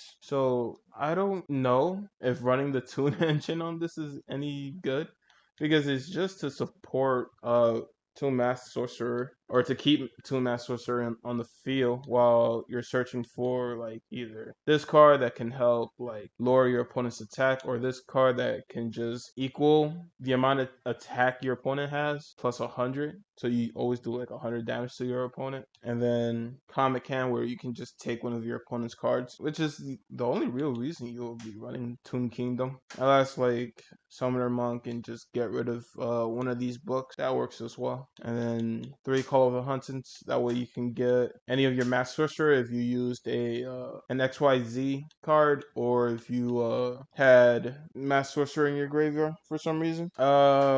This card just helps you to get a equipped spell card, so it's just to target Moon Mirror Shield. So to be completely honest, I don't know what's the point of for a lot of these cards. Like the only card that I saw that the video uses a lot is this card, because this card gets a negate, and it can also just take a monster on the field to help it with its effect. So this card seems really good. And then the video linked to this deck, you'll see how the combo works, and I just splashed the 5 pieces of Exodia and Time Tearing Morganites. Yeah, I just added those 2 cards pretty much. So yeah, those are the 3 decks that I've made. I'm not gonna make any more decks. I'm just gonna go off what I have on the tier list, because I've been working on this video so long. I'm at a point right now where I'm trying to give this video my all, but at the same time, I'm just like, oh, I just want to work on other projects. But I'm just like making a commitment to myself that I'm just gonna work this out. You know, I'm just gonna knuckle down and get this done. So I don't know if people are just jumping around watching the video. Actually, most likely people are doing that, because this is gonna be one long video. But I hope y'all don't mind me just blabbering for a little bit and just breaking the pattern that I was going through each deck. But if I had to put this deck on the tier list, it'll be missing some sauce. I honestly don't know who this deck is for, because there's just other decks that just work better than just like Mass Sorcerer. Like the potential like draw 5, all right, yeah, that's good, you know. But like there's other cards that just you can draw your whole deck. So I don't know why attacking would be the way you want to draw cards. And then I haven't tested, but I think this card will work great with Draw of Fate, where there's already a card where you just discard your entire hand and draw 2 cards, and then this allows you to draw an extra card. So I think potentially you can either draw 3 or draw 4, and then you have Draw of Faith, so like you can target 3 pieces of Exodia. I don't know.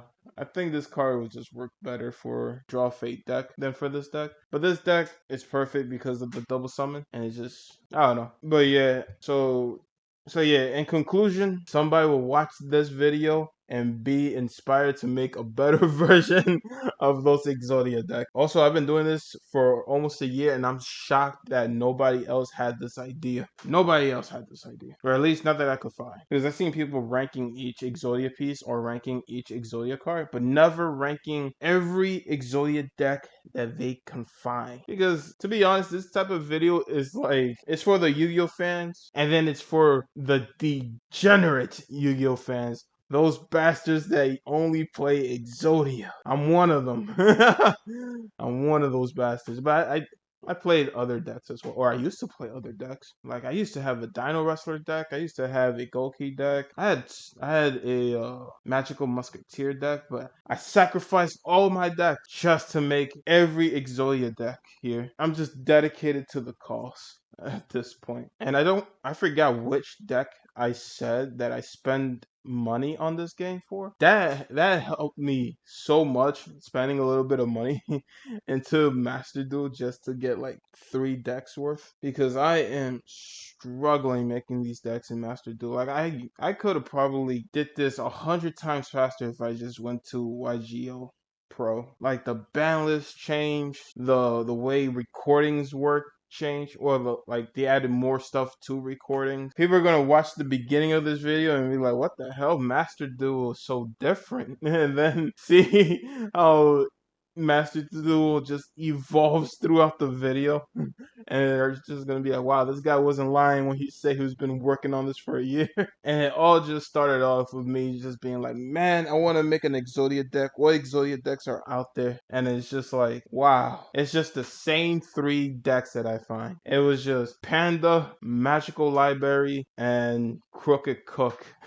Those were the 3 decks I kept on finding on YouTube, and I was just like, man, whatever happened to all those wacky Exodia decks when I was playing Legacy of the Duelist? What happened to those decks? And I was just like, I wish somebody just made a video of all the different Exodia decks into one video. And I was like, you know what? I'ma do that. So here I am. Oh man, I just been rambling on. On to the next one.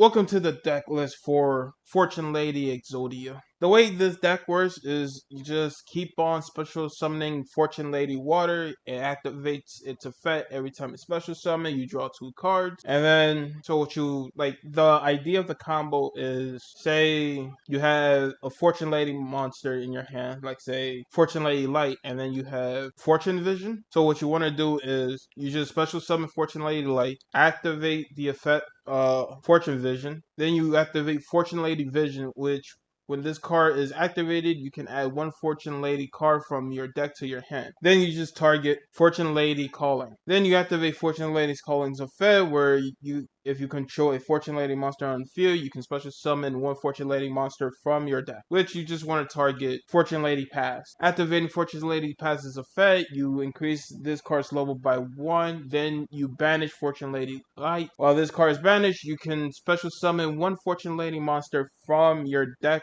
onto the field, which you will target Fortune Lady Water. Fortune Lady Water's effect activates where it was special summoned, so you get to draw 2 cards. Then, this being a level 4 monster, and then this being a level 2 monster because of its effect banishing Fortune Lady Light, you can synchro summon into Stardust Charge Warrior. Activate Stardust Charge Warrior's effect, you draw 1 card. Then, hopefully one of the cards that you have in your hands is desynchro. Then you desynchro Stardust Charge Warrior, and then you get Fortune Lady of Pass and Fortune Lady Water back onto the field, activating Fortune Lady Water's effect again, allowing you to draw 2 more cards. And then the other strategy is if you draw into any other dark Fortune Lady monster, you can use Allure of Darkness, which allows you to draw 2 cards and then banish 1 card. So you can just target Fortune Lady Dark, Jester, Fortune Lady the Pass, Chaos Sorcerer. But mostly you just want to target one of your dark Fortune Lady monsters, because then you can activate Fortune's Future. Target one of your banished Fortune Lady monsters, return it to the graveyard, then draw 2 cards. That's why you want to target a Fortune Lady monster, because you want to activate this card's effect, allowing you to draw 2 more additional cards. And then another part of this deck that helps with the drawing is you can special summon this card, or you can special summon Fortune Fairy Hikari. Hikari, or you can special summon Chaos Sorcerer, and these will help you to combo with Wonder Wand because they're all three of those cards are sorcerer monsters, and you can special summon them. And then you can attach Wonder Wand onto them, and then activate Wonder Wand's effect. Which, if you control the equipped monster and this card, you can send both to the graveyard and draw 2 cards. Which that works out great for you. Like say if you have Monster Reborn, then you can try to get one of your other monsters again, and then you can use the other copy of Wonder Wand. So it works out. Or you can use Monster Reborn in case you need another copy of Fortune Fairy Lady onto the field for you can go into your Synchros and then Desynchro. And then you have your Magical Mallet that helps you replace cards that are already on your hand. The one negative I have about this deck, which this deck has a bunch of negatives because there's no counterplay, which a good majority of Exodia decks suffers from already. Once your Exodia pieces are in the graveyard, there's no way of getting them back. Once your Exodia pieces are banished, there's no way of getting them back. So you pretty much lose the game automatically if you lose those. You can't really stop your opponent because this deck is just focusing on playing solitary, which is like the whole point of an Exodia deck. They just want to play their own game. Not all of the Exodia decks, but a good majority of the Exodia decks just want to play their own game. And if your opponent just has a bunch of negates on their side of the field, you are just out of luck because there's no way for you to deal with that. So besides all those other negatives that comes with almost a good majority of the Exodia decks, I really don't like this card. Into the Void is such a high risk, high reward card. The effect is if you have 3 or more cards in your hand, draw 1 card, and if you do, during the end phase of the turn, discard your entire hand. It's always an all or nothing when you involve this card in the Exodia deck. Like, even if you involve it in Panda or Magical Library, like, at least there's a potential for you to draw more cards because of Panda or Library's effect. But with this deck, there's still a high risk of you bricking, which is really frustrating about this deck.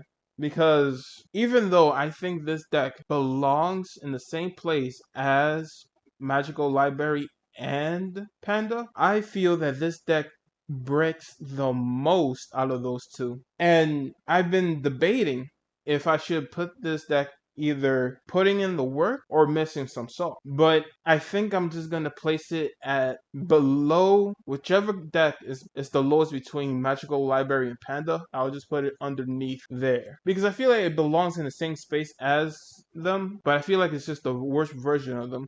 Because this deck isn't really missing some sauce, or at least I don't think it is. Because I have won with this deck a good percentage of the time using the effect of Exodia. Way more times with this deck than I did with any other deck that's in missing some sauce. Because the whole point of missing some sauce was that there's potential with this combo, but it's very unlikely, or it's very rarely that you'll get the combo off. I've gotten the combo off a few times already, but I still feel like it bricks like crazy. That's pretty much it. So yeah, I'm just gonna put in the work. Even if you get the combo rolling, you'll still hit a dead end, which sucks. It's like the worst feeling you can ever have. You're like, finally, I got the cards that I need to pull in my combo, but luck is still not on my side because I didn't pull what I needed to continue on this combo. But yeah, I think that's everything I wanted to say about this deck. On to the next one.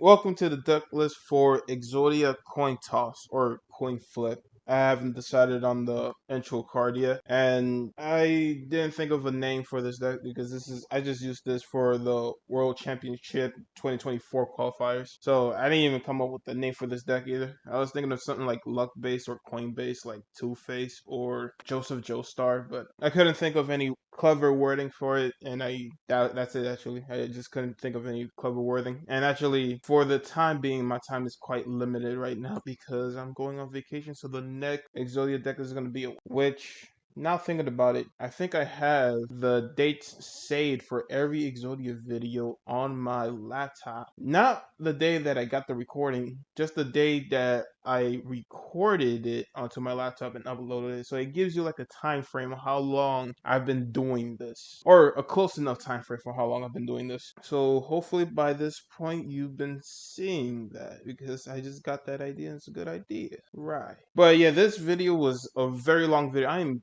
curious to know, because I have my earlier videos separate, which one was longer, either this deck or the Crooked Cookie Exodia deck, because I feel like this deck took way longer to record because it's like 5-ish minutes of footage just to get this combo off. But it's mostly because of just the amount of luck that's required for this deck to run. But yeah, the whole point of the strategy is you use Cup of Ace. Heads, you draw 2. Tails, your opponent draws 2. Straightforward and simple. Pot of Extravagance. The extra deck, you can change the extra deck to any monster that you want. Those are just the convenient monster that I just placed there. They're only there for Pot of Extravagance, pretty much. Because the video that I used to make this deck that involved Exodia didn't have a deck list, and then the one that didn't involve Exodia, a lot of those cards were banned anyways. So I just replaced a lot of those banned cards with Exodia, and then I just rearranged a few cards because I realized I had multiple copies of Lucky Chance, but Lucky Chance only activates one time per game or one time per turn, right?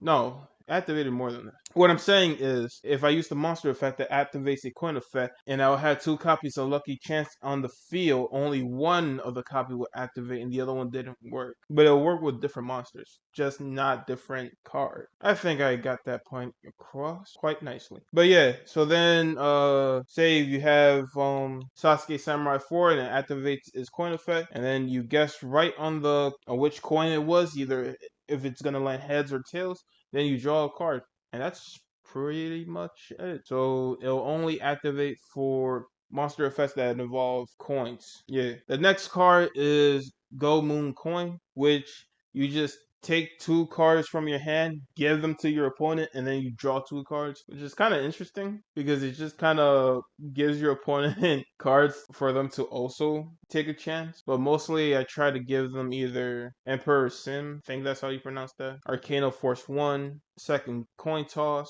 the Path of Destiny, and I say that's pretty much it. Those are like the idea cards you want to give to your opponent's hand. And then we have second Coin Toss. You can use the effect of second Coin Toss once per turn. When a coin toss is performed, you can choose to redo the coin toss.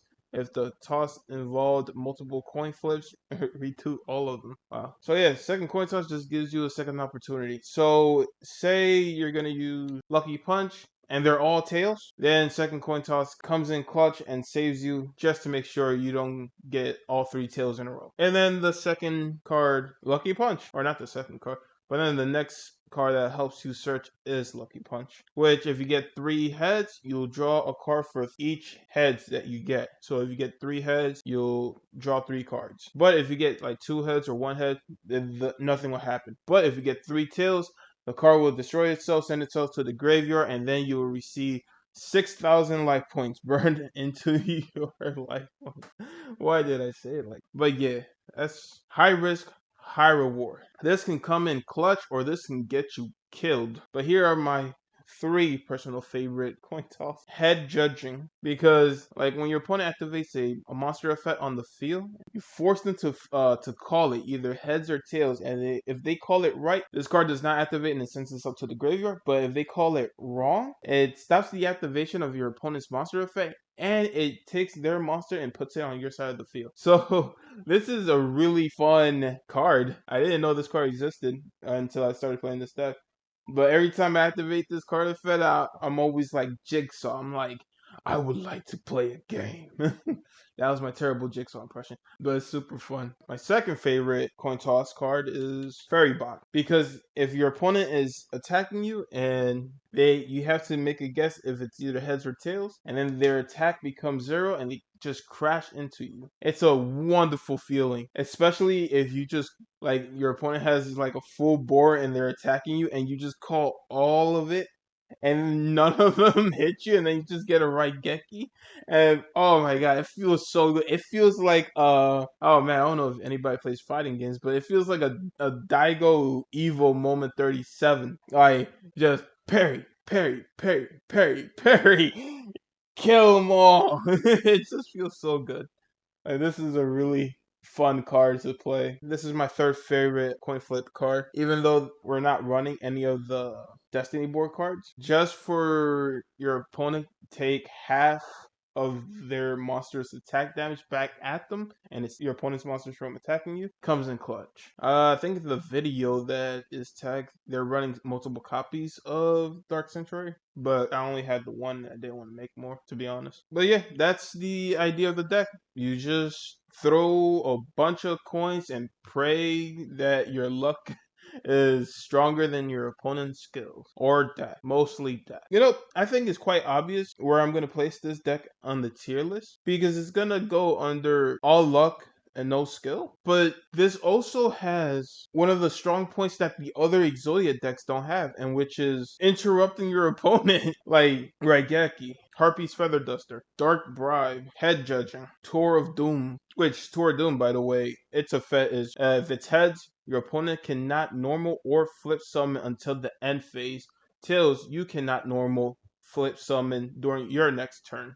So if you get heads, this kind of just like what's it called? It's like is it a floodgate? Is the word floodgate I'm looking for? I think it is. I don't remember. But luck deck has ways to just like interact with your opponent and just counter them, which a lot of Exodia decks don't do. So it's crazy that this deck, I think it's the most funnest all luck no skill deck in its category, because I'm having a lot of fun, even though a lot of my opponents, they'll see Lucky Punch and they'll just immediately either remove it with monster effect or card effect, and then I just burn myself. But it's like, it's high risk, high reward. It's like, well, what do you expect, man? It's not really much you can do if you're trying to get if you're trying to use Lucky Punch as your draw engine. It's like a control deck. I feel like this would benefit a lot if it had Exodia Incarnate, or maybe not. Maybe the point is just not having anything consistent with this deck, because it's like a very luck-based control deck. Yeah, that's what I say.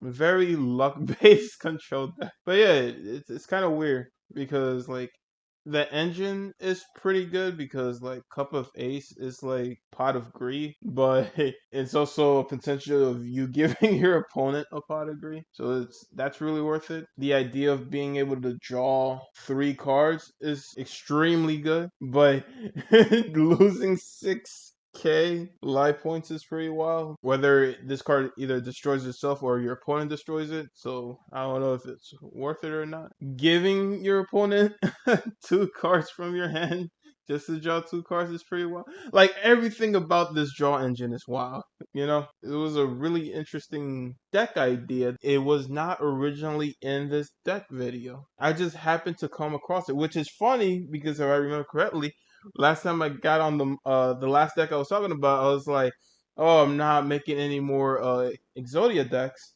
And then the next the next Exodia deck was not even on the list, and I just made it because I just saw a video about it, and I was just like, all right, I'm kind of hyped to make this.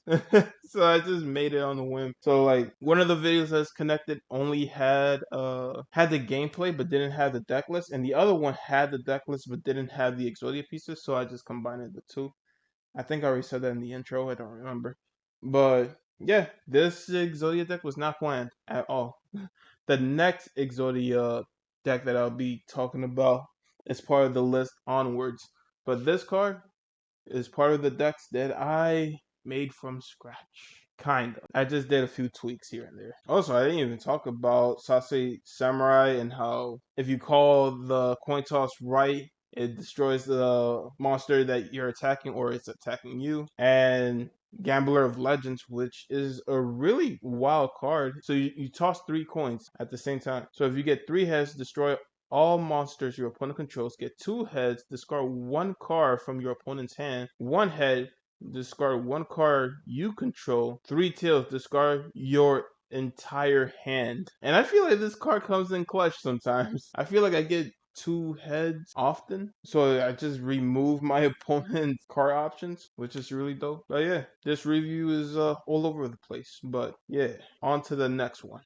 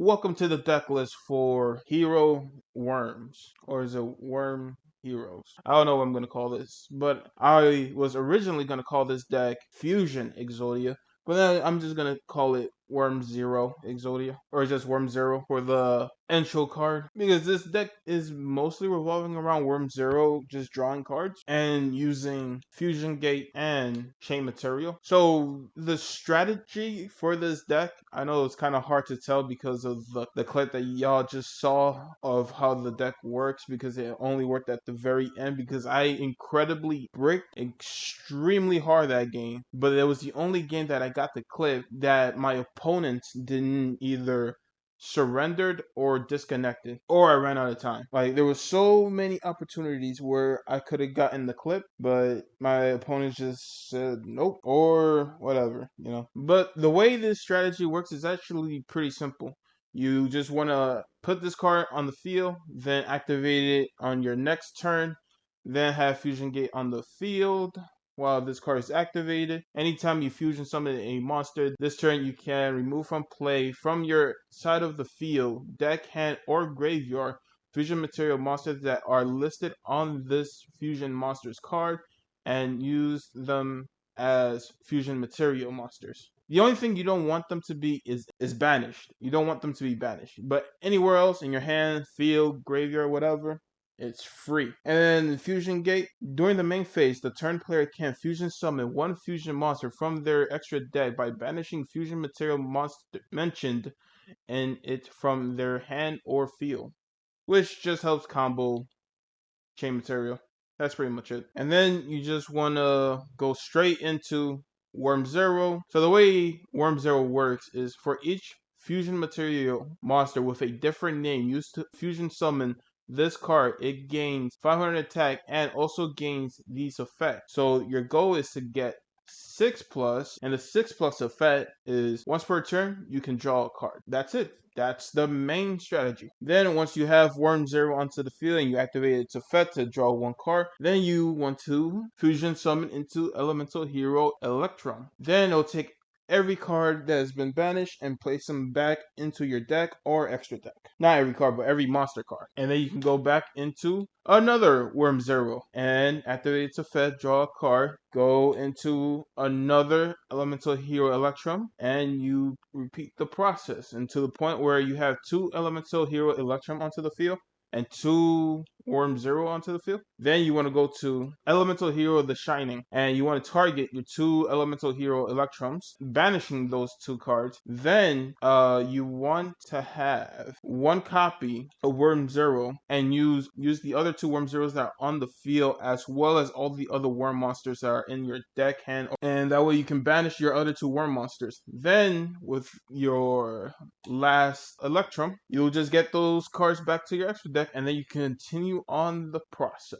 That's pretty much it. I will show you the replays for that strategy in a little bit, but cards that you want to target, of course, the 5 pieces of Exodia, any cards that can help you draw, since the only monster cards you're going to have into your deck will be the Elemental Heroes. That's like 4 out of 20 cards, right? So you'll just have 4 cards that are monsters that you'll probably draw into, which you'll have 4 Elemental Hero monsters in your deck when you activate Worm Zero, plus the 5 pieces of Exodia. So hopefully with the effect of Worm Zero, you'll either target a card that will help you draw or one of the 5 pieces of Exodia.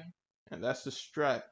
So this card is kind of weird why I have this card in my hand, because I originally had, let me see if I can find it real quick. I originally had Pot of Avarice in this deck, because I believe the video showed that the duelist was running Pot of Avarice, I guess just in case if the 5 pieces ended up in the graveyard, but that never happened to me. I never gotten this card effect to pull off, because I never had monsters in the graveyard to begin with. But besides that, you can probably switch out Pot of Avarice, Time Tearing Morganite, which this card did come in clutch for me to get the clip, because like I was just drawing 2 extra cards and I was able to set more worm monsters onto the field, which it didn't really matter, but it helped just to stall. But I don't know if this card is ideal for this deck. I also feel that you could also run Magical Mallet, because there'll be moments I'll use Worm Worm Zero's effect, and it's like the final 5 cards in the deck, and I'm just like, oh man, I'm just missing one piece.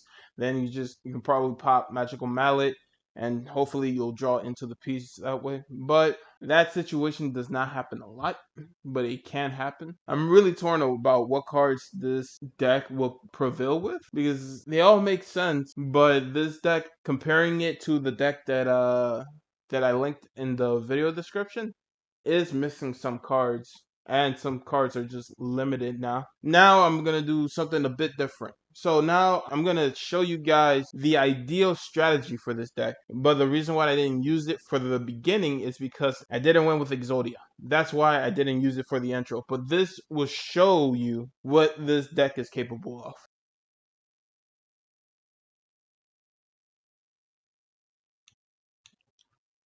Alright. So this is a terrible deck to start off with. Or this is a terrible hand to start off with. But I immediately get the cards that I need to get the combo started.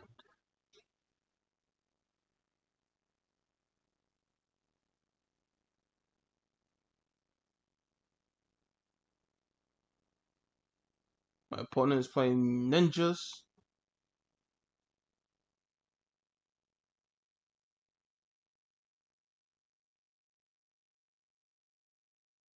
He negated my monster's effect, but that doesn't matter. Activating Worm Zero's effect. Drew a card. Now Elemental Hero. Now it puts all those cards that are banished back into the deck. Now summon another Worm Zero. Draw a card. Got a piece. Got an Elemental Hero onto the field, resetting my my banish pile again.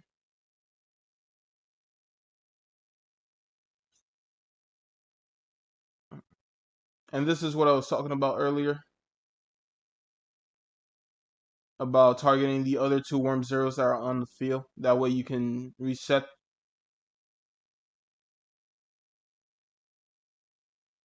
And now you can go into another Worm Zero.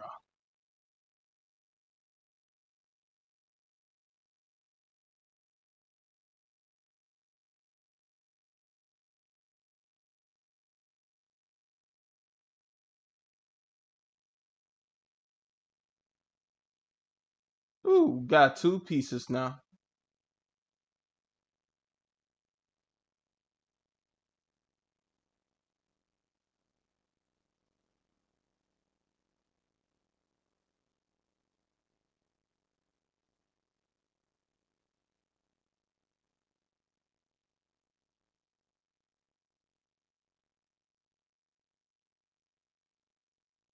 Bam, here comes the reset.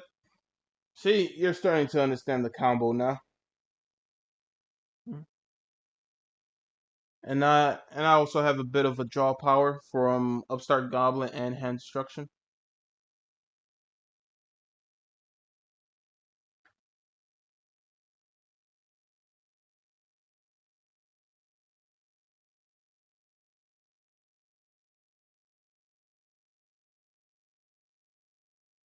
No lie, this is pretty comical though.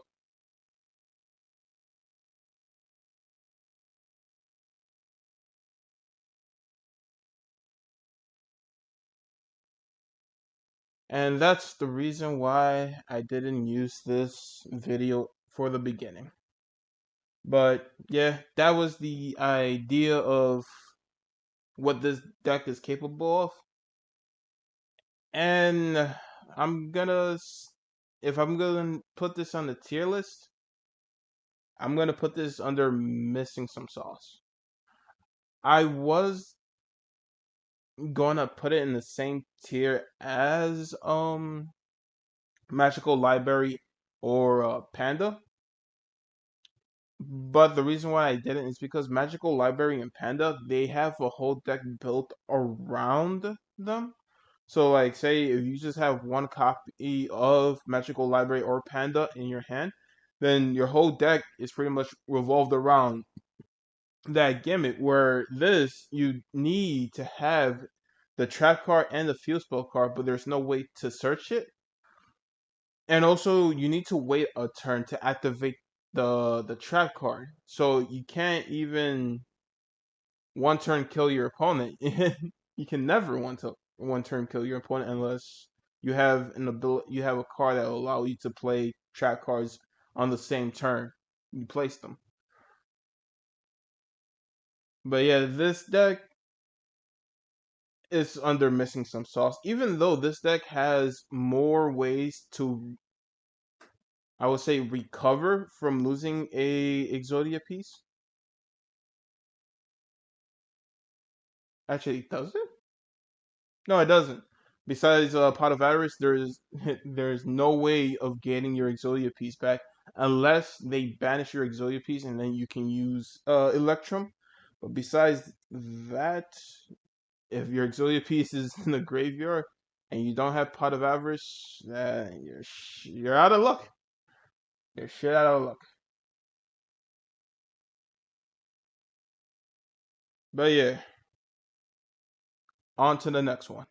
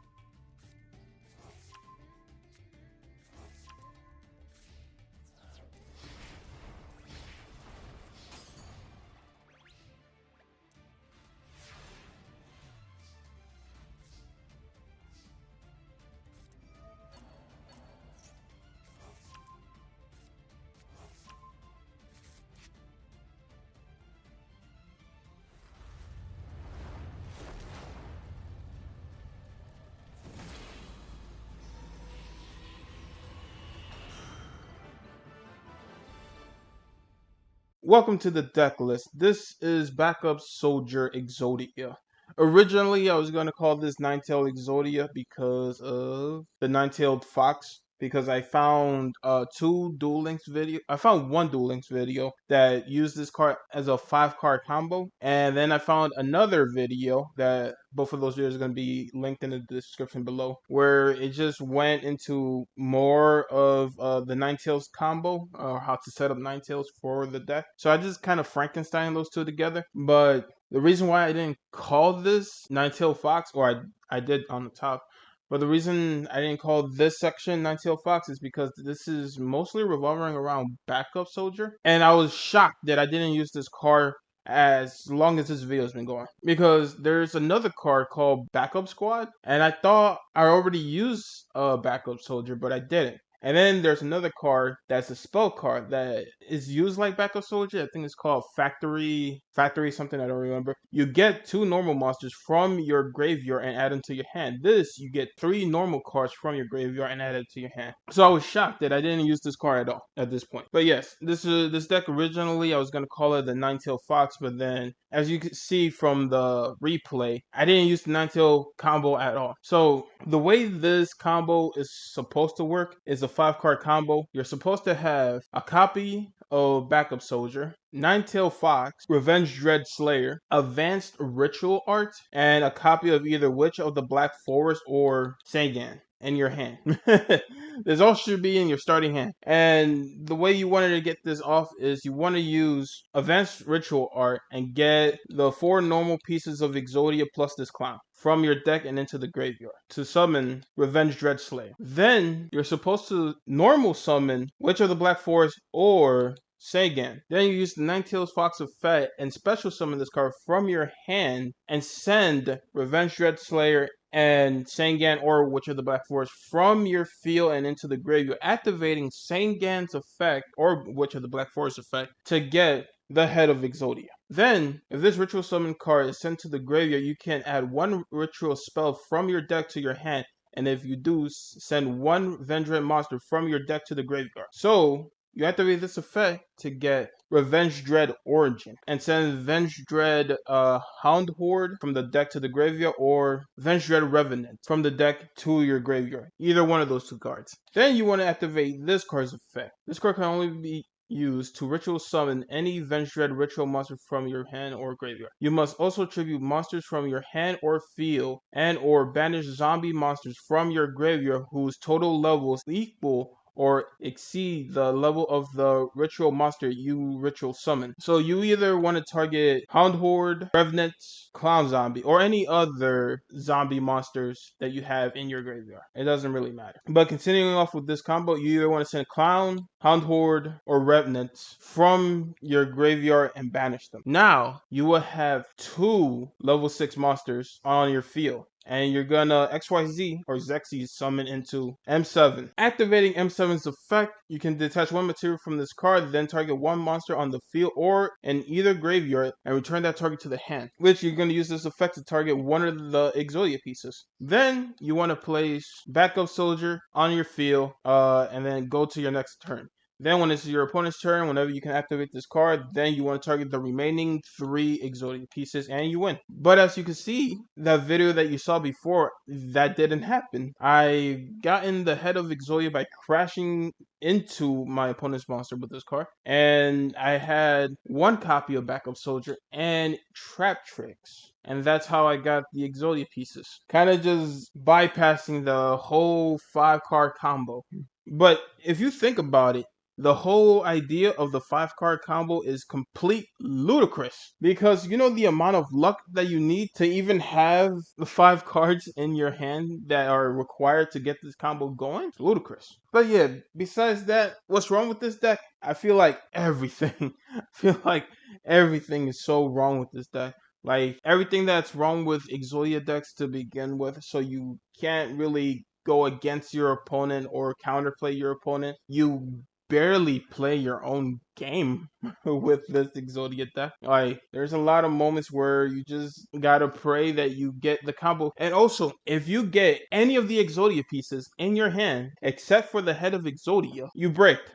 You can't get your combo off unless you have Magical Mallet, which is the reason why I'm running only 1 copy of Magical Mallet. But yeah, so if you have any of the Exodia limbs except for the head, you automatically brick. You can't get this combo going unless you have Magical Mallet where you can send 1 of the pieces from your hand back into the deck, but then there's even the potential of you drawing the other pieces. So yeah, this deck is terrible. The reason I'm running 1 copy of Zombie Clown is because you need a level 2 monster, because you need a level 6 monster to special summon this with the ritual spell card. This just helps you get Ninetale Fox into your graveyard. This is just for more draw power, which came in handy. This card can special summon itself from the graveyard. This is just to get the head of Exodia piece or any of the other pieces. If I already have the other Exodia pieces in my hand, then this will just help me get the other pieces that I need. If my opponent crashes into it, this is just to help me get a ritual spell card. So if I already have Revenge Dread Slayer in my hand, then I can just automatically go into Advanced Ritual Art. But the problem is this costs you a normal summon to activate this. So it's not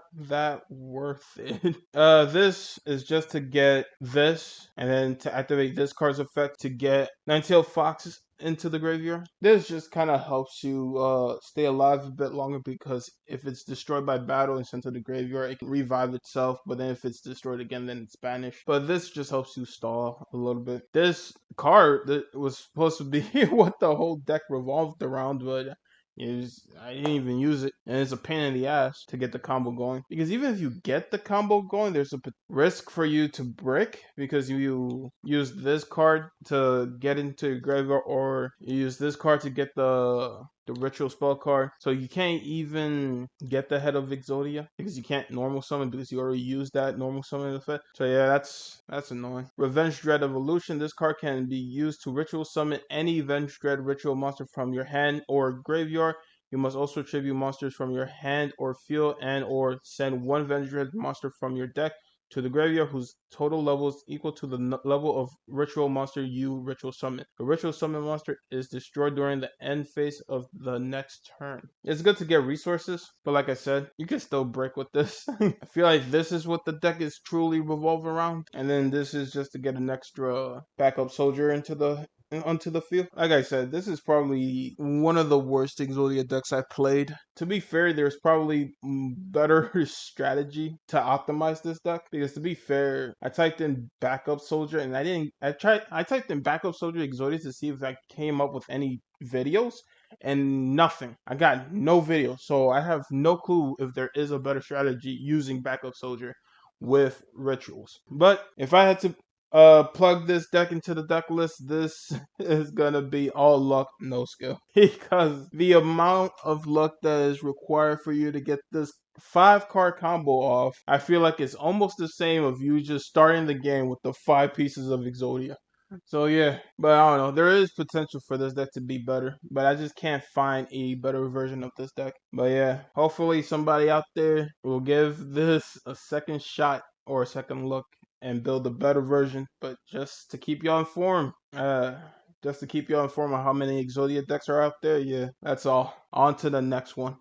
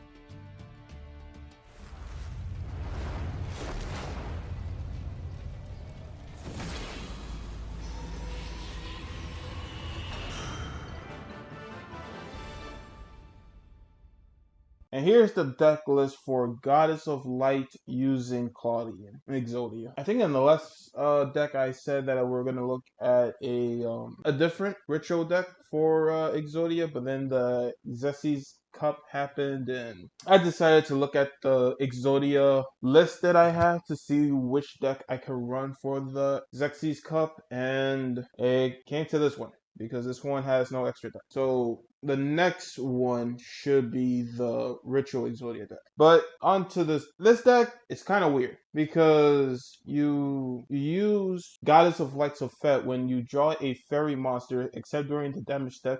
You can reveal one of those monsters, draw one card. This card must be face up on the field to activate and to resolve this effect. This card's effect can activate multiple times in a single turn, depending if you draw the Claudian monsters. So if you draw a trap, a spell, or any of the 5 pieces, then the effect would not go off. So this deck, I would say, is not as random as Heart of the Underdog, but it's kind of the same idea as Heart of the Underdog. Because you want to have this card on the field to activate its effect, but you also want to like protect it with like Messenger of Peace and the Claudian's effect, or One Day of Peace. You know, just trying to protect this card as much as you can, and just slightly inconvenience your opponent just to save this card onto the field. And that's pretty much it. But the way playing Heart and the Underdog is like, okay, I have nothing but monsters, a couple of pieces of Exodia, and then just nothing but the 3 spell cards. So it's more random that way. This is more doable than Heart of the Underdog because like these Claudian monsters, if they're face up on the field, they do not get destroyed by battle. Then if you also have Messenger of Peace, this will help you just have monsters onto the field. That way you can special summon this card onto the field. Or not special summon, but that way you can use one of your Claudian monsters and summon this card. You can tribute summon a Claudian monster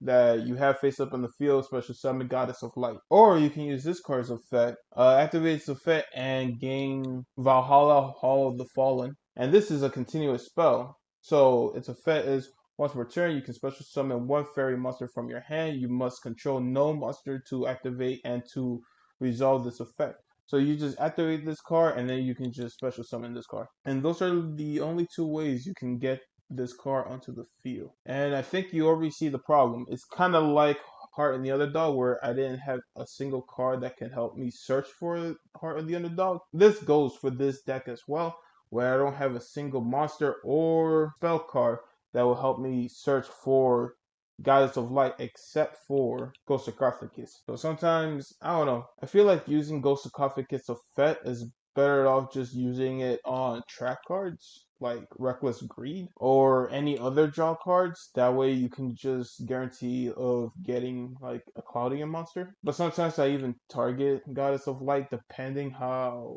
brick my hand is. But the whole idea is just to like Reckless Greed is slow to activate. So I just rather thin out my deck a little and then just if I draw into if the turns pass where I get Reckless Greed in my hand, then there's a way then I'll use it at that point. But I just don't want to use it as I have my combo going because it's just gonna take a while. So I didn't do that, but I'll never send a Exodia piece unless I have all 4 pieces and I'm just missing 1 piece. Then I'll probably use Ghost Sarcophagus to get the final piece. But that situation hasn't happened yet. So yeah, I don't know. This deck is extremely slow to get going as well. So like I say it's as slow as Heart of the Underdog. Because that's what you can compare it to. Because of the amount of time it takes for you to like get your combo going. It's gonna take a bit. Or it's random, depending if you got Goddess of Light. But yeah, this deck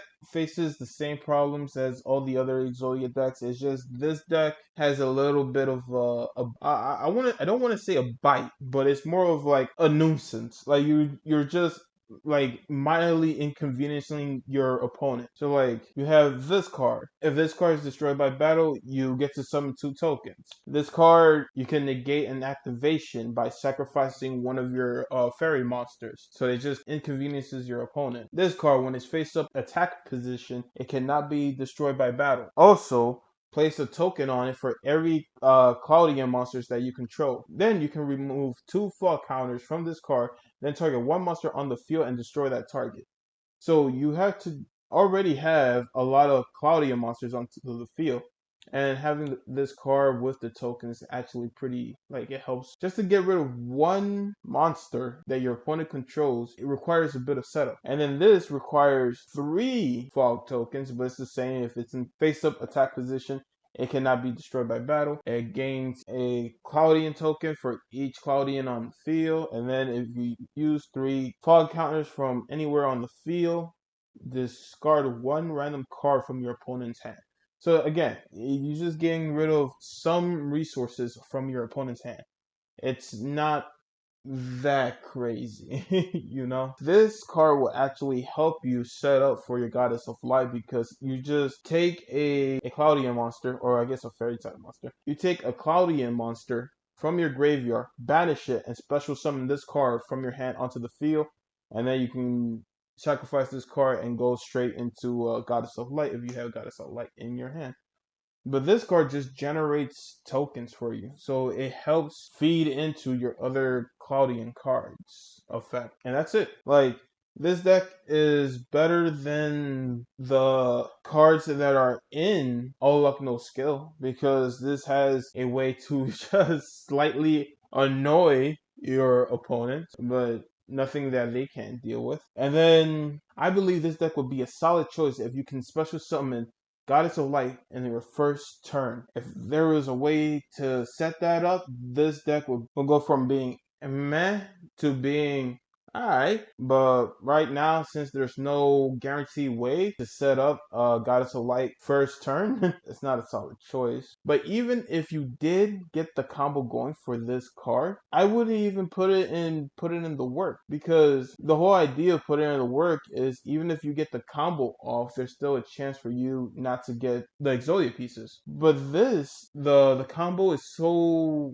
out of your hands that sometimes you don't even start your combo. Sometimes you just draw into a spell card or even just into your trap cards or even to one of your Exodia pieces and your combo just stops. And I've come across a few times where I activate Upstart Goblin and I'll draw into a Cloudian monster and the combo it doesn't activate the effect of Goddess of Light. So I don't know what's up with that. So I wouldn't even put in the work because even the work is random for you to even put in the work for. So saying all that, since this deck also doesn't have a an extra deck, I'll just put this under missing some sauce because this deck has potential. Alright, I can see why people don't play Cloudians because the bar is just too high for Cloudians to keep up. At least for this version of the deck, because I got my combo started in the 3rd turn and I'm dead. On to the next one.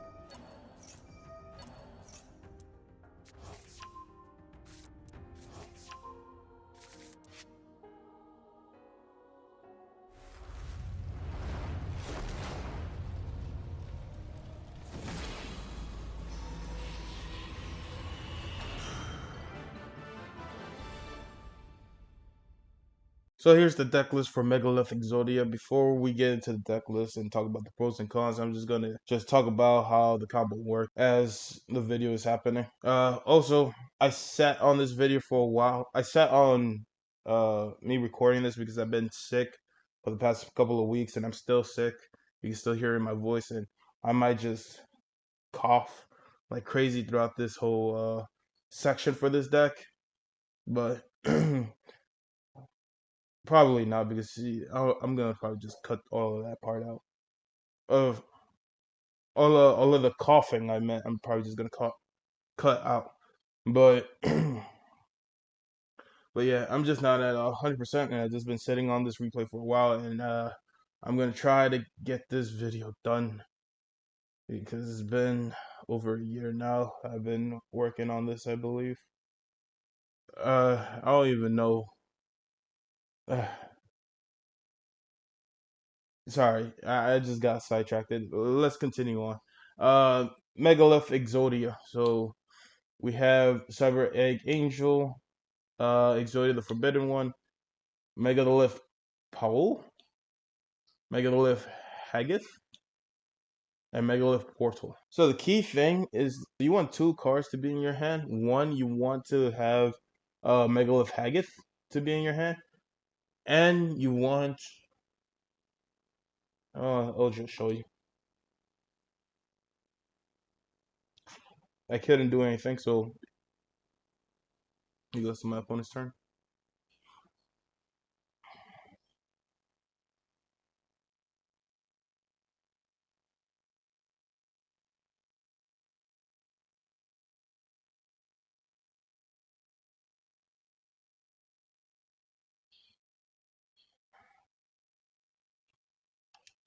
This card.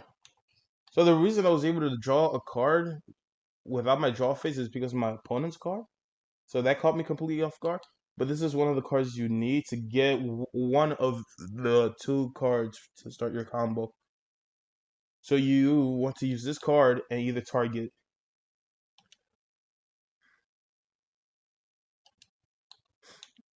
You want to use this card and either target Megalith Haggith or green juice. I just call it green cup. Chalice slime or green juice. So you either want the Haggith or green juice out of this card, and you need both of these cards to start off your combo. Activate green juice's effect. Discard one card. We discarded a card that we didn't need. Then we special summoned a candle. Activating candle's effect. Getting caption, which I just call second green juice. So this is first green juice, and you use candle to get second green juice. Activate second green juice effect. Use candle on the field. Ritual summon Haggith. Activate Haggith's effect. Get Megalith Unformed from your deck to your hand. Activate green juice. Send your green. Activate and caption. Send your ritual green juice from your hand to the graveyard, and then special summon Talismandra. Then with Talismandra's effect, you want to target Cyber Angel. Now activate Uninformed. Retro summon and use Haggith to retro summon Paul. Activate Paul's effect. To Haggith in the hand. Use green juice. Using a Condol.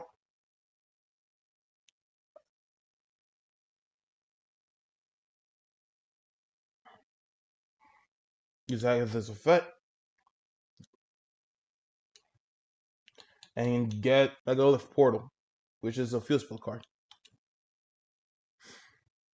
Activate Paul's effect, sends Cyber Angel to the graveyard. Retro summoning into another Haggith. Activating the field spell card's effect, Haggith's effect, and Cyber Angel's effect.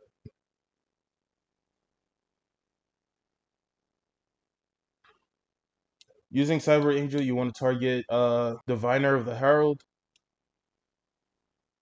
Haggis Effect, you want to target Unformed. And you want to add back the Cyber Angel back to your hand. Use Unformed, use your Ritual Summon into a Haggith. Using Cyber Angel and Diviner of Herald to get your third copy of Haggith. Activate Cyber Angel's effect, activate Diviner's effect.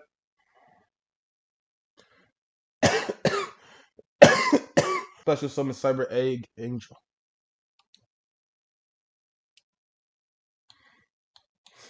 And get yourself a copy of Venu, Bright Bird of Divinity.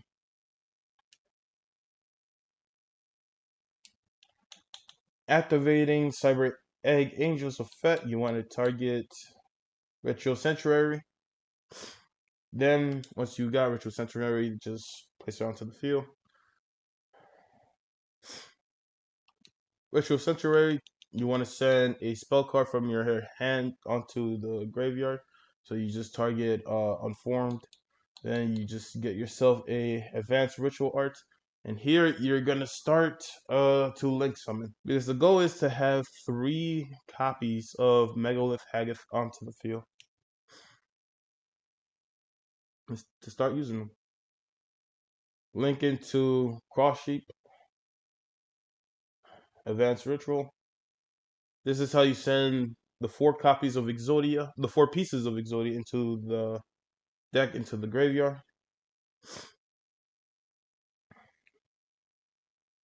Activating the field spell card, sending 2 spell cards from the graveyard to the deck, special summoning Diviner, using Diviner's effect. Using Diviner to send a card from, what's this called, the extra deck, to the graveyard. You want to target Herald of the Arc Light. And then once this card is in the graveyard, you want to activate this effect, and you get yourself a second copy of Venom. Activating the Venom on the field's effect, targeting the Venom in your hand, using Megalith Haggith as a target.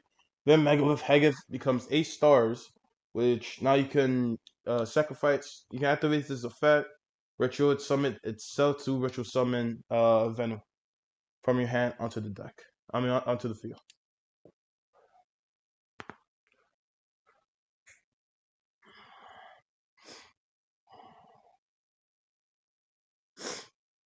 Then you target a piece. With the other Venom's effect, you target a piece. Then you go into Slifer Samurai, I believe. Dynamondo. Then you go and link summon into Dynamondo. Should activate Cross Sheep's effect to draw 2 cards from your deck. But at this point, this is the end game. So you really need. So at this point, you're at the end game. So you pretty much thin out your deck. So you have. Let me see if yeah. So that's it. So you draw 2 cards and you discard 2 cards, and you want to have Spear of Chaos into your hand. You have 3 copies of Spear of Chaos, as you saw. I think 16 cards in total, and one of them just happened to be the copy of Spear of Chaos. But you do need Spear of Chaos to complete this combo, or else you'll just be missing a piece. Because Dynamondo did not activate the effect for the second Venos. So far, we only activated one effect for the first Venos to get the first piece. So you want to use Spear of Chaos to summon itself using Pull, and then you'll activate your second Venos, and then you target the second piece.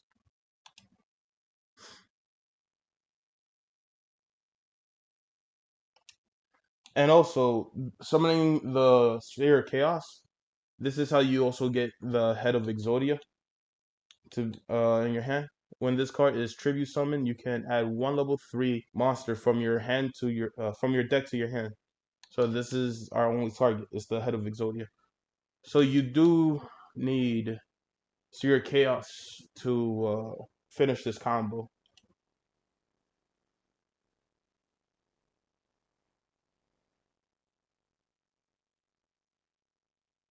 Then we activate Dynamondo's effect.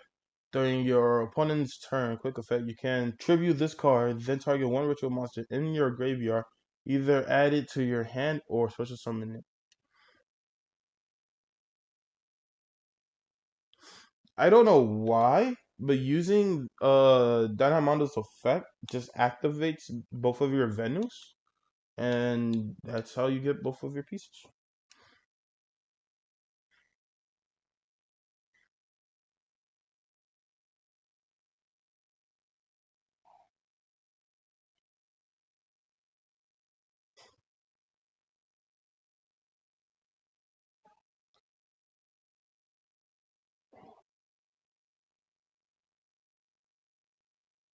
All right.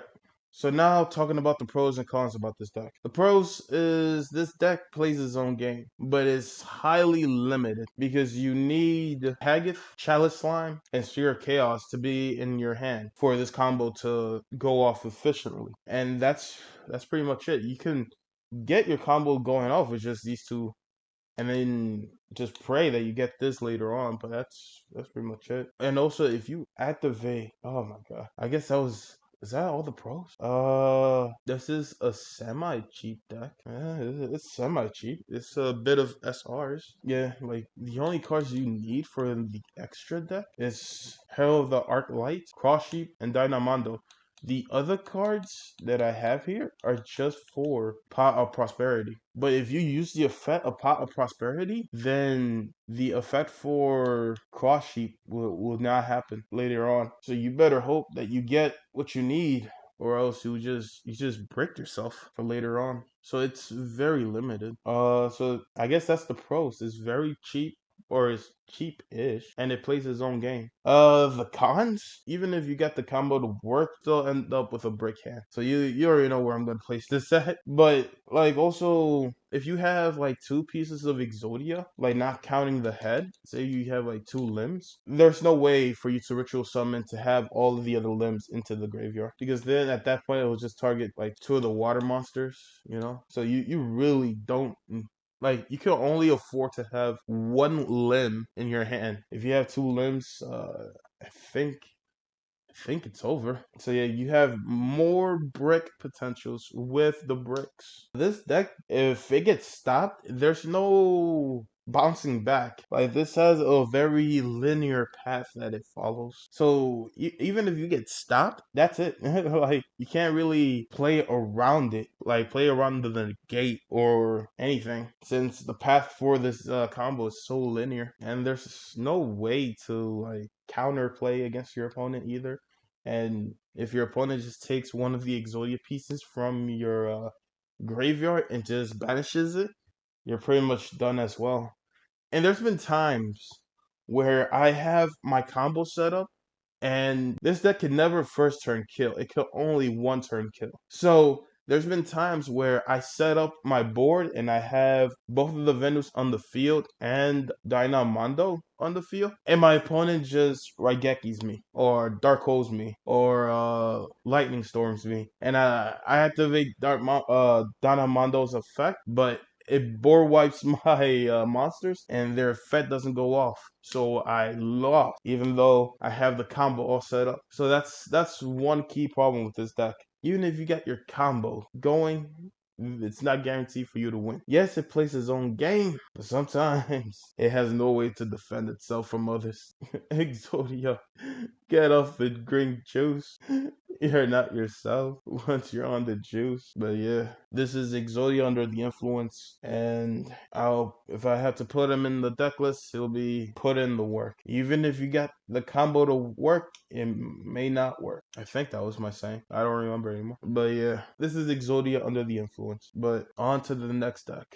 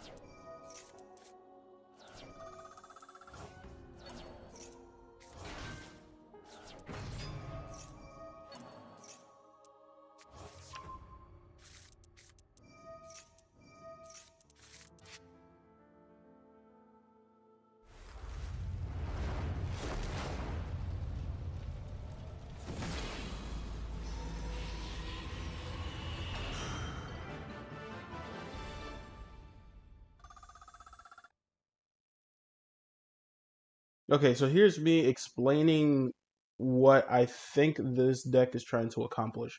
Because I looked up a couple of combo videos for this deck, and a lot of the cards that this deck has for the combos wasn't in the combo video. So I'm guessing the person that made this deck doesn't play with those kind of cards because they might interfere with the combo. So I'm just gonna go with what I was doing to get the win with the Exodia pieces. So this is a different replay. So you want to have uh Edda, I don't know how you pronounce this card's name, to start off your combo. Plus you also want precious cards from beyond to help you to draw more cards because this card is crucial for you to draw more cards. When you tribute summon a monster using 2 or more tributes, draw 2 cards. Okay. So that will come in handy later on. Then I'll usually use this card to get more cards for more Monarch monsters from my deck. But I usually keep Monarch spells and trap cards for Pantheon of the Monarchs. Because when you send a spell or trap card from your hand to the graveyard, you get to draw 2 cards, and that just helps with the draw engine. So here we go.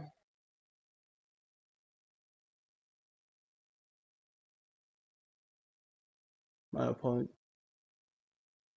So since I have the trap card, I just sent the trap card to the graveyard, draw 2 cards. Now I have to special summon. That way I can just thin out my deck. Activate its that card's effect.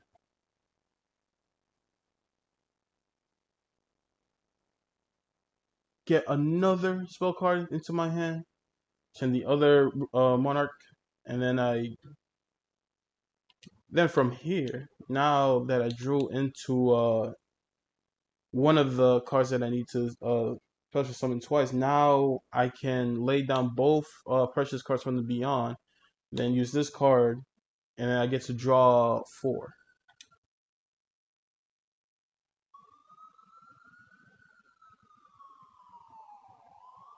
Filling up my deck. Now I get to draw 4. Activate its card effect. Activate that card's effect. That way I can get that spell card back into my hand.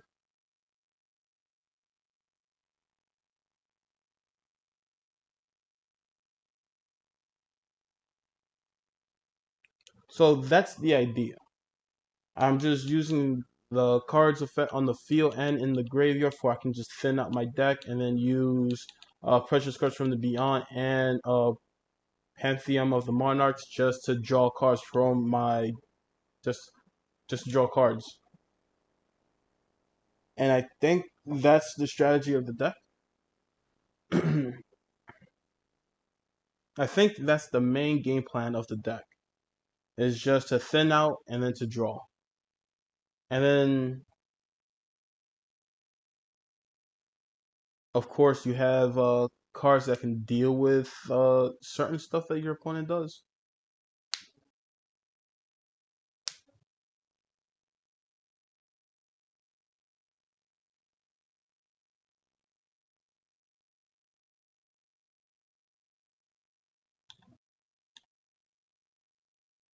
So right here, for example, there are certain cards that can deal with certain stuff that your opponent has. So for example, let me see. Throw it into the graveyard. I did. This card, uh, you can tribute this card by tributing 1 tribute monster. If this card is tributed summoned, target 1 monster on the field, destroy. Then, if it was a light monster, both players send as many cards as possible from the extra deck to the graveyard, but not more than the original level/rank of the destroy monster. If this card was tribute summoned by tributing a light monster, add this addition effect. You choose the card your opponent sends to the graveyard. So this is just good to just mill out your opponent's extra deck. So that gives you some options there. This card, you can tribute summon this card by tributing 1 tribute summon monster. If this card is tribute summon, you can send 2 Monarch spell trap cards with different names from your hand and or deck to the graveyard, and if you do, shuffle one card from your opponent's hand at random, graveyard or their side of the field into the deck once per turn during the either player's main phase. If this card is in the graveyard, you can discard one Monarch spell trap card, then target one Monarch in your graveyard with or more attack and defense, and add it to your hand. So that's a good effect if you have Monarch cards in your hand. But this, just getting rid of a card from your opponent's hand is really good. And then you have this card as well. You can tribute summon this card by tributing one tribute summon monster. If this card is tribute summoned, target one card on the field, banish it, and if you do, inflict 1,000 damage to your opponent.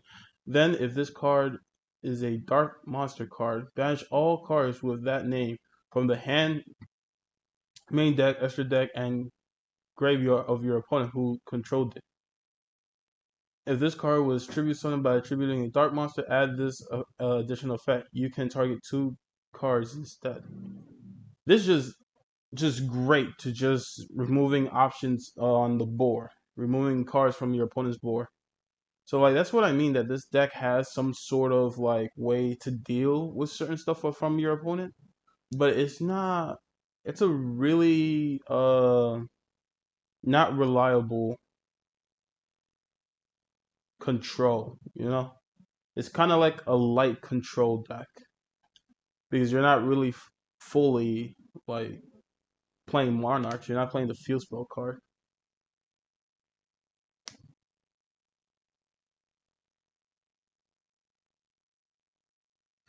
Right now, I'm just thinning out cards from my deck.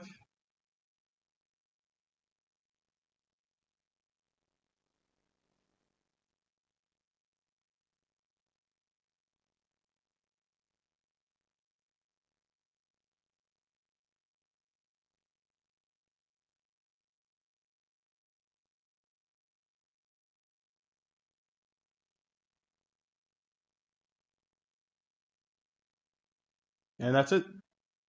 I just kept on thinning out until I got all the 5 pieces. Alright, now I'm going to show y'all the deck list. So here's the deck list. The pros of this deck, that it doesn't require an extra deck because usually Monarchs have this field spell card that will stop your opponents from special summoning monsters from their extra deck. That's why Monarch players don't play extra deck cards in their extra deck. But this doesn't have that. This Exodia deck for Monarchs doesn't have that. So a lot of the time, I feel like I'm missing something when I play this deck, because I will get this combo, I will summon him, get him onto the field, and either have this card or this card into the field, and then I'll get another. I'll use their effect to get like another copy of to get this spell card, and then hopefully I have either like another Monarch spell trap card, and then I can use this effect. That's pretty much it. So like I might be missing something with this deck, but this deck also suffers from what other Exodia decks suffer if it gets Ash Blossomed or Impermanence or Fat Veiler, stuff like that. But this has more of a potential to make a comeback because like you want your Monarch cards to be in the graveyard, so they'll just activate in the graveyard.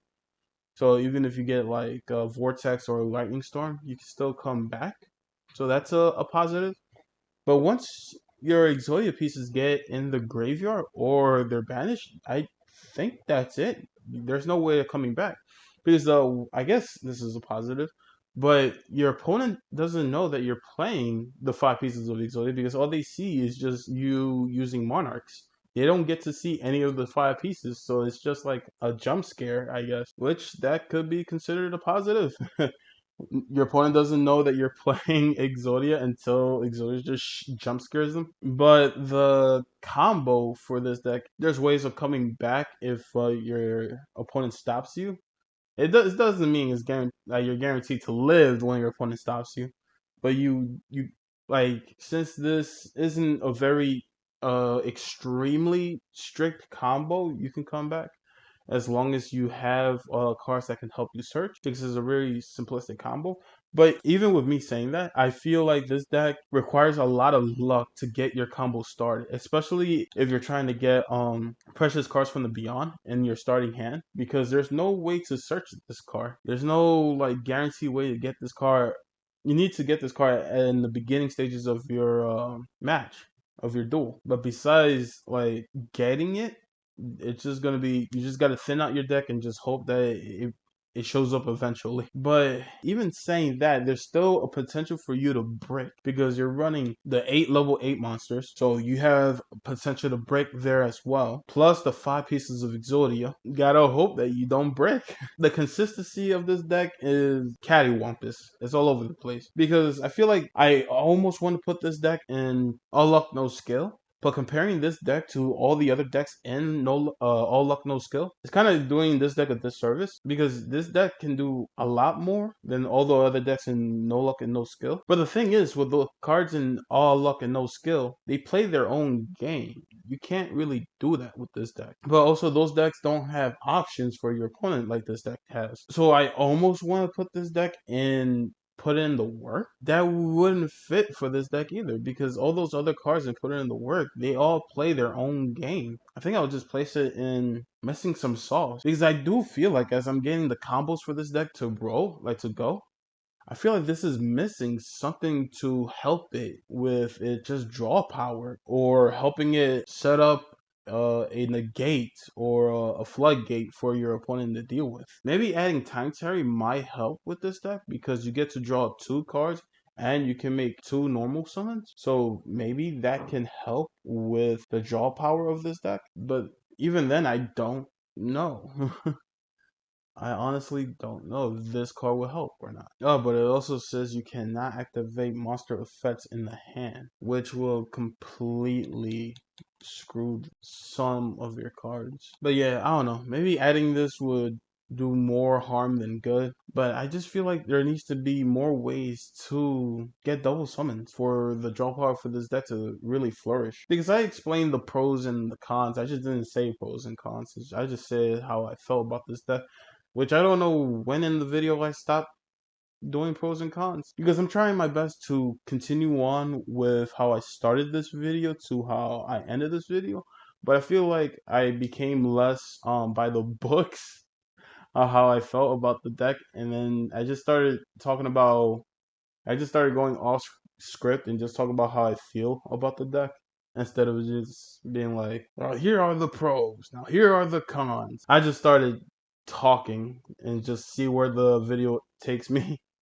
Hopefully, I don't know which way people prefer, form of me talking about the deck people prefer, but this is how I'm doing it now. It's just more natural. This is Monarch Beyond the Exodia. On to the next one.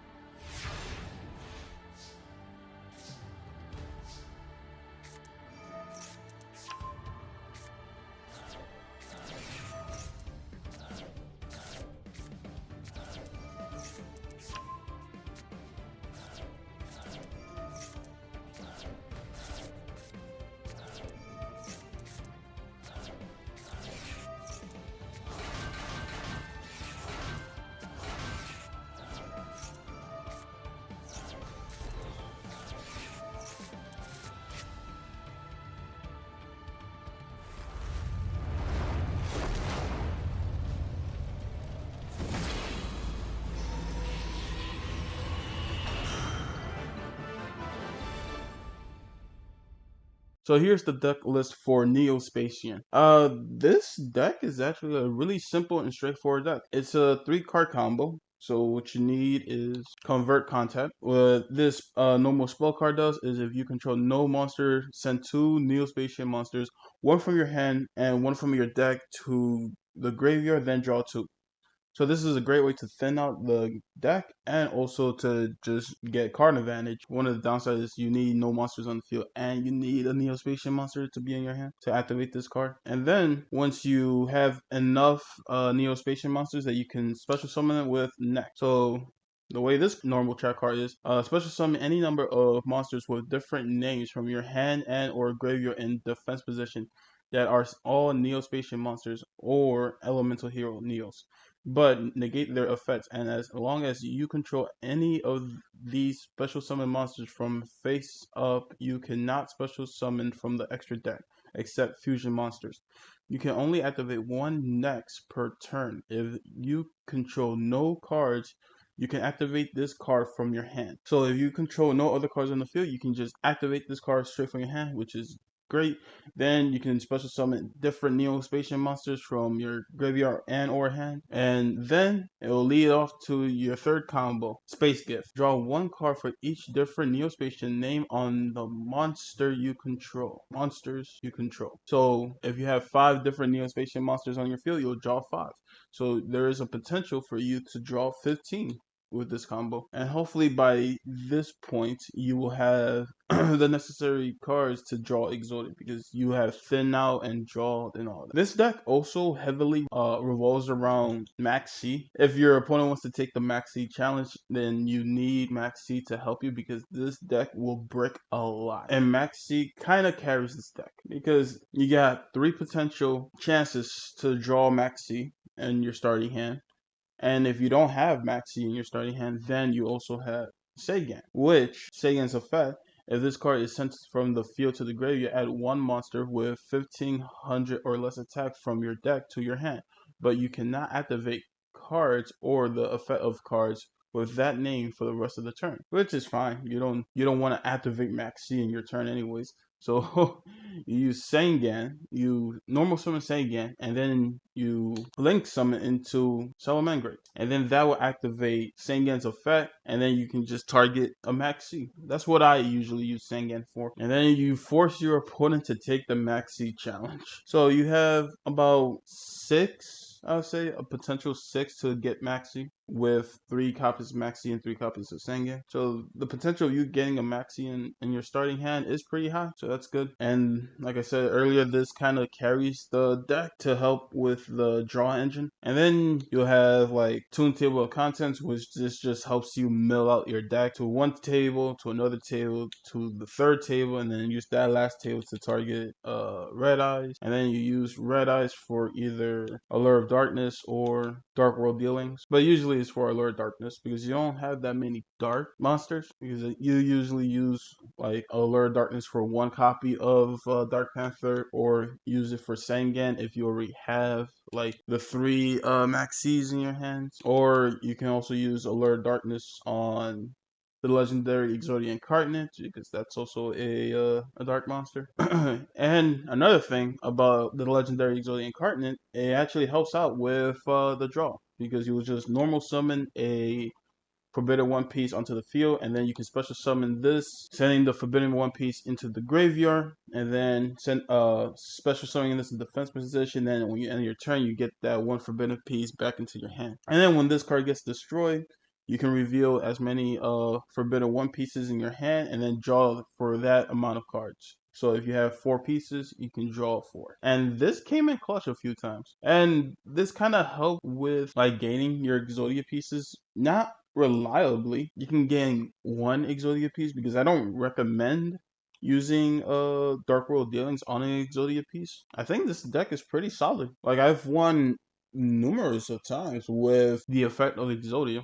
Like I was saying earlier, like Maxi kind of carries this deck because if my opponent didn't special summon, I was really shit out of luck. Or if my opponent just stops the activation of Maxi, then again, I was pretty much boned. Because this deck runs a lot of bricks. Like, there'll be times where I'll have the 3-card combos, but I will have no Neon Spacians on my hand. And it'll just go through all my spells. I will just brick with the 3-card combo. Or there'll be times where I just draw nothing but monsters and I'll get none of the combos, none of the cards that I need for the combos. And since the combo is pretty simplistic and you just need your monsters to be in the graveyard, there's a like, even if your opponent stops you, there's still opportunities for you to come back. So like, say if your opponent stops like Dark World Dealings or Alert Darkness, then you have like a Sengen in your hand, then you can use that combo I was telling you, get Sengen into your graveyard, then target a Max C, still make a comeback. If you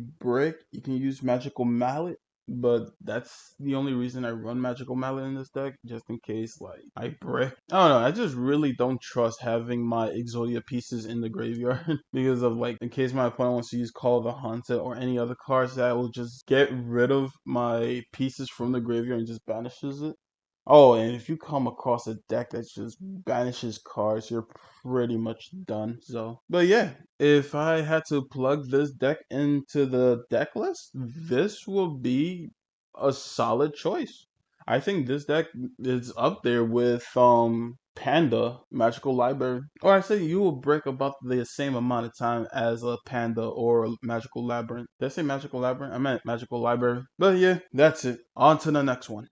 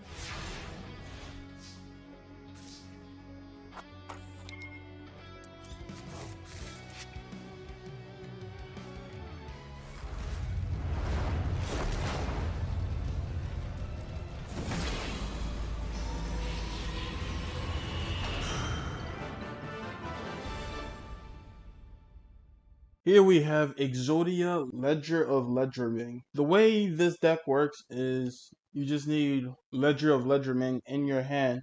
The way this card works is you banish 3 cards from the top of your deck face down during the 3rd standby phase. After this card's activation, add all 3 cards to your hand.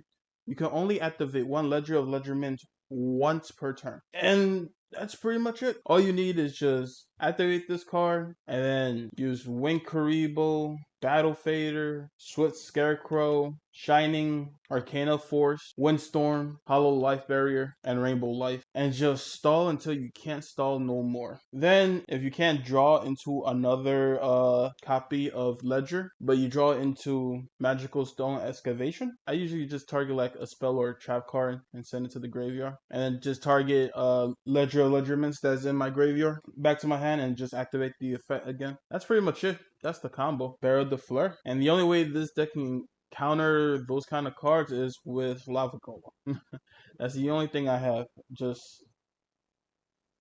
special summon this monster on my opponent's side of the field, and then just either leave it on my opponent's side of the field, or I'll just take control of it with Relinquish Anima. But having a Lava Golem as when you need it, that's a different story. And then you just try to draw as many cards as you can. So that's why you run 3 copies of Upstart Goblin. Magical Stone Excavation is for your Ledger or Ledgerman. Card from the Sky. This is the way this card works is you banish 1 light fairy monster in your hand, and if you do draw 2 cards, you cannot special summon or conduct your battle phase the turn you activate this card, which is fine. We're not attacking anyways. So we just send either Arcana Force or a copy of Wind Karibo just to draw 2 cards. And if we do send Wind Karibo or Arcana Force, then we can get those cards back with Miraculous Descent. The way this card works is target 1 of your banished fairy monster, special summon it. When this card leaves the field, destroy that monster. When that monster is destroyed, destroy this card. So you kind of want to target Win Karibo because you banished it with Cards of the Sky. Then you summon it into the field, it gets destroyed, and then it goes straight to your graveyard, activating Win Karibo's effect. So that's a good strategy there too. Shining. I actually won a few games with this card because this is kind of like a cheaper alternative to Exodia Incarnate. Wait, is Exodia Incarnate a rare or... No, it's the same. Well, this is Exodia Incarnate at home. So the way this card works is if it gets attacked, it gains a token. The max amount of tokens it gains is 4, but it gains an effect for each token it gains. So the first token, place 1 monster from your deck on top of your deck. The second token is you draw 1 card. So whatever card you just placed on top of your deck, you just draw that. The third effect is you can add 1 monster from your deck to your hand. And then the fourth effect, add 1 card from your deck to your hand. Any card. It could be spell, trap, whatever. It doesn't have to be a monster. And the great thing about this card is if you have like 2 pieces of Exodia in your hand, this card can get you the other 3 pieces. Pretty simple. And then this also combos with Arcana Force. So if you take you discard this card in the damage calculation, and you take no damage from the battle, but the battle happens, activating Shining's effect, which will give you a token. So it kind of combos quite well, actually. If any of your pieces are banished, not by this spell card's effect, there's no way of getting those cards back. The extra deck, like I said earlier, this is for Lava Golem. This is just to, if I have a level 1 monster on the field, I can go straight into Link Karibo and just stall a bit better or a bit more. But I don't think the extra deck is that completely necessary, except for like maybe Anima. That way it can combo with your Lava Golem. But that's pretty much it. I don't really run an extra deck. But if I had to put this deck in the deck list, this would be in solid choice. The combo is pretty consistent, but you'll probably burn through your resources faster than you can gain them because you're just trying to stall as much as you can. There's probably better trap cards like Wawaku and other trap cards like that that can probably make this deck a bit better. But even with just playing like this version of the deck, I'll place this right under Mystic Piper because I feel like this is a slower deck than Mystic Piper because Mystic Piper there's a potential there's potential for you to draw 2 cards. This, you can draw 3 cards, but it's not as consistent as Mystic Piper, because Mystic Piper, every time it's your turn, you can activate the combo. This, you activate the spell card, and then you wait 3 turns, and then within those 3 turns, you'll either get another copy of Ledger. That way, you can continue on with your combo, or you'll get Magical Stone Excavation, which you'll have to sacrifice some cards in your hands before you can get Ledger back in your hands, where you can activate it in your next turn. But if you have any of the 5 pieces in your hand, that limits your ability to survive, to stall. I feel like Mystic Piper was just a better option than this deck. But the great thing is, once your, like, say your Exodia pieces are banished, it's like the safest spot for them to be. And me just knowing that I'll get those in the 3rd turn guarantee, that was pretty dope. Like, I felt like my pieces weren't at risk, you know? I feel like that there probably is a better version of this deck, but even though I feel that way, I don't think this deck belongs with Missing Some Sauce or any of the other lower tiers, because it's pretty consistent. Like, I have won a couple of games with this deck, either with Ledger of Ledgerment or Shining. This deck was a solid choice. On to the next one.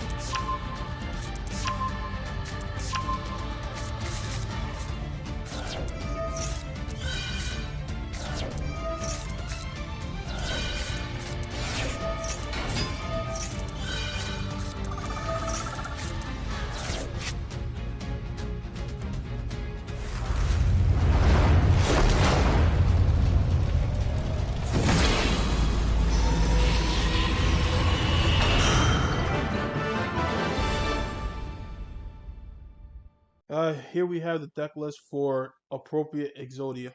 The way this card works is activate only when your opponent draws a card outside either draw phase. After that, each time your opponent draws a card outside of either draw phase, immediately draw 2 cards. So your whole deck is revolving around your opponent drawing cards. So you have Chainsaw Insect. If this card battles at the end of the damage step, your opponent draws 1 card, which will allow you to draw 2 cards. Destiny Hero Defender. During each of your opponent's standby phase, your opponent draws 1 card. This card must be in the face of defense position to activate and to resolve this effect. Which, if this card can also combo with DNA Checkup. DNA Checkup. Select one face down monster you control. Your opponent declares 2 attributes. Reveal the selected monster. If this card attribute is one of the declared attributes, your opponent draws 2 cards. If not, you draw 2 cards. So if your opponent draws 2 cards, you draw 2 cards. If your opponent gets wrong, if your opponent gets right, they draw 2 cards, which will allow you to draw 2 cards with appropriate. But if your opponent gets wrong, then you just draw 2 cards regardless. Silent Wabi. Special summon this card on your opponent's side of the field. When summoned this way, draw 1 card, and if you do, your opponent gains 2,000 life points, which that's so you special summon on your opponent's side of the field, they draw a card, and then you draw 2 cards. Dark World Dealings, each player draws 1 card, then each player discards 1 card. So since both of you draw 1 card, you both discard a card, but because your opponent drew a card, because of this card's effect, you draw an additional 2 cards.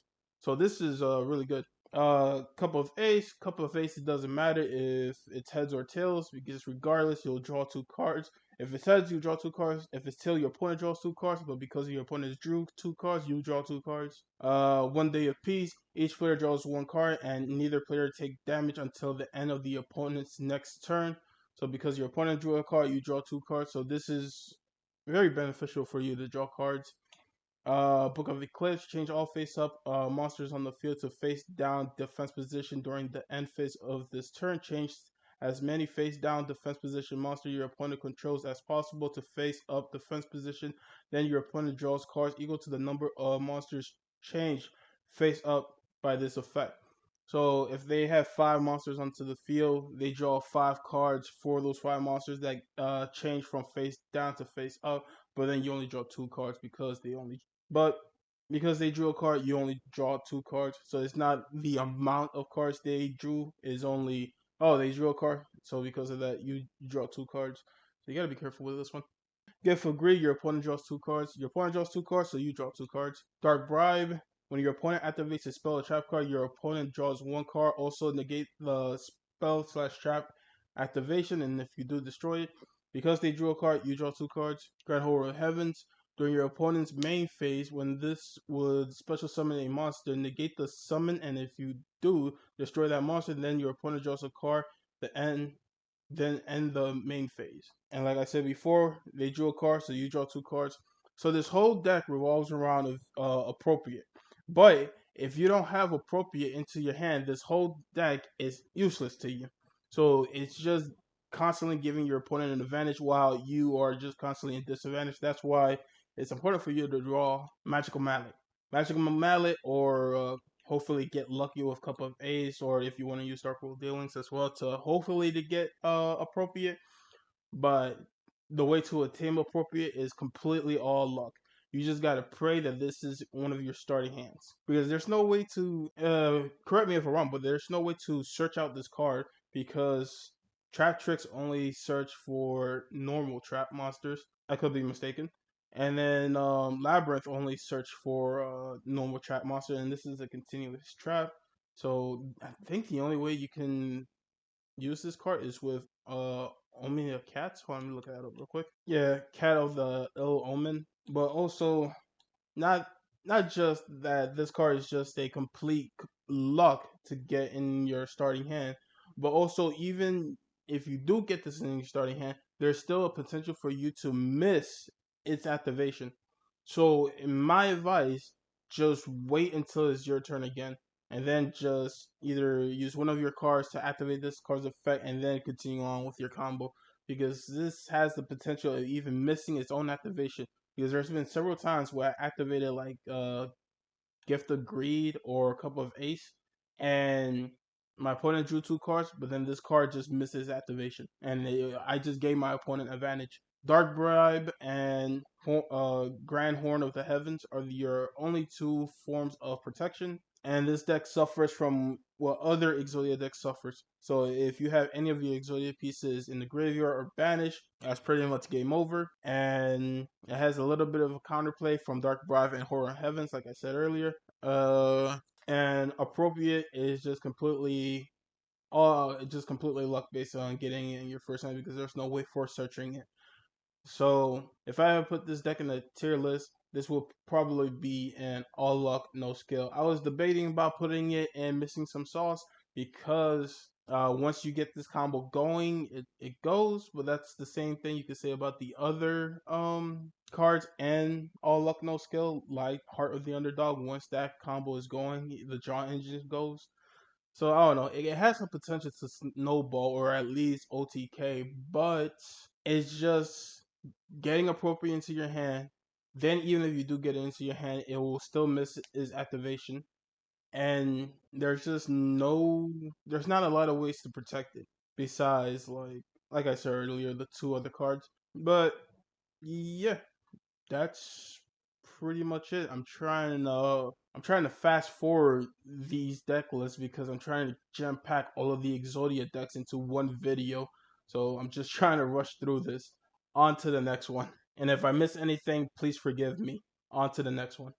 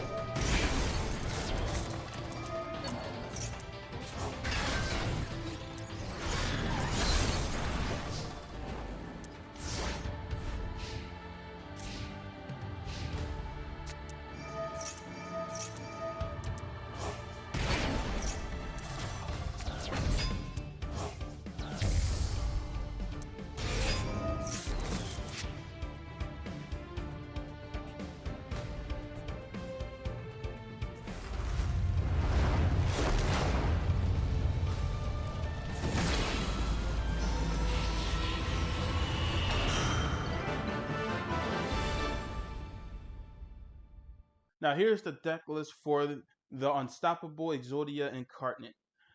The way this deck works, completely revolves around the Unstoppable Exodia Incarnate and the Millennium items, with an added twist with Mist Valley Executor. So the idea of this deck is you want to have the Unstoppable Exodia Incarnate and you want to use Obliterate Blaze. Activate Obliterate Blaze's effect and then attach the 5 pieces of Exodia to the Unstoppable Exodia Incarnate.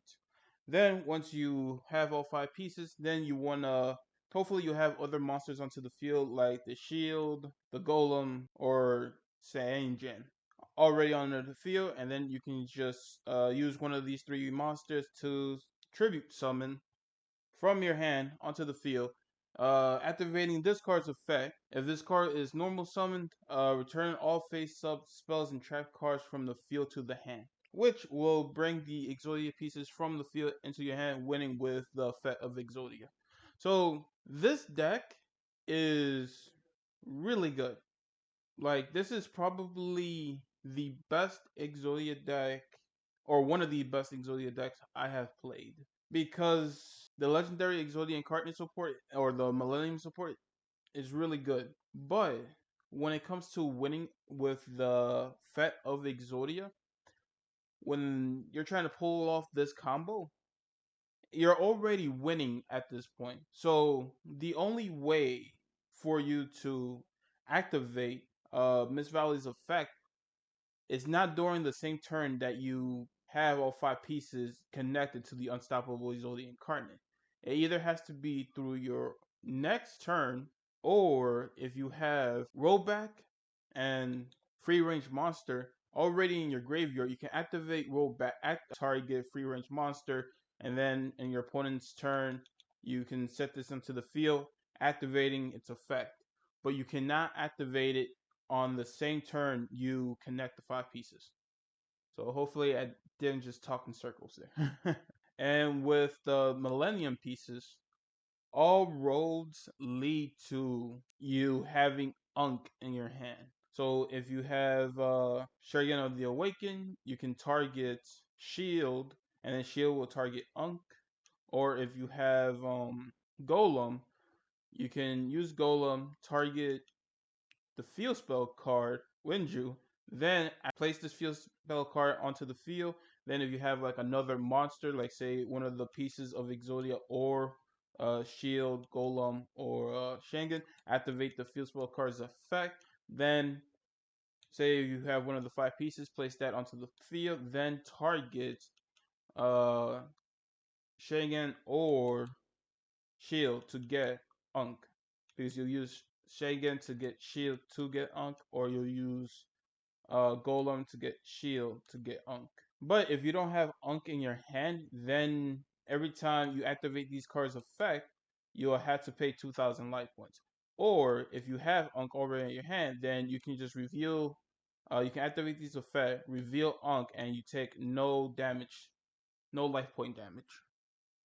So with the Millennium cards, all roads just lead to Unk, and then hopefully the amount of bodies that you still have in the field plus the unstoppable Exodia Incarnate will lead you into the Mist Valley Executioner combo. Now, this engine is super consistent in getting the unstoppable Exodia Incarnate, but for you to obtain for the other combo to work, to getting all 5 pieces from the field onto your hand, there's no way to search for Mist Valley, so you just have to hope that you get it in your hands. And then there's no way to search out rollback or free range monsters. So you have to hope that you have these cards already in your hand. Or if you have one of these two in your hand, then you can use Foolish Burial Grave to send the other card that you need from your deck onto your graveyard. So there's 2 ways of winning with this deck. Either with the attack of the Unstoppable Exodia Incarnate, because it gains... A few moments later. I don't remember what was the last thing I said, but you use Exodia Incarnate's effect to get Obliterate, activate Obliterate, destroying every card in the spell and trap card zone, and then you gain you attach 5 pieces of Exodia as equip spells to the Unstoppable Exodia Incarnate, and then 10,000 attack, which is perfect enough to just hit your opponent, and it does piercing damage. But yeah, either winning by attack or by using the 5 pieces of Exodia. So that's the idea of how you want the combo to go. If you watch the video that I have this deck linked to, a lot of the cards he was using were for like pots, or just getting rid of cards from your extra deck to draw. And a lot of those cards are just banned now, so I was trying to find a way to work around it. So the cards I added is like Maxi to help with the draw power, or give it a little bit of counterplay with Ash Blossom, Nibiru, and Call by the Grave. I was thinking about adding like, well, One Day of Peace, but I think One Day of Peace will kind of go counterintuitive or what Unstoppable Exodia Incarnate can do. So I didn't go with that idea. So because there's been times with Upselect Goblin, I didn't OTK my opponent because I gave them too much health. I didn't get the 5 pieces, but I still my turn. But my life points are 8,000, and then their life points are like 9,000 or 10,000, because I can't get the 5 pieces attached to the Unstoppable Exodia Incarnate. So there's been times where this car kind of screwed me over. And then also, if this car also burns you for 1,000 life points, and that did come in clutch, and that did screw me over, because there was a point where I was gonna win the final game. I just needed to beat my turn, and then I can attack. But at that point, I had only 500 life points, and then this burned me for the rest. All out approach, like an all or nothing approach with Exodia, which is kind of, I don't know, exciting because a lot happens in the beginning of the first two rounds or turns, the first two turns. I think I just breeze by real quick about the negatives. So now I'm just gonna talk about. Now I'm just gonna gush about the positives.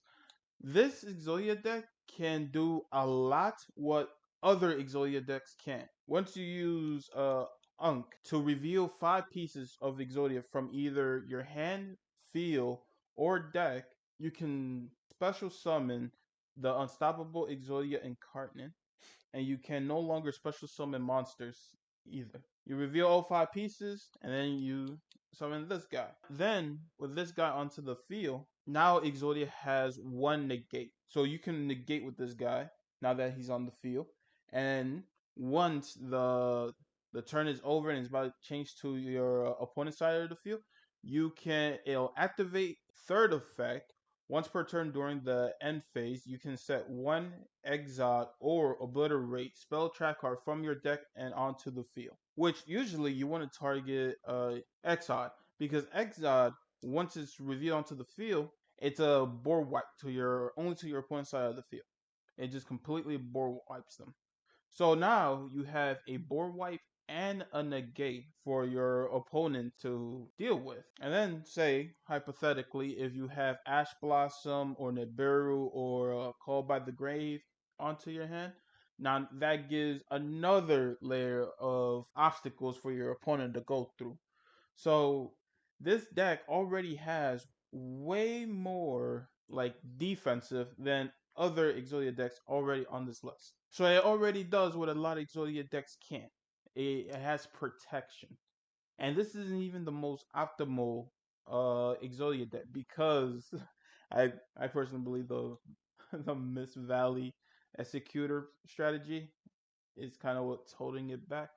But without this, there's even more protections you can put onto this because I have a more competitive version of this deck that I'm going through in ranks right now, and so far I have made it to Plat 2 with the Unstoppable Exodia Incarnate because of the amount of defense it has that other Exodias just don't. I don't know how many times I said that. And say you activated Exil's effect and you have this trap card in your graveyard, and forever what reason you have any of the pieces of Exodia in your graveyard, this can help you get all 5 pieces back into your deck. So this deck, you don't automatically lose the game once your Exodia piece is in the graveyard.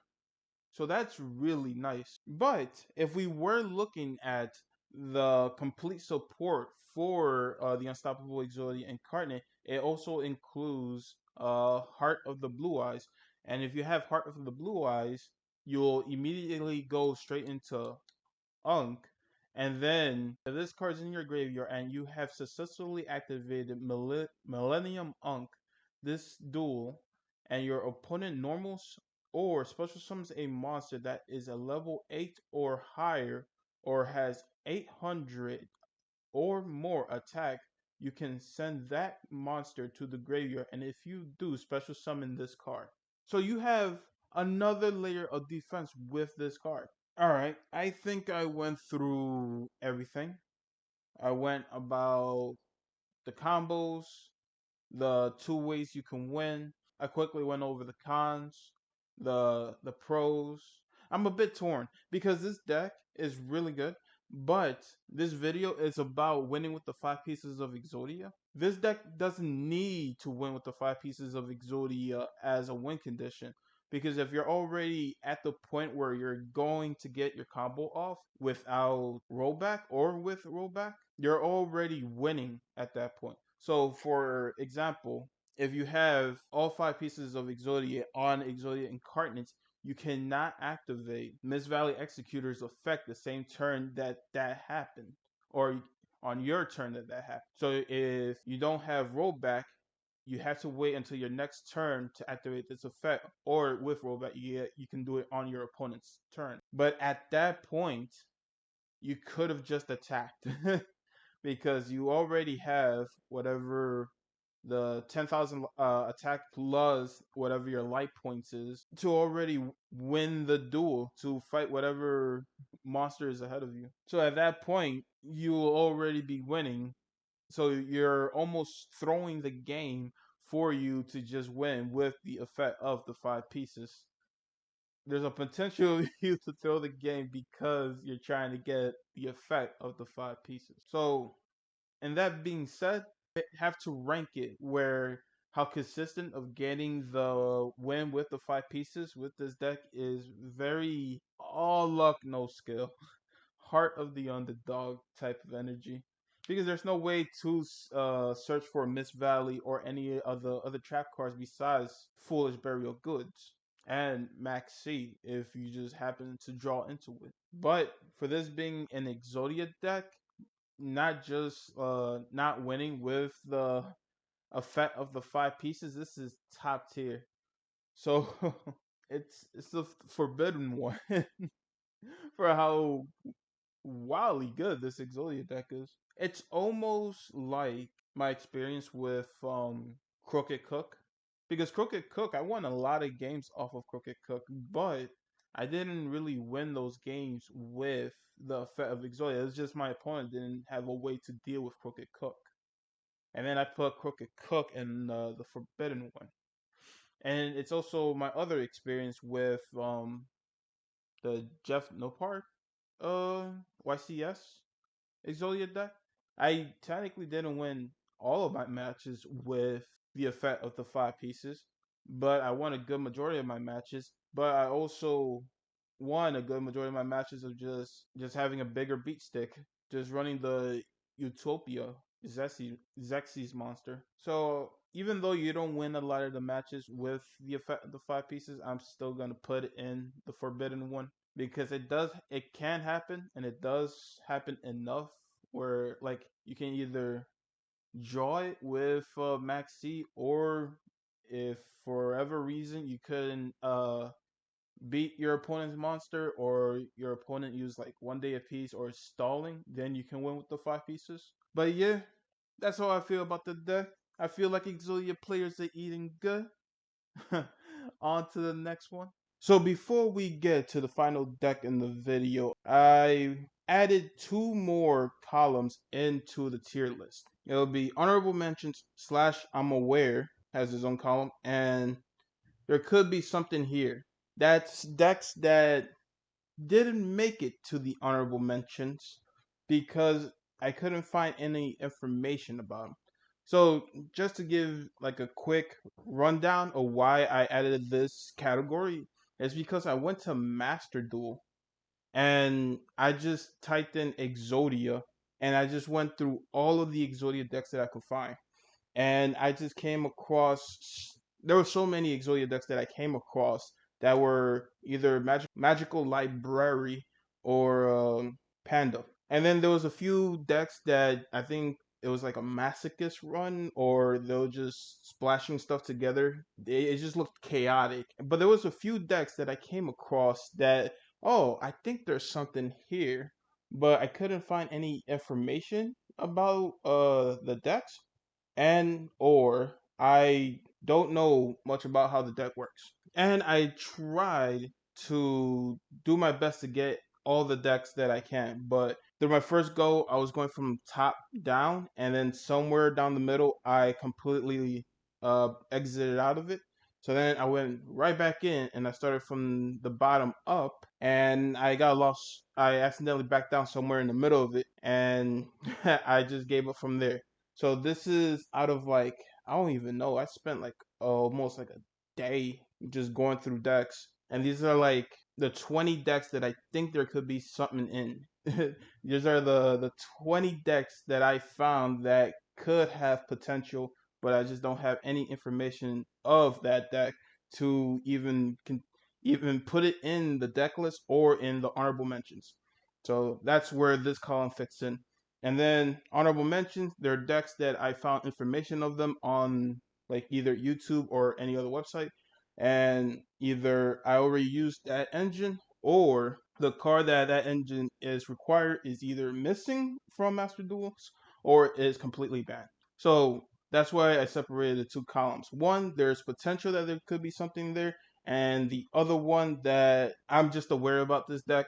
So just in case you're not aware about the deck, then it's on the honorable mentions, but just know I am aware of it. I don't know how many times I repeated myself, but yeah, that's pretty much it. So we're gonna start with the first one. Oh, and also, we're starting off with there could be something here, but I didn't have any space for decks, so I just took screenshots of them. Well, we're just gonna go over the screenshots. I can't go into specific card details because it's just a screenshot, so I can't cover all of them. But I'm just gonna tell you what I think could be there. All right. So we're gonna start off with the first one, Ursartic, and specifically Ursotic Radiation. Activating this card by placing 7 counters on it. Each time an Ursotic monster is special summoned from the hand or extra deck, you can remove 1 counter from this card, draw 1 card.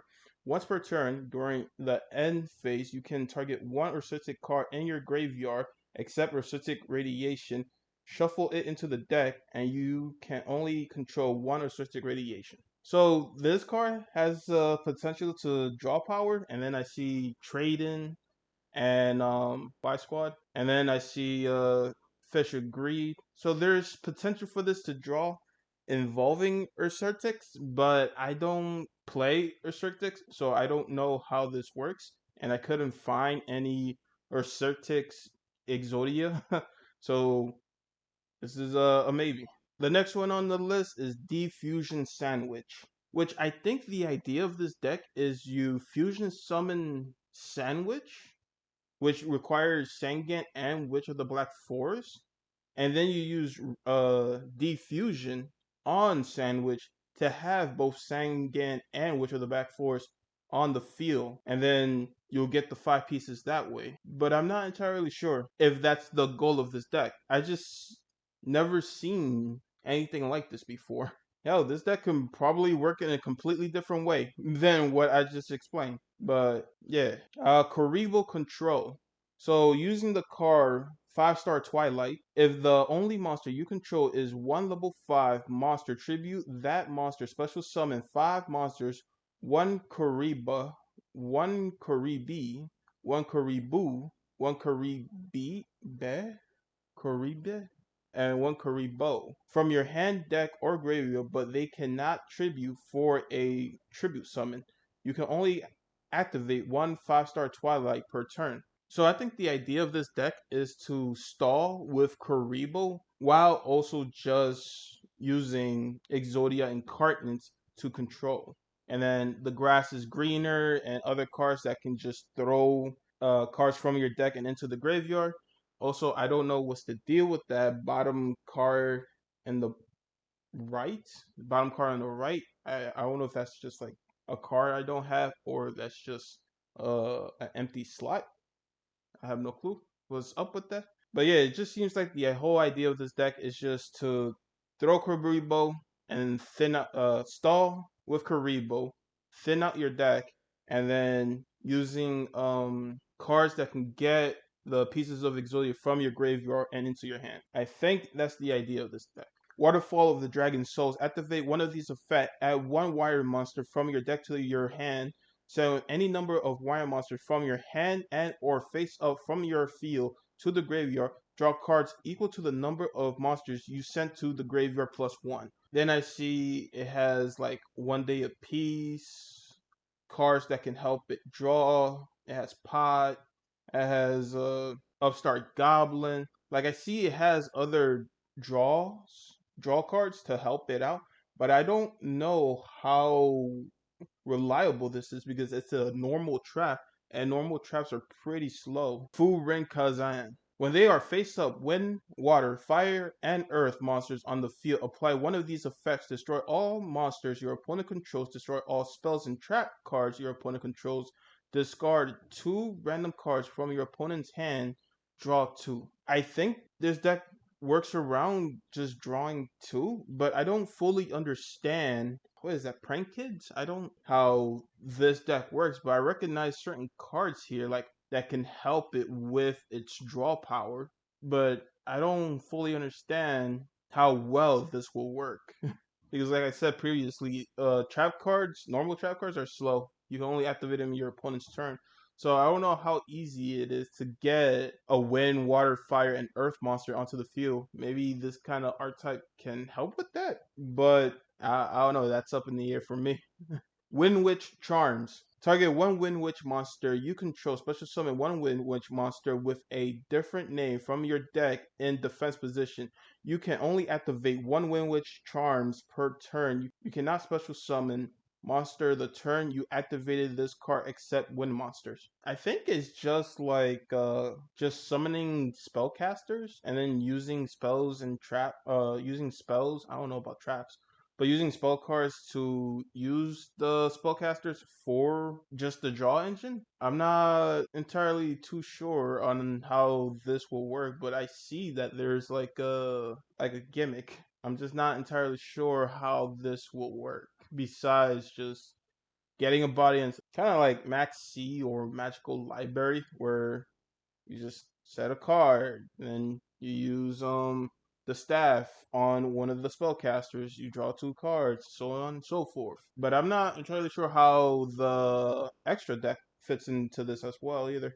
This one I think is just a gimmick because I don't know why would anybody run a full deck of just Mirror Force, just different Mirror Forces and Solemn Judgment, or I think the name of the other chat card is just Solomon, but there's just different Solomon cards. So I don't know. Danger response team. Target one danger monster you control and one monster on the field. Return them to the hand.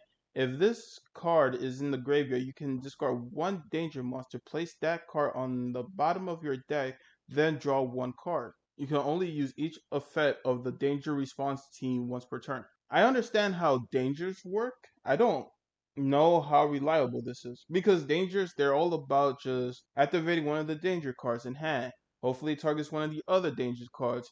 Throw it into the whatever danger monster into the graveyard. Special summon your danger card. Then it'll activate an effect in the graveyard, or it'll activate an effect in the field. Draw more cards, and it helps out thin out your deck. But I don't know how good is Danger Response Team to draw an extra deck. But I also see that they're running a lot of different draw cards, so that works to its benefit. Like draw one, discard a dark monster, draw two, and then I guess if it accidentally targets one of your Exodia pieces, you could use I think it's called Factory, but you can use that card to target an Exodia piece from your graveyard and add it into your hand. So I'm guessing that's the idea for this deck. But then what would happen if I guess you need to place it down onto the field? Because what would happen if you just throw one of the cards you need to get one of your Exodia pieces from your graveyard? Then you're kind of just screwed. Fortune Fairy, and we're talking about Miracle Stone. You can only control one Miracle Stone. All spellcaster monsters you control gain 500 attack/defense for each Fortune Fairy monster you control with different names. Once per turn, when an attack is declared involving your Fortune Fairy monster, you can draw one card. Kind of reminds me of Supply Squad, and I see Supply Squad in this deck, so there's potential to draw more than just one card. Also, if you have like every card on the field is a Fortune Lady monster, then you'll draw a card for each Fortune Lady, right? Oh no, it's only once per turn. So you will need this and then Supply Squad. So Supply Squad can activate multiple times in a single turn, but this can only activate once per turn. But it gives you an extra draw for your Supply Squad. I wonder if this stacks. It could. No, it doesn't stack because you can only control one Miracle Stone. I'm just not seeing the full picture of this deck's potential. I would love to think that the person that made this deck also made the Mirror Force deck. Because who would just run a deck full of Trap Hole? Frankly, fair, at least it's a very cheap deck, but I think it's just better to run Heart of the Underdog than this. Goki. So I think the idea of Goki is to just thin your deck with the Goki combo and then just keep drawing. I guess that's the idea for this deck because I see Shaking Game, Upstart Goblin, the Bamboo Engine. But I don't know, I feel like adding those cards kind of just cripples Goki. I don't see the full potential of this deck. I don't fully grasp the idea of this. Like the only thing I can think of is like how the Grandpa Jeff deck works, where you try to FTK with the 5 pieces, or you'll try to OTK with Utopia. So I'm guessing this follows the same strategy of trying to win your first turn with the 5 pieces, or trying to win with your second turn with Goki Master Orc or the other Goki cards. But I'm not entirely too sure about that. Dikoichi, the Battle Chanted. Flip. Draw 1 card, then draw 1 additional card for each face-up Bokuichi, the frightening card you control. Which I think that's the card literally right next to it. So technically there's 5 monster zones plus the link zone. So you can technically have all 6 monsters onto the field. You can draw 12 cards if you have all 6 monsters onto the field. But then you also have Book of Moon, which you can flip all your monsters face down. So maybe there's a potential 24 cards you can draw with this combo. It's kind of like the Jar Turtle combo with Jar of Greed. DD, and we're talking about Dark Contract with the Gate. During your main phase, you can add 1 DD monster from your deck to your hand. You can only use this effect of Dark Contract with the Gate once per turn during your standby phase. Take 1,000 damage. I'm going to be completely frank with you, I have no clue what the DD monsters do. But judging by the last effect of taking 1,000 damage, I'm guessing it combos with the Hope card. Because I also see like Upstart Goblin that will give your opponent's health, which will help with Hope. World Legacy Trap Globe. Shuffle into the deck 5 of your World Legacy cards with different names that are banished in your hand or graveyard and or face up on your field, except World Legacy Trap Globe, then draw 2 cards. You can only activate 1 Legacy Trap Globe per turn. This seems like a good idea to just shuffle your resources back into your deck and then you just gain advantage for drawing 2. But I have no clue how the World Legacy deck works. So it's like, oh, this could be interesting. Just recycling all of your materials and like get free advantage? Hell yeah. So this deck primarily focuses on water reptiles. So we have Murray of the Greed, which shuffles 2 water monsters from your hand into the deck and then draw 3 cards. But then you also have, I forgot the name of that ultra rare snake card. But you take 5, I think, reptile monsters from your deck and just throw them into your graveyard, which helps out thin out your deck. So you're thinning out your deck and you're drawing cards, and then you'll draw into more cards that will help you draw into more cards. I don't fully know why they use reload instead of magical mallet, because there's a potential for you to reload your 5 pieces of Exodia back into the deck, which will just cause you to delay your win with the 5 pieces. So this is an interesting Heart of the Underdog deck because it uses monsters that have 0 attack but a high defense. And I think that's crazy interesting, especially if you get Venom Swamp.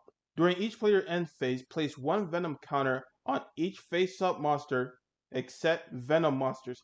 Monsters lose 500 attack for each Venom counter on them. Destroy a monster if its attack becomes 0 by this effect.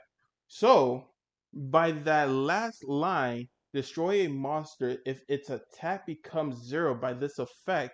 If you already have monsters that have 0 attack, it cannot be destroyed by Venom Swamp. But to be perfectly honest with you, I don't understand how they'll summon some of their attack cards, because I'm pretty sure they're higher than 4 stars. So they will have to sacrifice certain monsters to special summon them.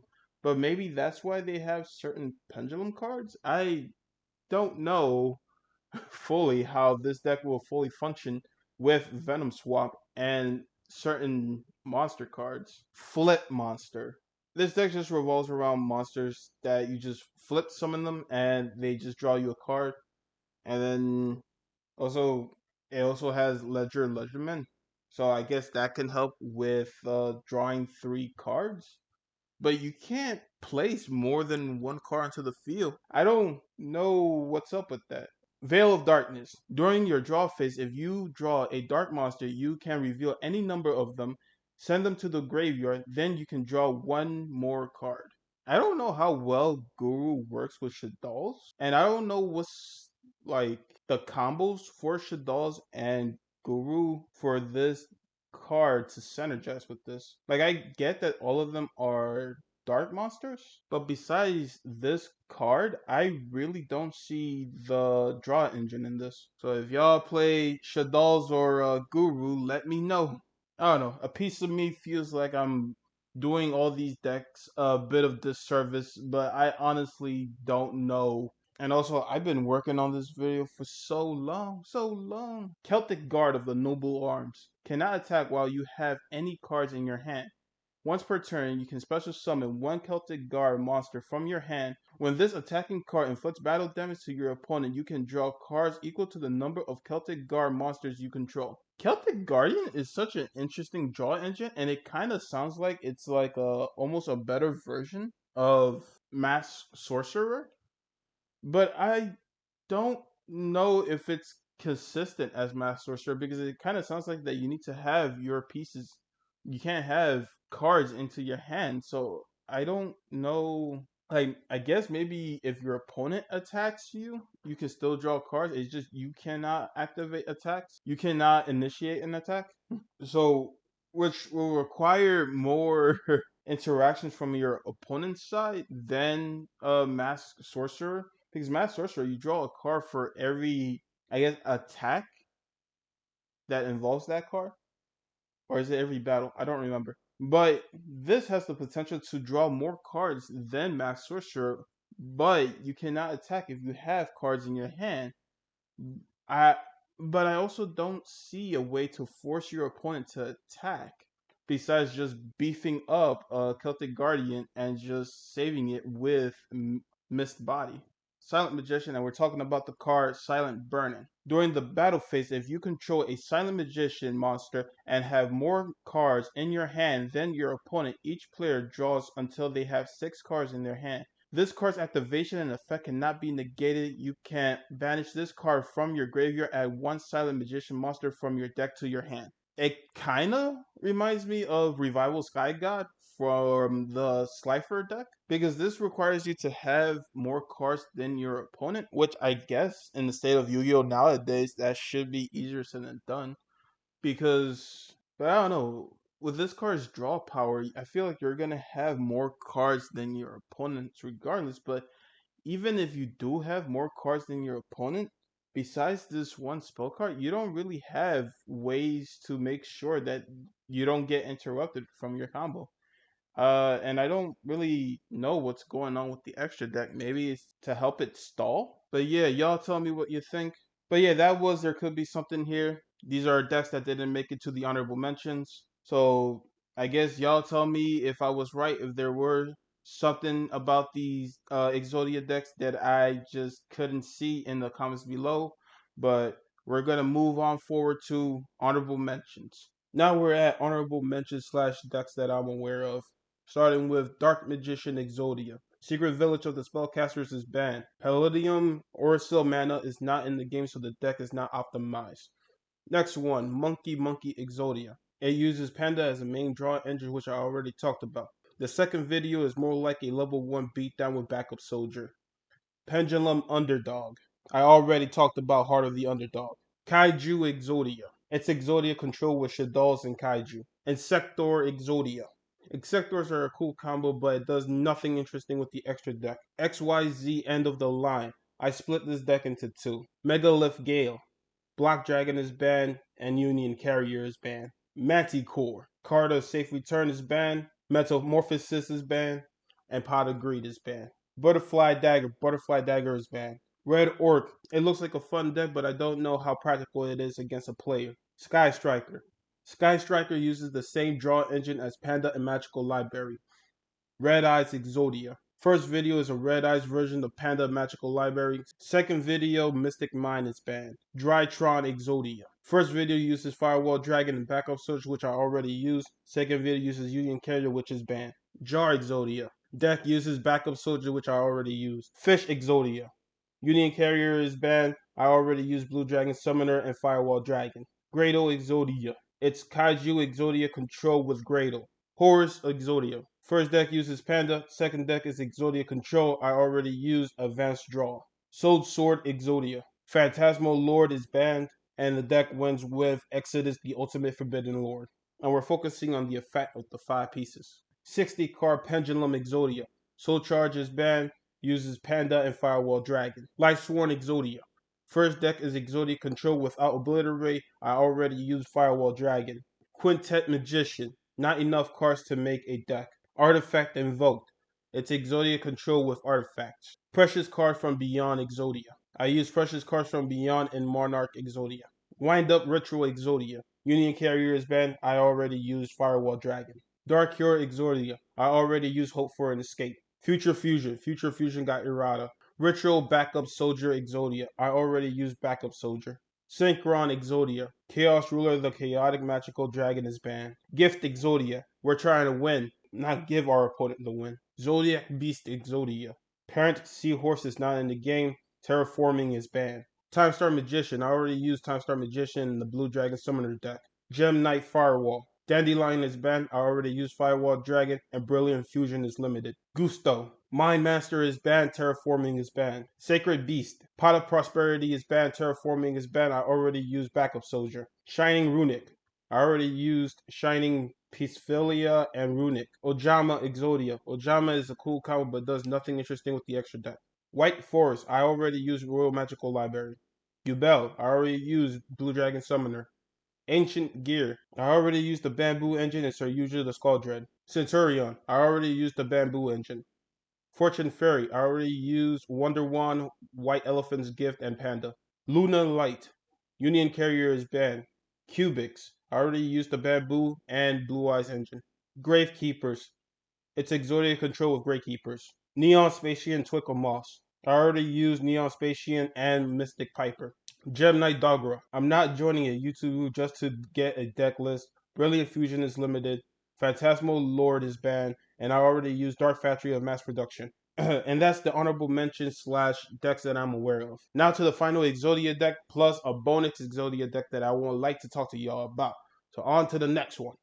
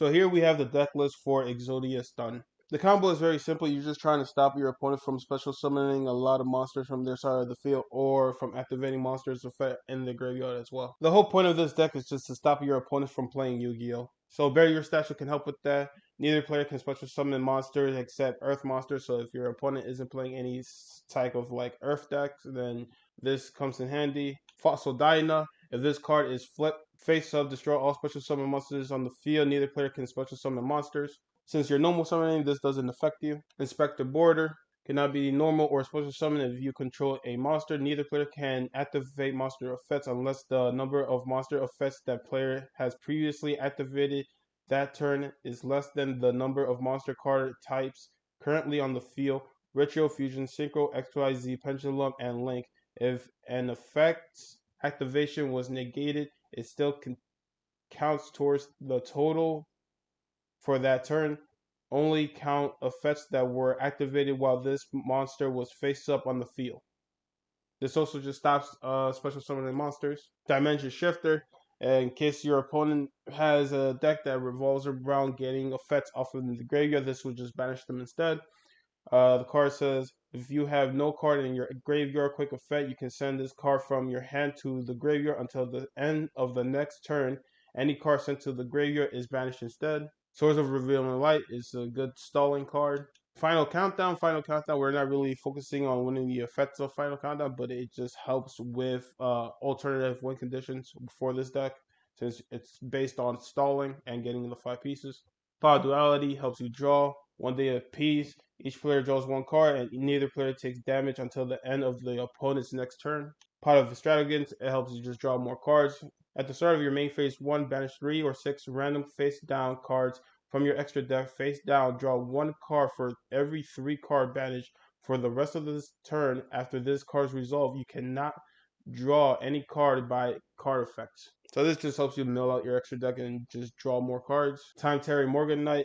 It helps you with getting an extra card in your draw phase, which the third effect is not really that important for this deck. This field spell card, Fire Prison, is a good card to go against if your opponent are using a lot of links. So the way this card works is all dragon monsters on the field gain 300 defense. If any link monster are on the field, neither player can link summon a link monster with a lower link rating than the highest link rating on the field. Monsters cannot attack except link monsters. Apply the following effect while 2 or more Cerberus link monsters are on the field.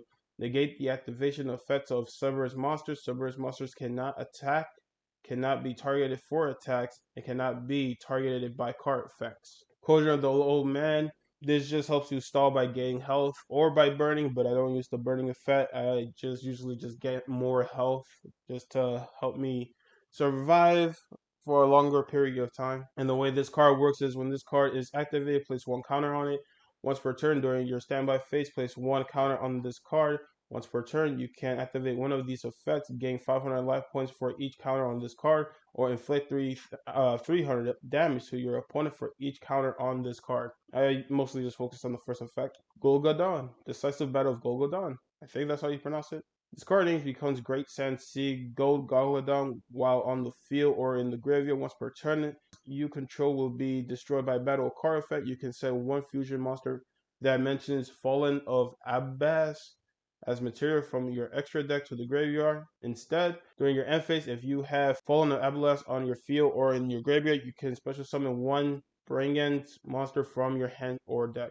This just helps you protect your monster or your back row once per turn.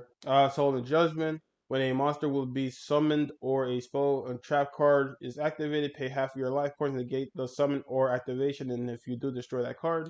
Rivalry of Warlords. Each player can only control 1 type of monster. Send all other face-up monsters they control into the graveyard. Skill Drain. Activate this card by paying 1,000 life points to negate the effects of all face-up monsters while they are face-up on the field, but their effects can still be activated. Microcosmos. When this card is activated, you can special summon 1 Helios, the primordial sun, from your hand or deck. While this card is face up on the field, any card sent to the graveyard is banished instead. Goes in match. Each player can only control one attribute of monsters, send all other face-up monsters they control to the graveyard. There can only be one. Each player can only control one monster of each type. If a player controls two or more monsters of the same type, they must send some to the graveyard, so they control no more than one monster of that type. Synchro Zone. Neither player can declare an attack except with synchro monsters. You can only use each of the following effect of Synchro Zone once per turn.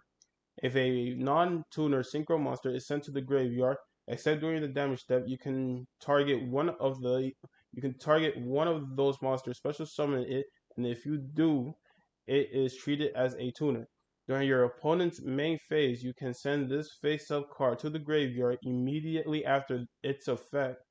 Immediately after this effect, resolve synchro summon using monsters you control as materials. The extra deck is just full of monsters that have the name Fallen of Albaz in the card description itself. That way you can use this card's effect 15 times. And that's pretty much the deck list. The pros, this is the Exodia Stun deck is a very strong going first deck. The cons, it's a very weak going second deck because the only thing you really have for it to help you for going second if you Dimension Shifter in your hand. And that's pretty much it. So it's very strong going first, very weak going second. But all in all, I think this is a very solid deck. I'll put this in solid choice. Don't really have much to say. It's a very self-explanatory deck. It's a very straightforward type of deck. And now we're going to talk about the bonus deck. On to the final bonus deck. And here we have the bonus deck. The reason why I call it the bonus deck is because it's not going to be on the deck list. Because I've been trying to figure out a way to make Soul Hunter kind of viable because I saw a video on this on it was a Yu-Gi-Oh! Joy video game and I was trying to make this more and I was trying to update it, but it wasn't going so hot. And the combo is like a 7-card combo. I'm gonna lay it on y'all as this duel is going on. And the reason why I'm not counting it, even though I got the replay, is because I actually asked one of my homies to help me out here. So the person I'm going against is one of my friends, and he was just I was just telling him to just let me do this combo because there was just no way for me to pull this off in a natural game. And that's why also you can see his cards in his hands, in case you were wondering. And all right, let this play. So, whoops, I hit the wrong button.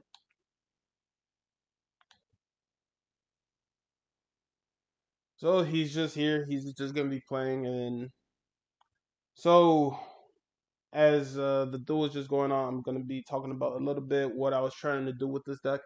So I was trying to use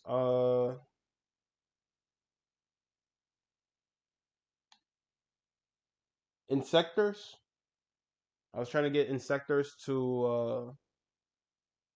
So I was trying to use two different decks. I was trying to use a Lightsworn deck.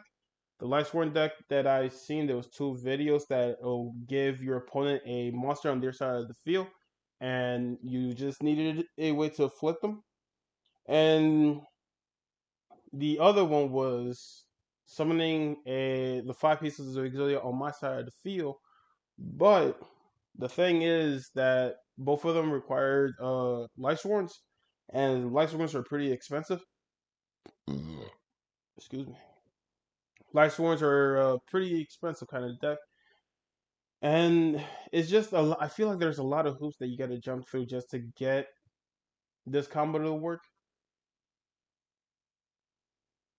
And the only reason why I'm using Future Fusion is because of Defusion. That way I can Future Fusion the 5 pieces of Exodia, then Defusion Quintet Magician to get the 5 pieces onto the field. But before that happens, I can special summon Sword Hunter with the Field Spell card.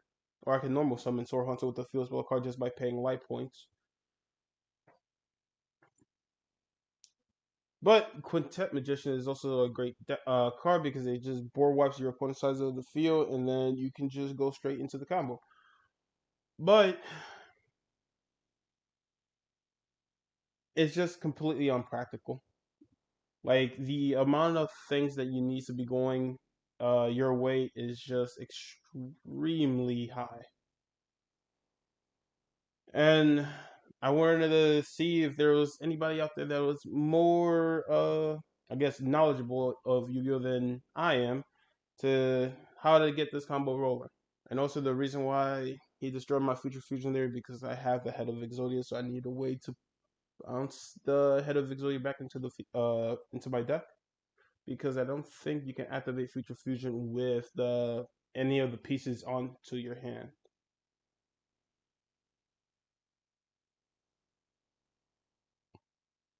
And that's where I got Magical Mallet.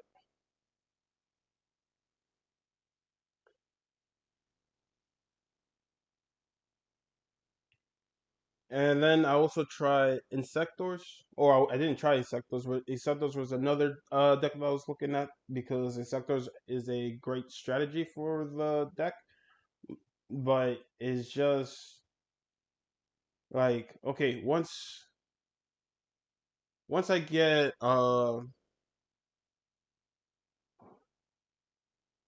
Sword Hunter on the other side of the field, and I summon all 5 pieces of Exodia, I don't really know what to do past that point.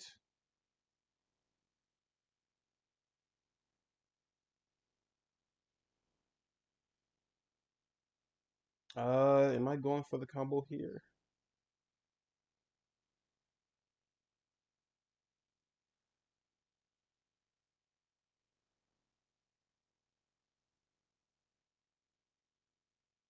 No, nope, not yet. Oh, it's because I don't have a way. Okay, perfect.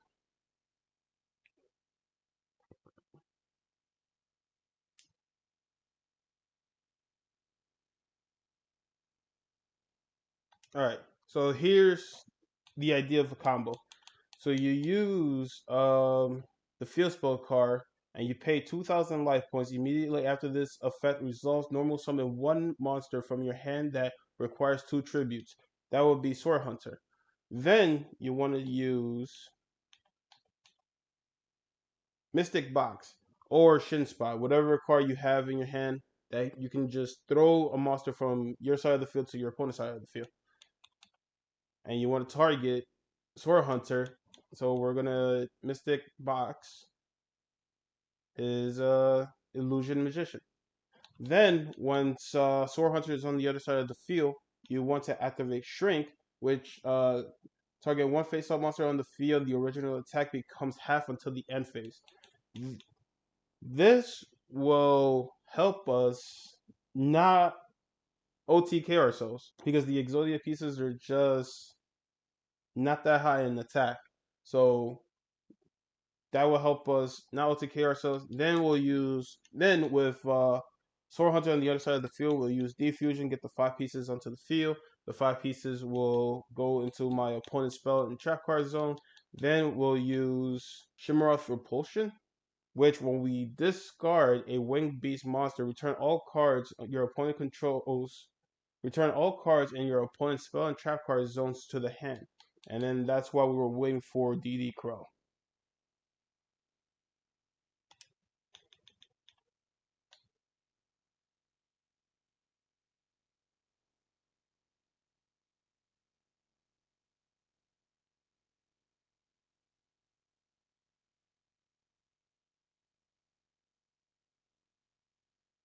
And it's like, well, at this point, it's like, why would you play this deck to try to win off the effect of Sword Hunter if you can just use Sound of Retreat at this point?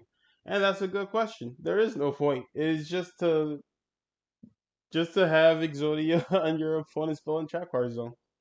And then right here, I think I messed up because I think you could have just activated the spell card at the end of the damage step, but I ended my turn thinking I could activate my opponent's side of the field, but I couldn't. And then presto. Presto changeo, Exodia. There you go. But yeah, that's why this deck is not in the deck list, because I'm just this is why this deck is not on the tier list, because I have no clue on how to modernize this deck. Like, there's two, I think I already said this in the video, but there's two Lightsworn decks that use two different pots, or not pots. It uses two different jars, and I was gonna combine both of them to make this, but I was just constantly stuck on how to make this viable. And then there's the Insectors deck, and the Insectors, I was also having problems in making this viable, because I was gonna originally use one of the rollbacks to activate rollback to, wait, what was I gonna use rollback for? I don't remember. Oh yeah, I was gonna use one of the rollbacks for Revive Sky God, for I can send Slifer onto the field, then use Monster Reborn to special summon Obelisk, and then go straight into Rail Cannon. And I was originally gonna use Summon Sorcerer, for I can send Sword Hunter to my opponent's side of the field, but it would negate its effect if I summon it this way. But if I used I forgot, but there was a extra deck monster that can make it where it's unaffected by card effects. So when you use summoning magician negates its effect if summoned from the extra from your deck. This way you cannot special summon for the rest of the turn. But then I would have been able to flip it, then activate another monster effect, and I don't know. I feel like there's a lot of moving parts, and I'm just missing some of the pieces. But if I'm gonna show on the image the two Lightsworn decks that I was talking about, and I think I have the Insector deck here. Yeah, and here's the Insector deck, but I just didn't get a chance to work on the extra deck because I don't really know how the extra deck will work with the Insector monster, besides having Skull Dread, because Skull Dread is one of the main combos for the Insectors. But yeah, that's the bonus deck, and I honestly have no clue how to end this video, because I've been doing this video for so long. I made all the Exodia decks that I could find into one video, because I just didn't want my channel to be an Exodia video, an Exodia channel. So I just compiled everything that I found in one video, and then any deck list that I found is going to be in the Google Docs. And I was also going to try to link up all of the Exodia decks that I can find into the description. And if it doesn't fit, I try my best, but those links would definitely be in the Google Docs. And I worked on I and I worked on the intro card, so every deck has an intro card, even by passing. So every deck has an intro card, and I don't know how to end this video. So if you want me to work on a part 2 for this video, which I don't think is going to happen anytime soon, because this took like, I don't know, almost 2 years, like a year and a half of my life. Like, I I don't know, hit like 1,000 likes. Get me 1,000 likes, because I don't think I'm gonna reach 1,000 likes in this channel. But if y'all enjoyed it, please like, subscribe, uh, pass this video around to any other degenerate Exodia players out there, and I I can't believe it's over. Deuces. One from 1 to 3. I met a bad bitch last night in the D. Let me tell you how I'm gonna leave with me. Conversation and Hennessy. I've been to the motherfucking mountaintop. Heard motherfuckers talk, seen them drop. If I ain't got a weapon, I'ma pick up a rock. And when I bust your ass, I'm gonna continue to rock. Get your ass on the wall with your 2 left feet. It's real easy, just follow the beat. Don't let that fine girl pass you by. Look real close, cause strobe lights about to have a party. Let's get it started. I'm looking for a girl with a body and a sexy strut. Wanna get it poppin', baby, step right up.